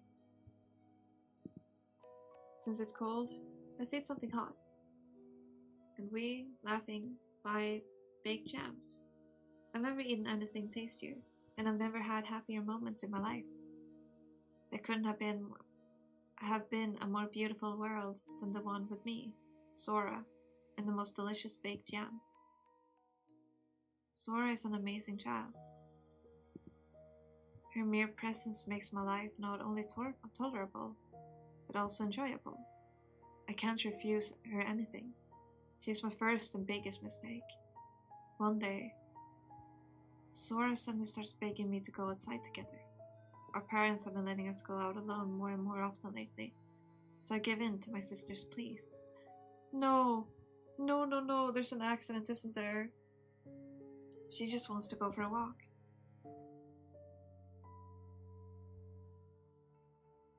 Okay. Bye. How can such a wish be a bad thing? It can. It really can. Sora doesn't feel like playing in the playground that day. The other children are staying at home, so my sister gets bored playing alone and asks to go to the river. Oh no, she's falling in, isn't she? We go there pretty often, so I say yes, even though I'm starting to get worried about the cold weather. But Sora gets bored by the river as well. She spins in place and suddenly walks resolutely towards the forest. Oh. I shouldn't have entered the cave, she says. No. Oh god, I'm so worried. In the summer, kids will come here to look for rare bugs, but long walks are detrimental to Sora. Air rushes out of her lungs with painful hoarseness. I hesitate, staring up into the frowning sky. We can still go back. There, at the huge golden tree, I'm still capable of choosing a life for subsequent tragedies. Wouldn't happen. But I want to please my favorite little sister. Let's go. Over there. Sora leads me out into a small clearing. I gasp. Despite the fall, the clearing is braided with long dark shoots adorned with flowers of an unusual shade of green. I've never seen buds shaped like this before. Only 3 petals, bordered by many long stamens, resembling spiders' legs. There's a foul, cloying odor wafting around, and I clamp my nose. Let's get out of here. I don't like it. Sora walks across the clearing, twirls her head, touches the flower with her pale fingers. What a peculiar place. Sora's voice breaks off in a fit of coughing. She wants to walk further, toward the cave, but she staggers and starts breathing heavily. I instantly rush to her and stroke her back. The heat coming from her burns me even through the fabric of her jacket. We need to go. You're ill. Sora nods with difficulty. She plucks one of the strange flowers and slips it into her pocket. For some reason, I think this flower wouldn't wrinkle or break. Sora is an amazingly kind and bright child, but she is just a child. I shouldn't have let her out of the house in this cold. I just wanted what's best, but my weakness started a series of tragedies. Hypothermia? Yeah. Dang. Well, not hypothermia, but she probably ended up suffering from something similar and just, yeah. Dang. My sister has died. The fever has burned out her life in a few days. Chaos erupts in my family. No one openly accuses me, but I know it's all my fault. I shouldn't have taken my sister so far away. Oh dang. A mistake. A wrong choice. Death. I've killed my younger sister. My parents argue with each other for days and nights. Their yelling makes my head hurt. As if their words are hitting it. Don't accuse each other. It was me. It's all my fault. Mom, who looked young and beautiful before, has turned into an ugly old woman. Dad is always reeking of alcohol now. Whenever I try to calm them down, they just wave me off in annoyance. One day, my parents suddenly called me over and asked me how I would feel about their divorce. I called it. Moreover, they asked whom I'd like to stay with. I don't know what to say. I don't want to lose mom or dad. An impossible choice is put before me. They insist, and panicking, I try to decide what's best for everyone. Mom looks sick and weak, so it seems more logical to stay with her and help her with everything. And so once again I make a choice. A wrong choice. Dad leaves his parents' house. Soon I learn that he has taken up residence with some other woman. Mom hates me. She probably wants Dad to take me with him. This way I wouldn't be preventing her from starting a new life. Soon she starts bringing men home, but they all change their faces as soon as they see me. And when they'd quit, leaving Mom alone. She starts drinking. Oh. One day I can't stand it and decide to return to that clearing with strange green flowers. It's like they are beckoning me, drawing me back into the depths of the forest, as if they want something from me. I put on a white dress, despite the cold weather. I think Sora would have liked seeing me in this dress. The cloying aroma makes me unsteady. I don't know why I've come here and what to do now. At the far end of the clearing hides a cave covered by a mesh fence. However, someone had cut a hole in it. Struggling, I get through the hole and into the cave. And when I get out, something has changed. I found nothing but darkness and blackthorn inside. For some reason, I feel that my view of the world has transformed. I guess that's when mystical forces start haunting me. Day after day, Mom drinks herself into a semi-conscious state. I know she would have stooped to this if it hadn't been for the burden of a daughter. She would have never. She starts hiding me in a wall closet like an unwanted item. It's tight and dark, but there's enough room to keep my arms and legs from getting cramped.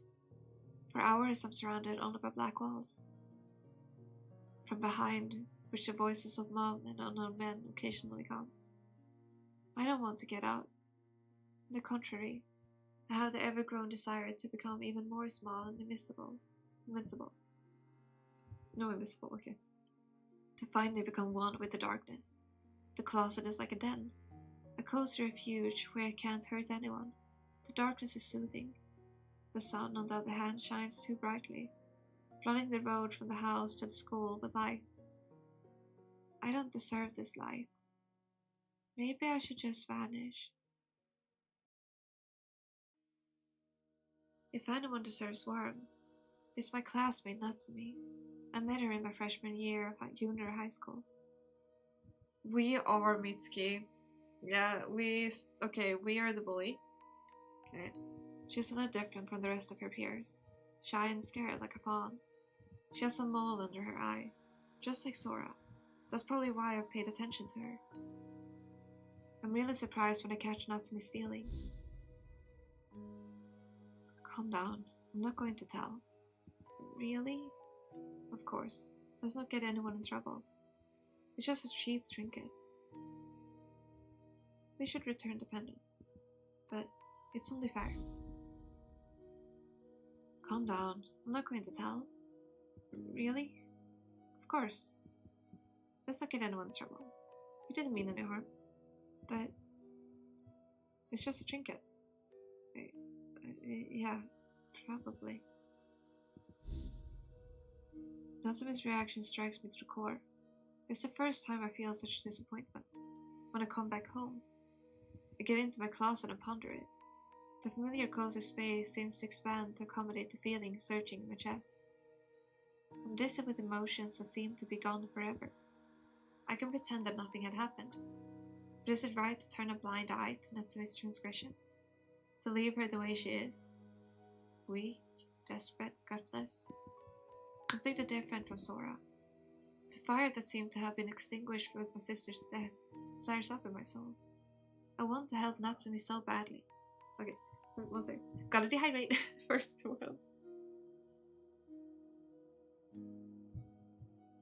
Oh, my throat is starting to hurt a bit. Quite a bit. But I need to know. But what's the best way to do it? Strength is born within a person. I can't just walk up to Natsume and say, become strong. She has to resist hardships herself, like a strong, confident person, like a hero. What's preventing her from striking me back even once? Why doesn't she get angry? Because she demanded proof that I had actually filmed her, I would have had nothing to show her. I'm growing desperate. I want to lock myself in a closet and never come out of it again. It all happens when I'm hanging around the park late at night, afraid to go home to my drunk mother. I notice a familiar figure at the distance. Natsume. My eyes go wide when I see what she's doing. The ritual? Such foolishness. In a fit of anger, I decide to go along with the sorceress. The next day I start pretending that the hex has worked. I want to show her that the black magic can't solve her problems, and I think I'm able to get something across to her. But as it turns out, I've turned Natsume into a monster. She hasn't understood anything. I regret getting involved in all of this for a thousandth time. I felt bitter and nauseous. I wanted what's best, and it turned out the same way as always. I dig out the plush toy myself and carry it away with me. Totoma bear shouldn't rot in the cold ground. Shortly before these events, Dad had found out the conditions in which I'm living and decided to take me in. There's a change of school due to the move, and after some vacation, Natsume and I will part ways forever. I move into the house of my dad's new wife. Dad has stopped drinking, but now he's taking a sedative. Okay, it's so much has happened in such a short time. So I remember me saying, did they get divorced? First of all, they did. The sister passed away. She went into the cold alongside her older sister, because we have figured out Aki is definitely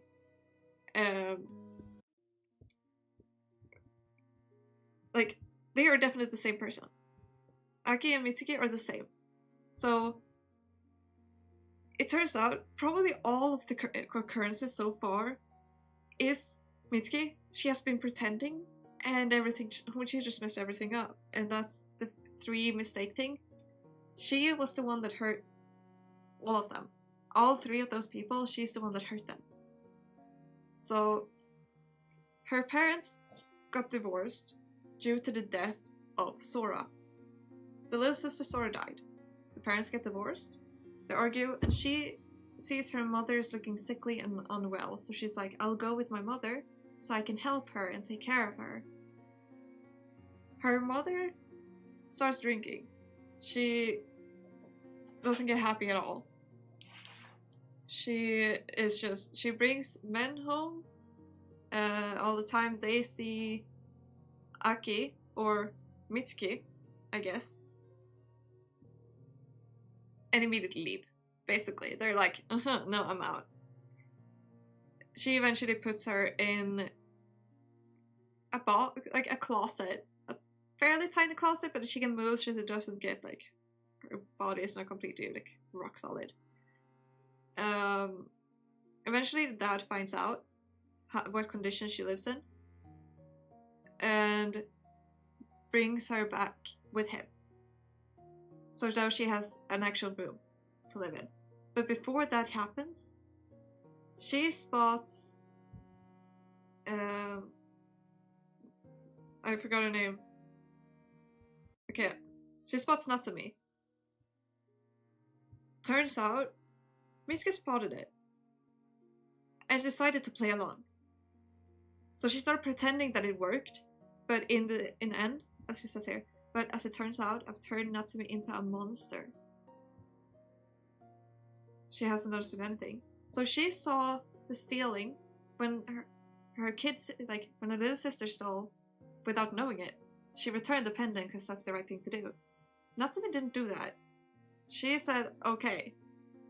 So Mitsuki wanted her to get stronger, more like a hero, knowing what to do, like stand up for yourself, blah blah blah. And decided to bully her, thinking that was the right way of doing that. But that had the opposite effect. So, one of her first oopsies. She carried the totem bear, so she was the one that took that, and everything went to nightmare. So here comes the current part. So that's a recap of everything that you missed, but a bad version of the recap. Shortly before these events, Dad had found out the conditions in which I'm living and decided to take me in. Yeah, right? She just went like full on. It's like something, she said something snapped in her or something like that when she got the answer from SWE. There's a change of school due to the move, and after some vacation, Natsumi and I will part ways forever. I move into the house of my dad's new wife. Dad has stopped drinking, but now he's taking sedative. He's no longer making scenes, but his new wife is looking at me strangely. She doesn't want me to exist. Apparently, she expects me to She expects me to screw something up again. Oh, this is the room of Mitsuki, isn't it?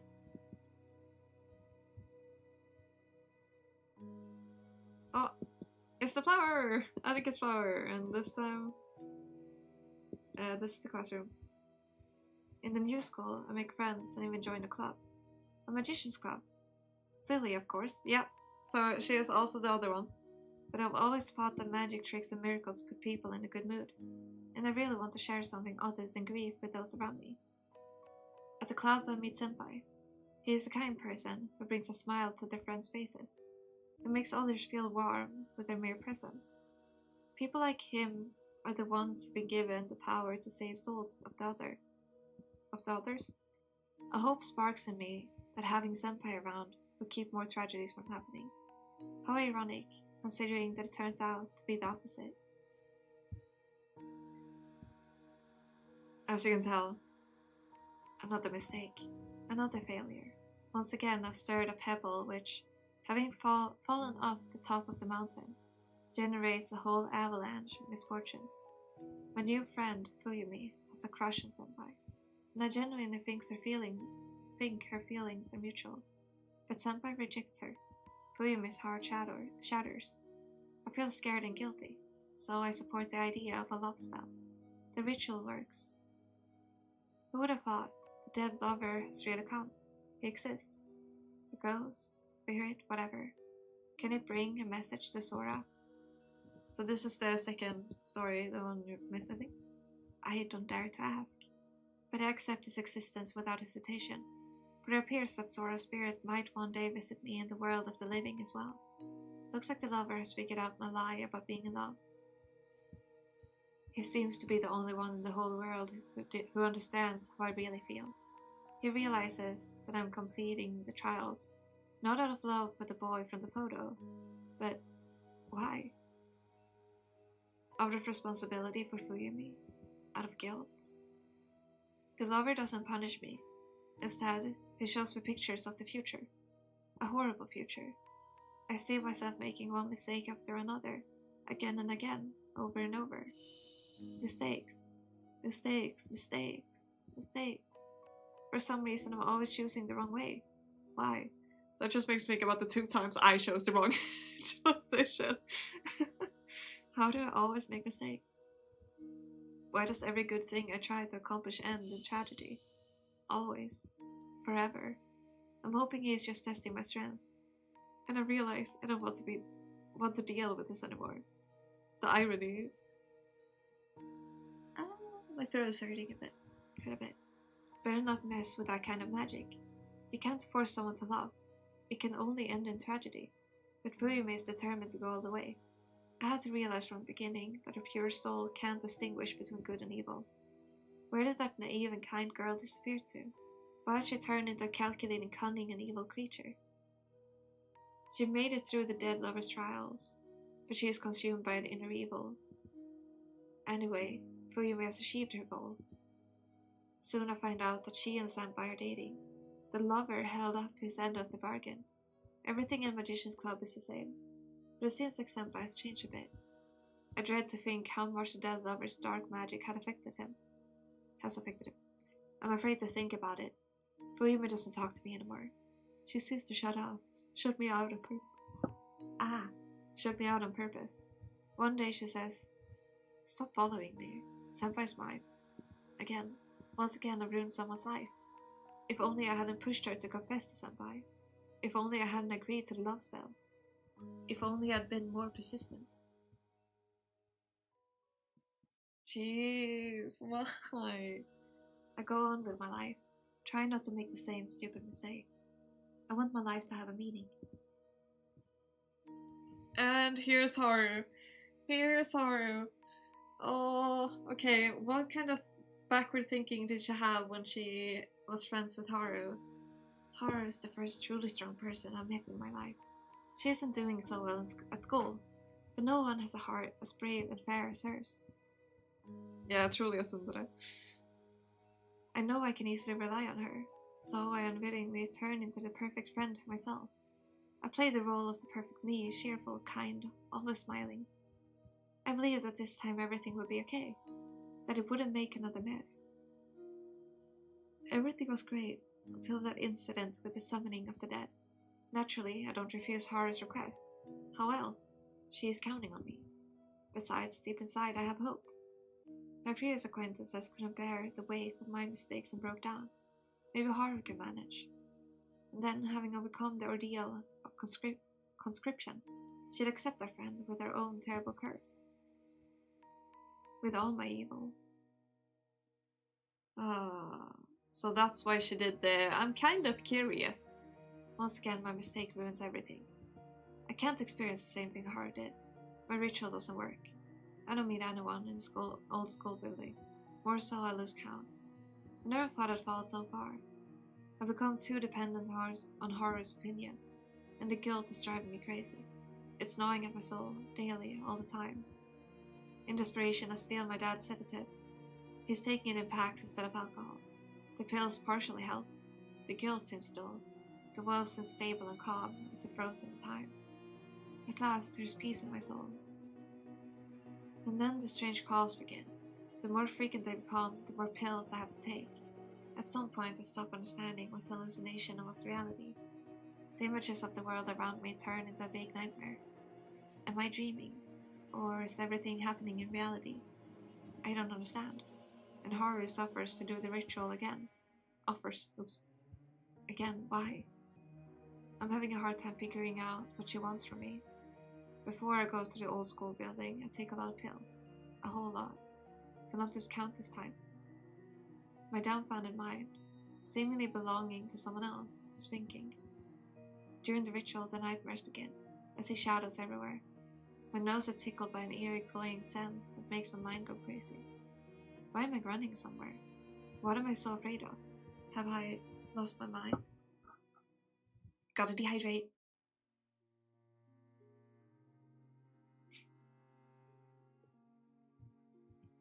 It's unclear how everything ends. I wake up at the doorstep of my house. I feel bad. Very bad. Dad finds me here. He is horrified. I end up in a hospital where I spend some time. All I do there is ponder. No matter who I try to get close to, it ends up in the same nightmare. All my what's best end up in failure. Apparently, I just don't know how to do anything right. Even inaction ends in tragedy.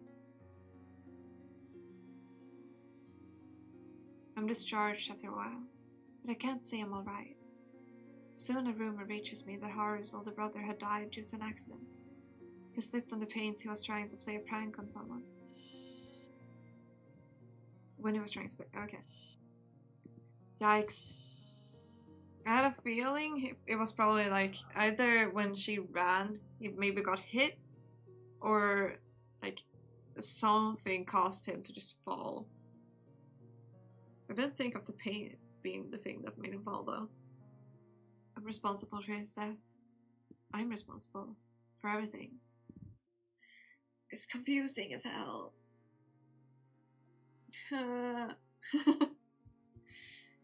It becomes the last straw. Something clicks inside my head. I'm going to break this vicious cycle, Haru. You are the last one I've broken. This time, the last. It's the only way you'll rid the world of pure evil. The pills whisper. Yeah, of evil. Only an evil being could attract so many mystical, creepy situations. The dead lover, ghost of the old school. I'm the one who attracted all of them. Yeah, that's so much bad luck. insane bad luck. It's time to fix everything. And she has very backwards thinking, which is not helping. Like, all of those situations could have been avoided if she had just said what she thought. She never said what she was thinking, even once.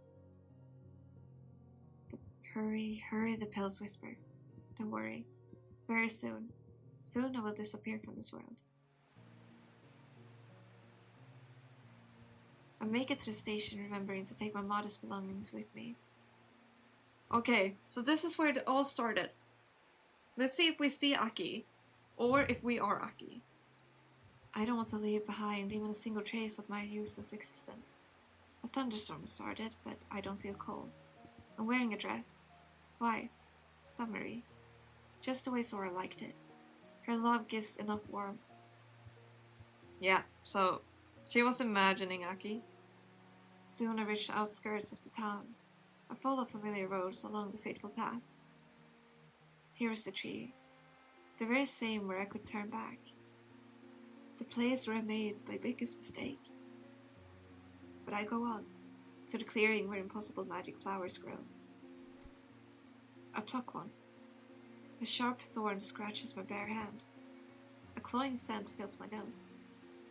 Now it's soothing, and of course is a flower that grants wishes.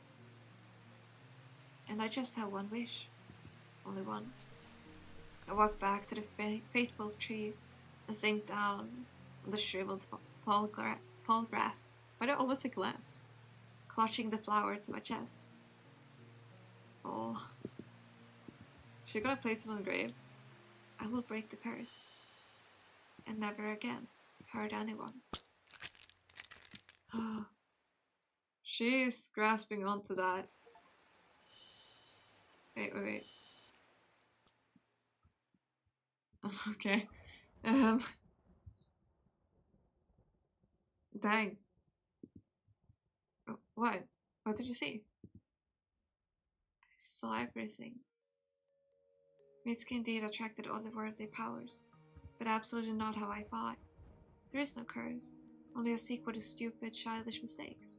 Tragic coincidences, not the curse. Mitsuki was unlucky to see Natsume shoplifting. She was unlucky to help Uyumi, could become a good friend but chose a selfish dream over friendship. Yeah, I'm so confused. Is Aki... We are about to find out, hopefully at least, if they are the same person or not.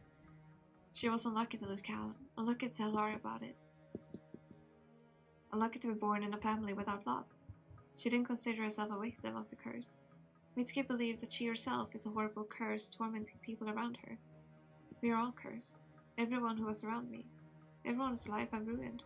She always knew how to get rescued from the curse. All it takes is just ridding the world of the girl named Mitsuki. As much as I want to be strong, I can't hold back incoming tears. All of this is just so sad and unfair, so unjust. Because of banal, bad luck. Because of a childish inexperience. One mistake is easy to endure, but what if they never end? Why, after several failed acquaintances, hadn't Mitsuki run into someone capable of breaking the cycle of bad luck? How can you believe in a bright future if you're not allowed even a brief respite? What did you see? I saw everything. Tomo listens to Mitsuki's life story in silence. Her eyes grow wider and wider, and toward the end of the story, she always sways and only stays on her feet by a miracle. It's so sad. Unbearably sad. Mitsuki didn't deserve to die like this. Poor... I don't think Mitsuki would have wanted to be pitied. I think what she needed was not pity. Not pity, but someone capable of supporting her. Okay, maybe it's not us that are her? I'm very confused. Not girl buddies, ignorant and childishly cruel. Not them. Someone mature, someone wise. Someone who could explain and teach. You mean like Tomo? You're right. Mitsuki suffered not because she met the wrong people. She was unlucky not to meet the right ones. Tomo turns to the table. The pitch black box has become snowy clean. The inside is white, like feathers, petals, and the chorus hisses angrily and presses itself against the walls, away from the gentle glow. Tomo scoops up a handful of petals. They're so thin, they seem glassy. I hope Mitsuki doesn't suffer now. Yeah, it feels like it, doesn't it? I hope Mitsuki doesn't suffer now. Yeah. Anyway, she has opened up to us and answered the question. A blink in bewilderment. When? My friend smiles sadly, tossing the petals into the air. You wanted to know what curse tormented Mitsuki and how to get rid of it. Didn't you hear the answer? I did. There is no curse. You can't break something that doesn't exist. Yeah, I think so. Misfortunes are just a sequence of accidents. A cold accident. A burned out bulb accident. Even if it isn't like this, I don't want to give up like Mitsuki. I no longer want to sleep. Mitsuki wanted what's best, and her actions ended in tragedy. Their urge doesn't look bad to me. Maybe wrong in some way, but not bad. Not bad enough to die for. I don't like her answer. Such a decision is definitely wrong. It won't lead to getting rid of the curse. Aki, look. The way forward is clear. The mesh has vanished. Looks like we're being released. I don't know what has happened, but deep inside I'm glad I won't have to get rid of the obstacle myself. Shall we? Yeah, it's about time. We have one last... the most important thing to do. Tomo pulls the doorknob. The door opens ajar, without a creak, with ease, generously inviting us to enter. Let's go. We step inside. Is she gonna see herself? Oh, we're back. Gotta dehydrate. My throat is hurting so bad. Like, Aki's voice actually hurts to do. And I decided to use her for the main character. My feet step on something soft. The wind rustles in my ears. And of course, bows its pale green heads in contentment. Tomo tightens a grip on my hand, but I no longer feel warmth from it. Why are we here? Darkness gawks at us from beyond the vault of the cave. There are withered stalks of grass and a few triangular signs warning of danger on the rusty fence. This is where I had experienced the most nightmarish memories of my life. Mitsuki and her sister came here. I don't like that Tomo is silent. I turned to her, hoping to see a precious smile. Oh my god. Please don't tell me I was right about stuff earlier. No way, right?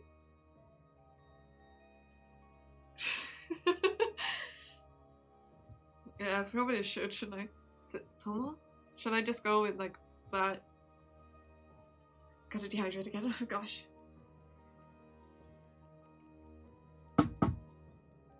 I've also been reading so many days in a row. For long hours at a time. We haven't finished the ritual. Tomo's voice sounds muffled and stern. I'll change to that instead. What do you mean? What else needs to be done? Fulfilling the wish of the dead. But what does Mitsuki want? She had already done what she wanted. Saved the world from herself. We haven't found any clues in the room. I know her innermost wish. I heard her making it. When? Tomo? What's going on? Go. Where? I don't understand. Okay, I'll go back because I get confused myself. Go. Tomo, you're scaring me. Answers lie beyond it. She points at the mesh fence. This fence again. No, anywhere but there. It's very bad there. Tomo, trust me. Go. But go. For years, this place epitomized the embodiment of nightmare for me. There, beyond the mesh fence, everything began and everything ended. This is where I dreaded going back to more than anything. But I'm left with no choice. The curse has gotten to Tomo. It chases me, haunts me, torments me, constantly drives me to the clearing with the Anokores. All for the moment when I cut through the mesh fence again. Fine, I'm strong, I can do it. Is it strength to hide pain and fear behind a smile? Is it strength to lie to yourself? Is it strength to make yourself do something? Strength is something completely different. With his help, you can do things you never dared to before. What had I never dared to do? When? I always did what I thought was right, neat, and proper. I was chickening out. No good deed goes unpunished.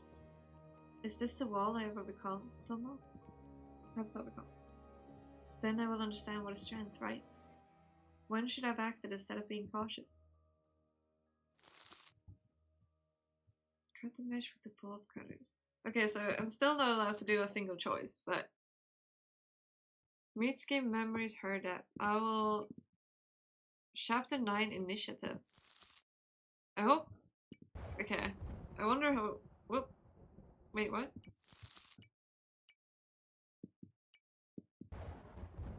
Oh! Oh, wait, we have to make a choice. Oh, we have a lot left, I'm assuming. I'm not gonna be able to complete all this today. That sucks. Okay. What was the question? I already forgot. When should I have acted instead of being... Okay. Instead of being cautious.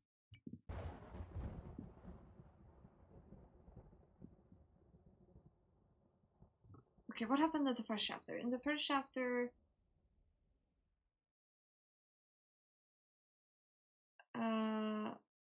we should have reached out to Mitsuki again. I think. I think that would have been the first step. We should have talked to Mitsuki. Okay, we can actually look. Aki meets Mitsuki at the train station, after which he returns home.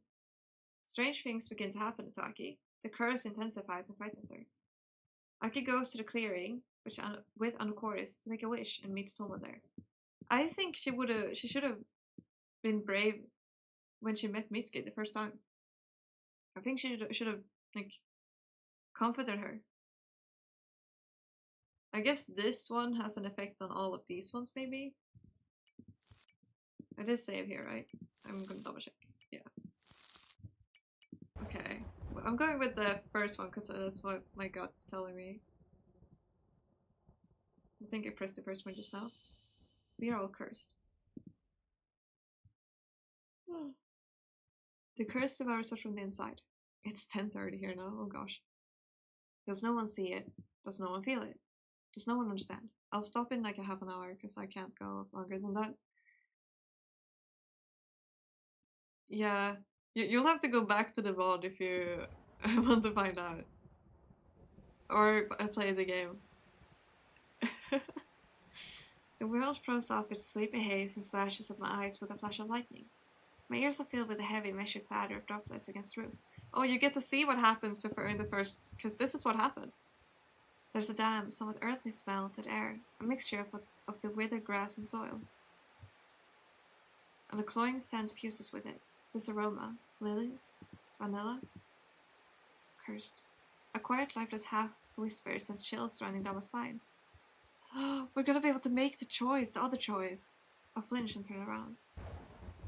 Because this is the start. Oh my gosh. We're gonna actually be able to make the choice this time. Okay, I'm gonna skip this because let's make the when we actually get to do the like choice. Okay. Computer bear, yeah, that's her name. Mitsuki. What are you taught? We're all cursed. She turns towards me. But her eyes remain blank, slits staring into the void.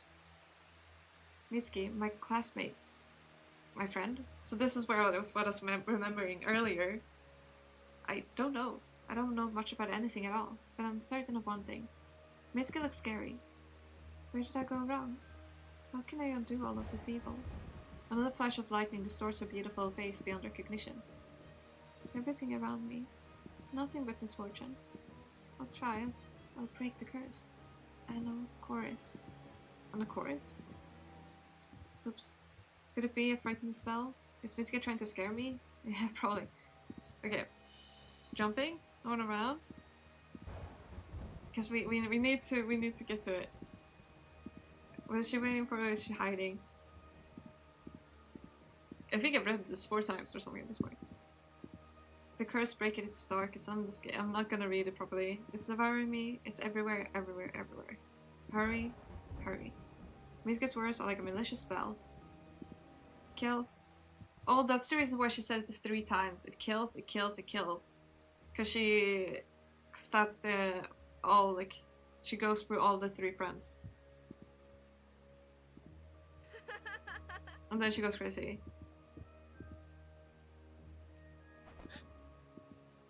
Okay, let's see. Here she realizes we're there. And then everyone's doomed. We reassure her. Okay. Are we finally gonna be able to make the other choice?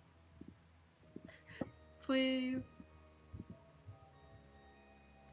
We do! We get to do the other choice! Let's go! Yay! I'm so excited about it. Try to calm Mitski down again. Act. Don't be afraid. Mitski, are you alright? Of course she doesn't answer. Mitski leaves the station and fulfills her cherished wish. Saves the world from herself. I doubt it could help Mitski in this situation. But what if my attempt would have changed her fate? What if one word said in the right moment would have saved a human life? Mitski, I'm sorry I got scared. A pity that the memories can't be changed. I shouldn't have startled Mitski. I stepped back, cursing myself for my stupidity. I wanted to make it better for her, but as always, it went wrong. All of us will die. We're all going to die. Sorry, I gotta go home. Okay, so... this is the same. This is also the same. Okay. I think we can do this. Okay, so we get to do different choices now. So we are going through the whole thing. We're making the different choices. So all the other things I'll skip. Let's talk to our dad. Dad? Are you really angry at me? Or does the problem lie in something else? I lacked the courage to speak directly. I was going crazy with loneliness, even though the closest person was just 1 floor below. Weird, stupid, illogical. Dad, let's talk. He doesn't answer. Memories aren't as generous. Alright, I won't disturb you. There's no point to talk to. Okay. Let's cause trouble again. So that's why she talked about trouble again. See, now the dolls are actually cute. This is the step when they are actually cute. There's actual cuteness to them here. But like, this is my first time going through this, that's why I'm like, nope. They're cute here. But then they turn not cute.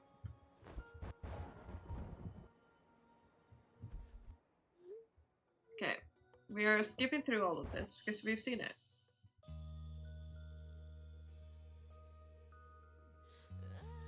We need to watch this. Let me move out of the way so you can get the full experience of this.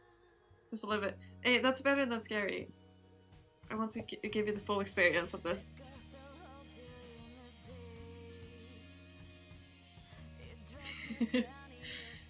At least they're not terrifying there.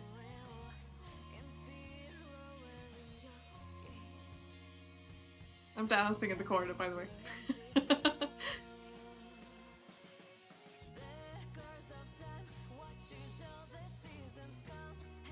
That was the 3rd girl.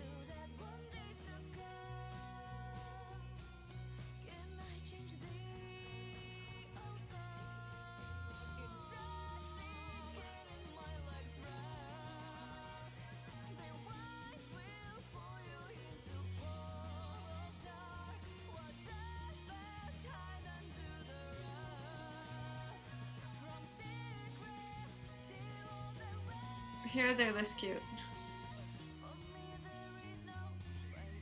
It sucks that he died.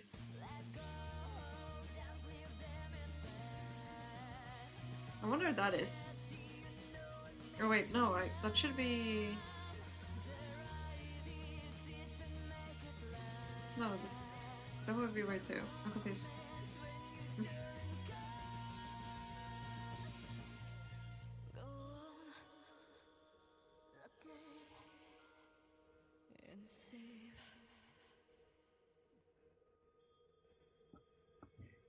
That was really good, right?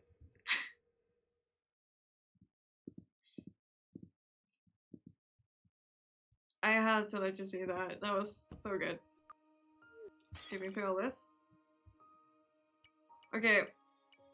I know what happens when you do the homework thing, so let's exercise because I don't know what happens there. I need to stretch. My leg is more than likely sore for a reason. I've been spending far too much time laying around. She stabs her eye, by the way, when she does her homework, which is exactly what I tell her not to do. So I decided to clip it because that was hilarious.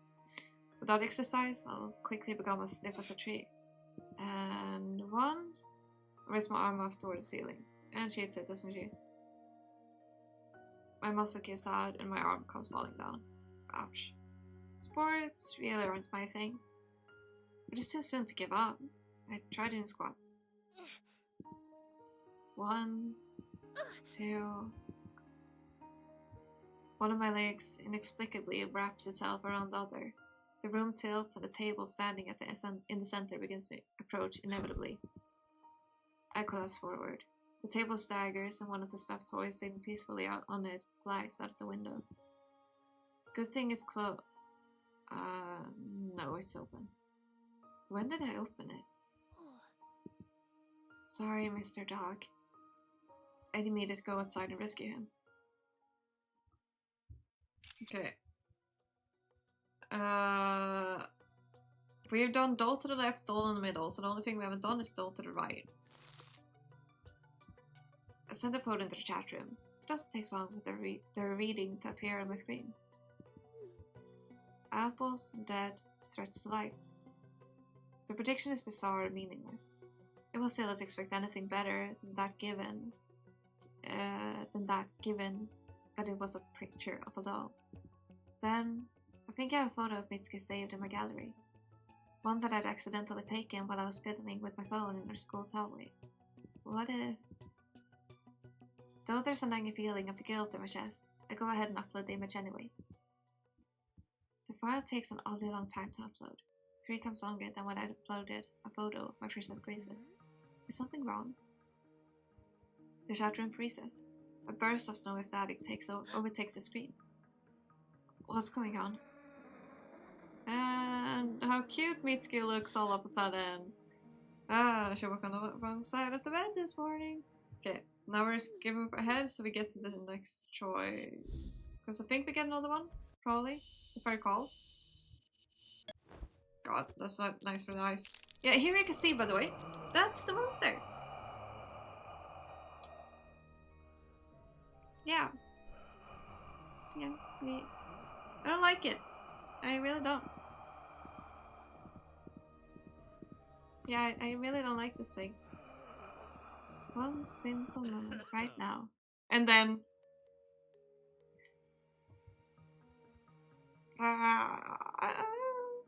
like, it was really bad in the beginning too.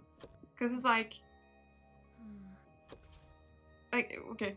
I carefully lift one of the cardboard flaps. The interior of the box is pitch black, as if the entire package is filled to the brim with thick ink. As if mesmerized, I stare into the void. Looking not for a bear, but at it for something tangible. I can't tell how much time passes as I continue gaping into the box. Like, this is how we saw it. It was so creepy. And then she couldn't just stop, so she was getting closer and closer to it. She was like, oh, there's wheezing happening from there. I will go forward. My hand reaches for the second, still closed flap. My trembling fingers approach a cardboard which throbs slightly with the intermittent breathing of something vaguely alive. Just a bit more and I'll see what Dad ordered. It's definitely not the Posthumous bear's plushie, but then what could it be? Why is it breathing, moaning, emitting this horrible stench? I barely perceive my fingers touching the cardboard flap. It's neither hot nor cold, but barely warm, unpleasant, and a little sticky. I just need to pull it. One simple movement. Right now. Excuse me. He went into her house, by the way. He walked right through into her house. Then he takes it and just walks away. That was... Yeah, and I'm not gonna show that part because it's dolls. And they're scary, so... Hopefully I went past that... Taking away 2 in handcuffs. Yeah, he should definitely be taken away. Let me just check this real quick. Why do I have to deal with this alone? Dad, women's coming rescuing Mom. Last time we tried to sleep. Now... Let's save it here for now. Let me just check this real quick. Memory. Where are we right now? We're in Mitsuki's... Where are we? Okay, we're back over here. Maybe. Okay, it's very confusing. Okay, we're fighting. Don't worry about the poster, by the way. It's beautiful. I shouldn't sleep. It won't solve anything. The curse won't disappear in the morning. It's lurking inside me. The curse won't be lifted, but there is no curse. I recommend closing your eyes, because I don't know what it would show you right now. So I have to understand what's going on, and definitely not sleep. Too bad I should get out back then. Thank you, Tomo, for bringing me to my senses. Maybe I should sleep some more, rest, gather my strength, and then act. Maybe I should do nothing at all. It's pointless to put my hopes in some flower. It's pointless to think about Mitsuki, because she's already dead. It's pointless to go anywhere. I want to sleep. I screwed up anyway. It's always like this for me, with all these misfortunes. Perhaps death isn't such a bad thing. It is no more pointless than a life full of constant bad luck. Good. Because I'm not sure if they show the dolls here, and I don't want it to suffer from that. Okay, you are fine. You're fine. No dolls. No scary dolls.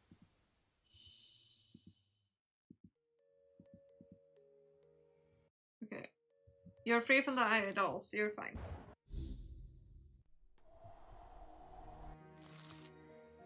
Okay, so what happens here now again? What if the flower gets a wrong twist, say it turns it upside down? What if the best for everyone winds up turning into something even worse? Okay, let's fight. To make a wish. What can be more simple? But not for me. Fearing wishes more than anything else in the world. But running away is even more scary. And foolish. You can't run away. Falling back into a web of doubt and indecision. Be what may. At least I'll try. Perhaps something bad would happen. But there's always a chance that it would turn out to be something good. Going back into the room of misfortunes is much worse. Oh my god, oh no, wait, thank you. You're welcome. Is this what you wanted to show me, Tomo? Is this what you've been talking about? Alright, I understand. At long last, I understand. I'll try to risk it.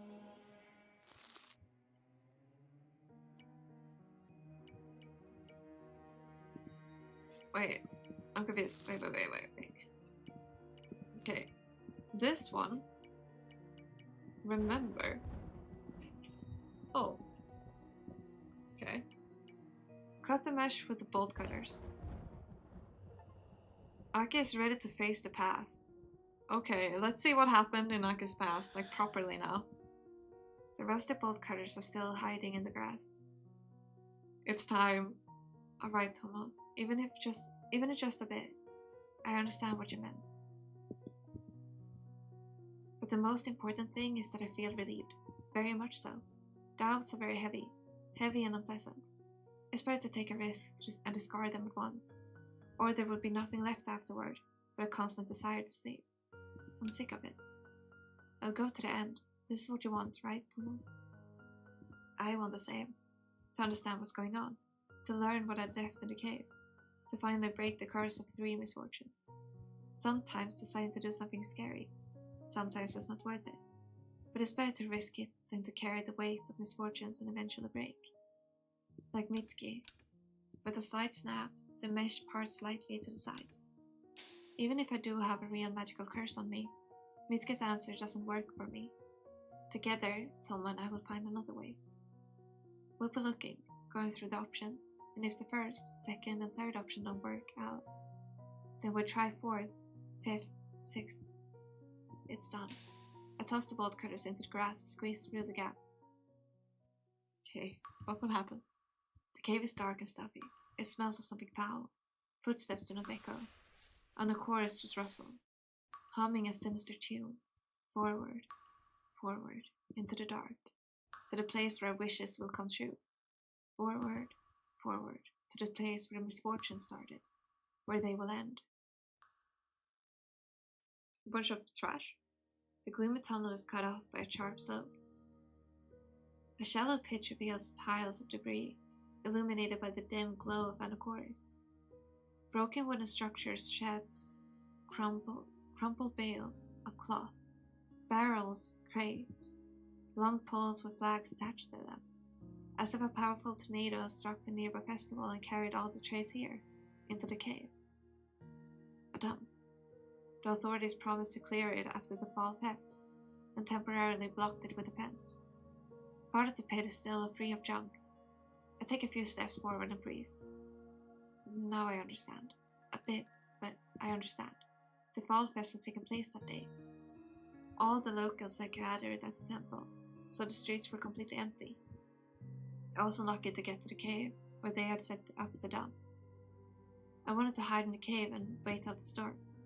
I mistook the rumble of fireworks for thunder. I'm very afraid of thunderstorms. I walk a little further and squat down. 3 dolls are lying on the ground. My dear graces. Innocent, gracious maidens. They were beautiful and flawless. That's how Mitsuki saw them. She wanted Haru, Natsumi, and Fuyumi to be strong, kind, and brave. True friends. I too want to see them like that. Something's not right. Wrong. Twisted and mixed up. Something doesn't fit. There in the fateful cave, the discrepancy shouts so loudly that it makes my ears pop. Oh, I realize it. I realize it and my world changes irrevocably. Close your eyes. I'm worried. The picture of my memory becomes crisp and clear, clean of illusions and obsessions. I remember the right me. I remember Graces, the real Graces. And I realize why they look so much like the girls I couldn't have known before Toma and I got into Mitsuki's memory. I'm waiting for the rescue, but no one is coming. The world outside is... Okay, I think you're fine. Never mind. The world outside is beginning to seem dangerous and unfriendly. Something had happened to both my mom and my new friend Mitsuki. Something terrible, since they haven't come to help. Another clap of thunder frightens me. I rush deeper into the cave, but suddenly the ground has disappeared from under my feet. I choke on a scream, collapsing somewhere down. She has dark hair. My legs hurt when I land. I hear a faint crunch in Sess Islands. She has dark hair. Oh my god. Wait. Ow. It's painful and scary, but fatigue outweighs all other feelings. My eyelids get very heavy. My mind gets foggy. And I fall into a deep, impenetrable, dreamless sleep.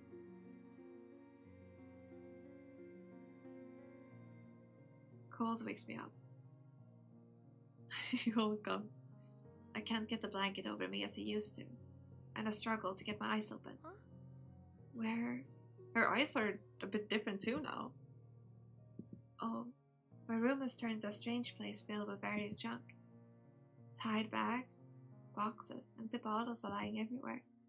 I spot several toys and get very excited. Then I quickly remember where I am.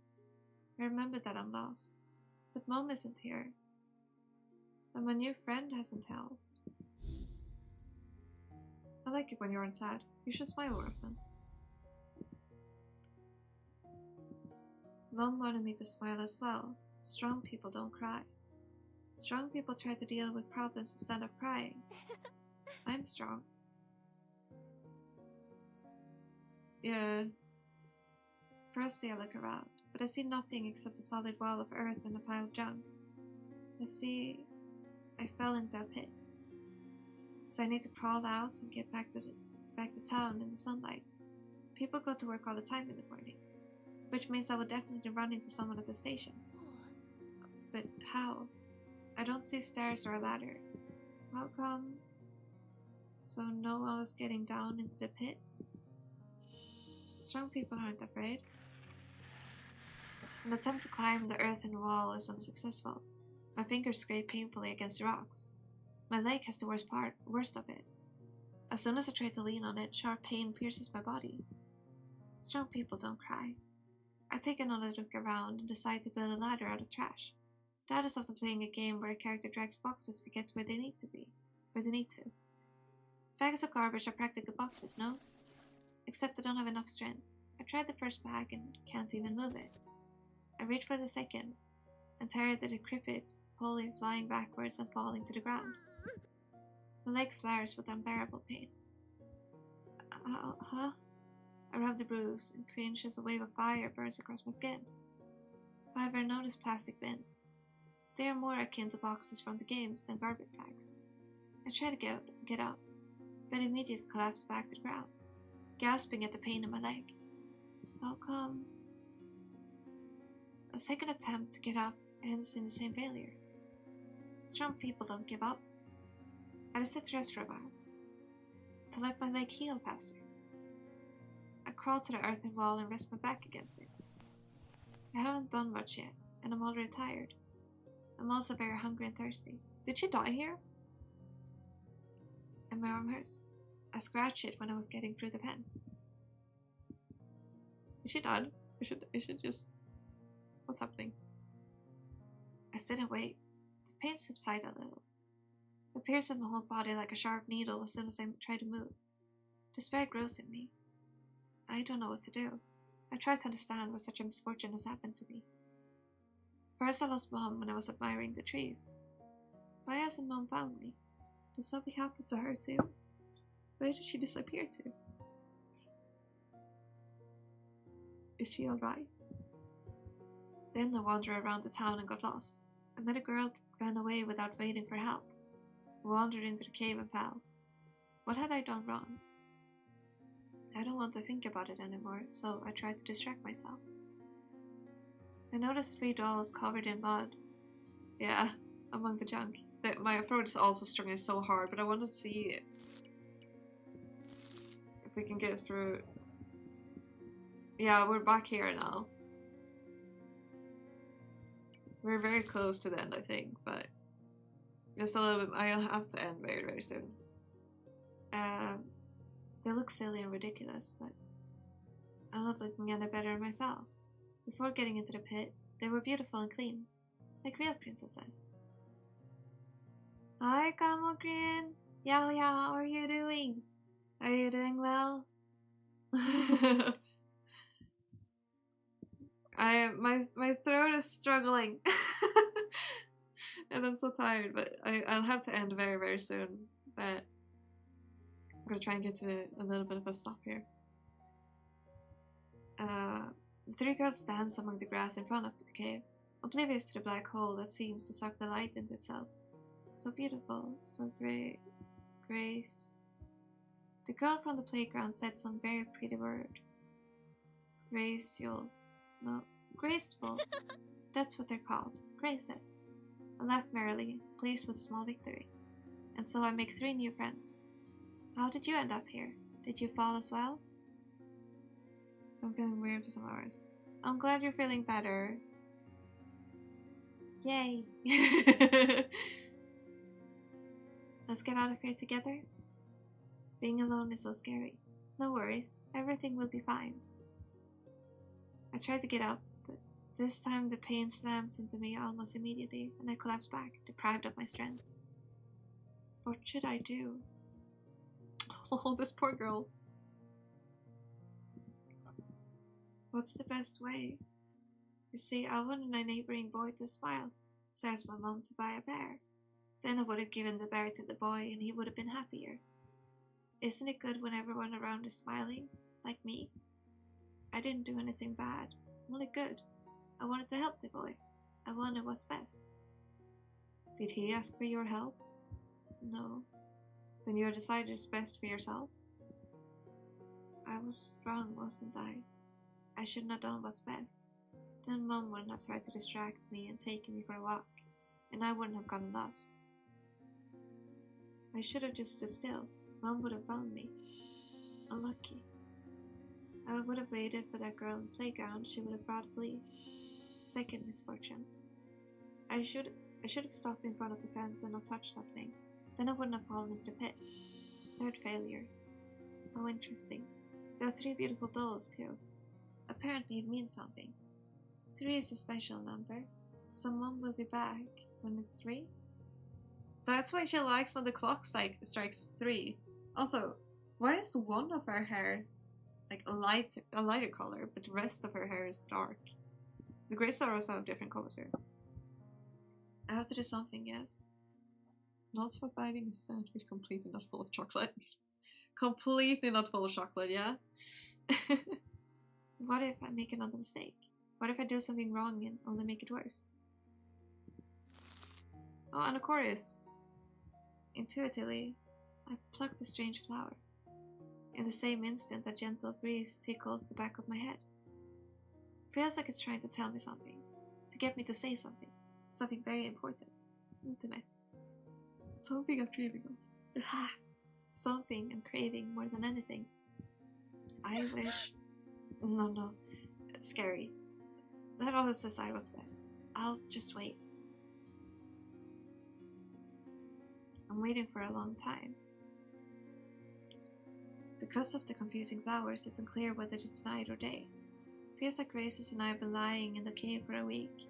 I don't feel like talking anymore, though I have the feeling that someone's invisible is waiting for me to say something specific. Okay, it's night. Maybe it's that. Yeah. I'm wondering that too. Also, did she make a wish already? It sounds like she might be making a wish soon. I try chewing on a strange green flower. It turns out to be way too sweet, but I feel better. The cut on my arm is very itchy, unbearably so. It smells of something bad, something cloying. I can try to climb up again, but I stop myself. With my bad luck, I'd probably break a neck. Dang, goodness gracious. Aki Members Part 2. Let's see how far we are there. Oh, that's history. What's wrong one? Memory. We've got us so far though. For sure. Aki Remembers 1, Mitsuki Memories. So Aki Memories 2 is here. I wonder what this third, like what this one here will be.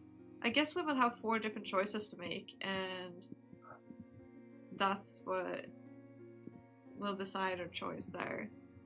I'm assuming. Though I will have to rate us out now, because it has all, like, 1 minute soon. 1 minute now, until it's 11. So let's rate something, give them some pre-hugs, shall we? Yeah, why hasn't there been, like, a police report yet? Like, immediately. Like, what? I'm so confused about that. It's so weird. They should do something about the cops there. Like, that's not very good police work. Let's see here. We shall we shall head to Amigo. Please give him some free hugs, shall we? So let's see what happens next when I'm able to stream next. The dolls. Thank you. I'm glad you tuned in. It was a lot of fun. Thank you. I hope you have a lovely day, night, evening, afternoon, morning, and all the things in between. Bye bye everyone. Bye bye.